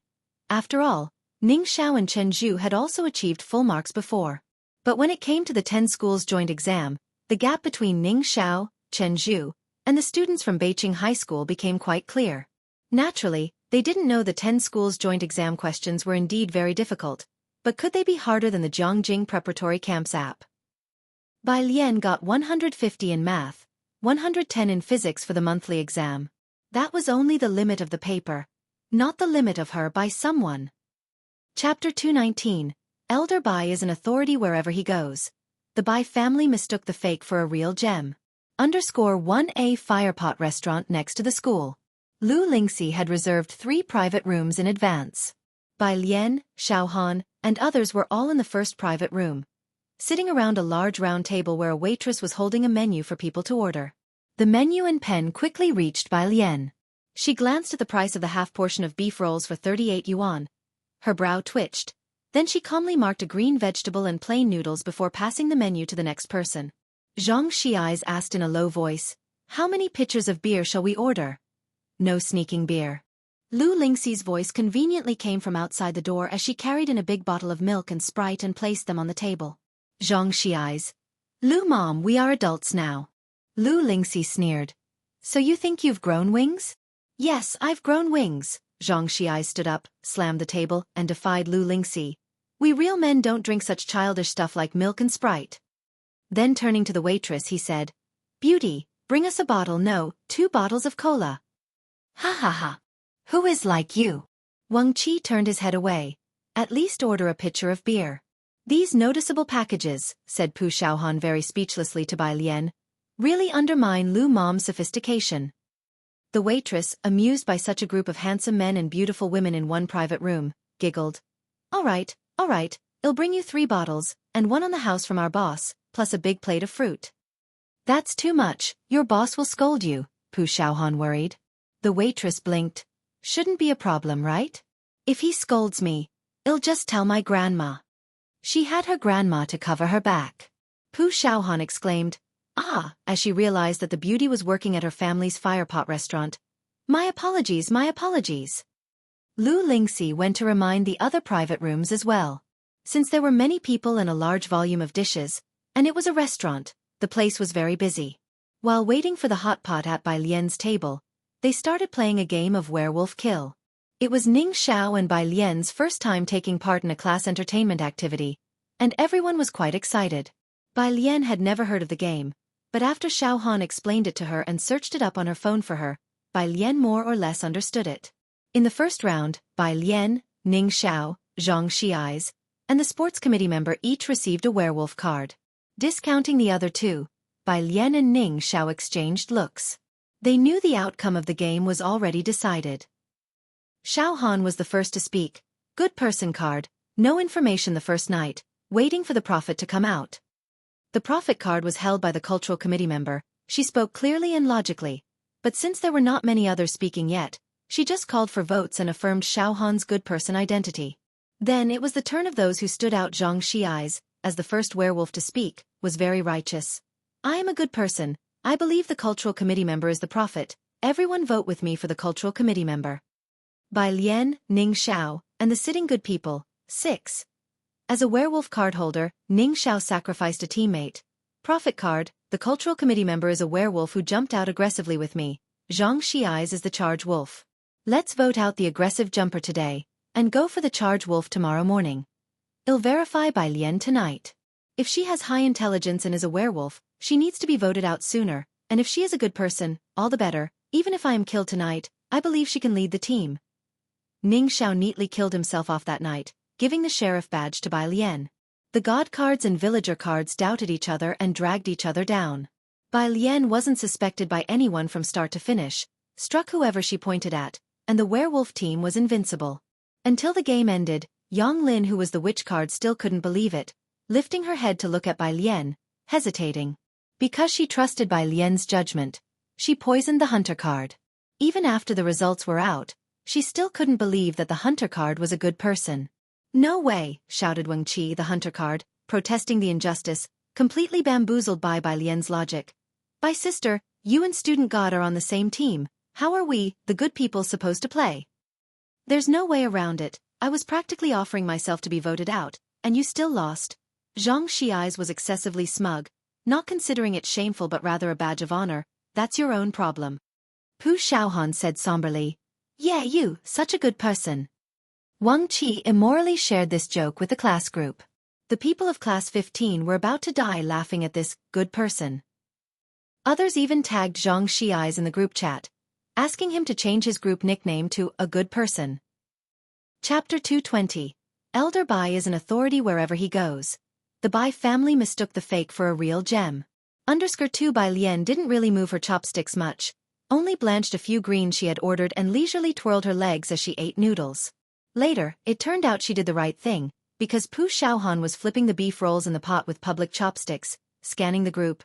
"Whose meat is this?" "Not me." This person's eyes darted away. Zhang Xi's, stroking his stomach, spoke up warily. "Neither is it mine." Your intestines, you eat them. Someone was accusing another. Don't talk nonsense, this damn thing is clearly your intestines. The group jostled and shoved each other, full of suspicion and blame. Oh, not a single person dared to admit that the meat in the pot was theirs. In the end, Bai Lian and Yang Lin cleared up after everyone, and there was practically no food left in their private room. Lu Lingxi was surprised when she came to check on them. School was still in session on Friday, so after the meal, the group of high school seniors dispersed. As the evening drew in, Lu Lingxi arranged for the students to go home. Remember to report in the group chat once you're home. Bai Lian and Yang Lin walked at the back. Bai Lian hadn't brought her backpack that day. The hot pot restaurant was warm, and she hadn't put on her school uniform, just casually carrying it. Do you know where your family's household registration book is? Yang Lin was slightly startled. She tilted her head, her thick bangs nearly covering her eyes, revealing only her pallid face. She opened her mouth as if to say something but ultimately didn't speak, simply following Bai Lian and continuing to walk slowly forward. Bai Lian seemed to have brought it up casually. There were no further questions after that. Yang Lin let out a sigh of relief. Zhang Shi's house was near the school, and he walked home. Opening the door, he saw Yen Lu and his mother sitting at a table eating. Zhang Shi's dad had been away on a business trip for several days, and he had grown accustomed to his dad being gone for a month at a time. Taking advantage of my absence, the two of you sneakily enjoyed so much delicious food. Zhang Shi's eyes looked incredulously at the full table of dishes. Mom! His mother rarely cooked, to the point that he had to buy breakfast for her every morning even though he got up early. Zhang's mom rolled her eyes and then looked at Yen Lu with a smiling face. Xiaolu, go ahead and eat, don't mind this fool. She picked up a peeled shrimp for Yen Lu with her own chopsticks. Yen Lu nodded and ate without hesitation, and the two didn't use public chopsticks as they dined. Zhang's mom would ask about her work. The two families had known each other since they were young, and Zhang's mom had always been fond of girls, treating the girl next door, Yen Lu, as her own daughter. After Yen Lu saved 5-year-old Zhang Shi's when she was 9, her treatment was more than 3 times better than his. However, when Yen Lu was 12 and her parents died, Zhang's mom really wanted to adopt her, but she was taken away by distant relatives and rarely returned to Xueqi after that. The relatives were quite wealthy, and Zhang's mom didn't want to hold back Yen Lu's future, so the family sent her away. But they kept in touch over the years. Zhang's mom really wanted Yen Lu to stay now that she had finally returned. However, Yen Lu was now a somewhat famous star, so she had to reluctantly give up on that idea. After dinner, Yen Lu received a phone call from her agent, Sister Xin. Why didn't you come to tonight's charity dinner? Sister Xin was very surprised and also troubled. Why do I feel like you have such a grudge against President Lu? He's a shareholder of Time Entertainment and your big boss, an upright and kind-hearted man. Yen Lu, even if you're a germaphobe, you should at least make an appearance for appearance's sake. Yen Lu stood in a garden full of flowers, not knowing which words touched a nerve. Her left hand hanging by her side clenched fiercely into her palm, her eyes filled with intense hatred. I won't go again, sorry, Sister Xin, please find another artist. She abruptly ended the call. Ah, Zhang Shi's was startled when Yen Lu turned around suddenly. He touched his head and then handed her the flower he was holding. Here, Yen sister, these iris flowers just came in today, I picked the prettiest one for you. Beneath the moonlight, the iris flower was as white and pure as snow. Yen Lu looked down at the white iris flower for a long time. Thank you. She gently accepted the flower. After Bai Lian returned, the lights in Ji Hang's yard were bright. Director Chen had made sure to switch out for super bright lights for Ji Hang, so he could work on his embroidery in the yard even at night. It wouldn't strain the eyes. Lance visited every day to check on the progress of the clothes Ji Hang was making for him and incidentally, to wait for Bai Lian to perform acupuncture on him. The clothes he wanted were extremely complex in their craftsmanship. Ji Hang had already embroidered 2 golden dragons, and during the daytime, a neighboring aunt who knew embroidery would come to help out, so he was making swift progress. Bai Lian, as usual, finished giving Lance his acupuncture before heading back to her room. She turned on her phone and began searching for traditional Chinese medicine, TCM, practitioner qualification certificates. Getting certified wasn't easy, the first requirement being a diploma from a school of Chinese medicine and having internship experience. The hot pot was served quickly. With over a dozen people at the table, they split into 2 pots.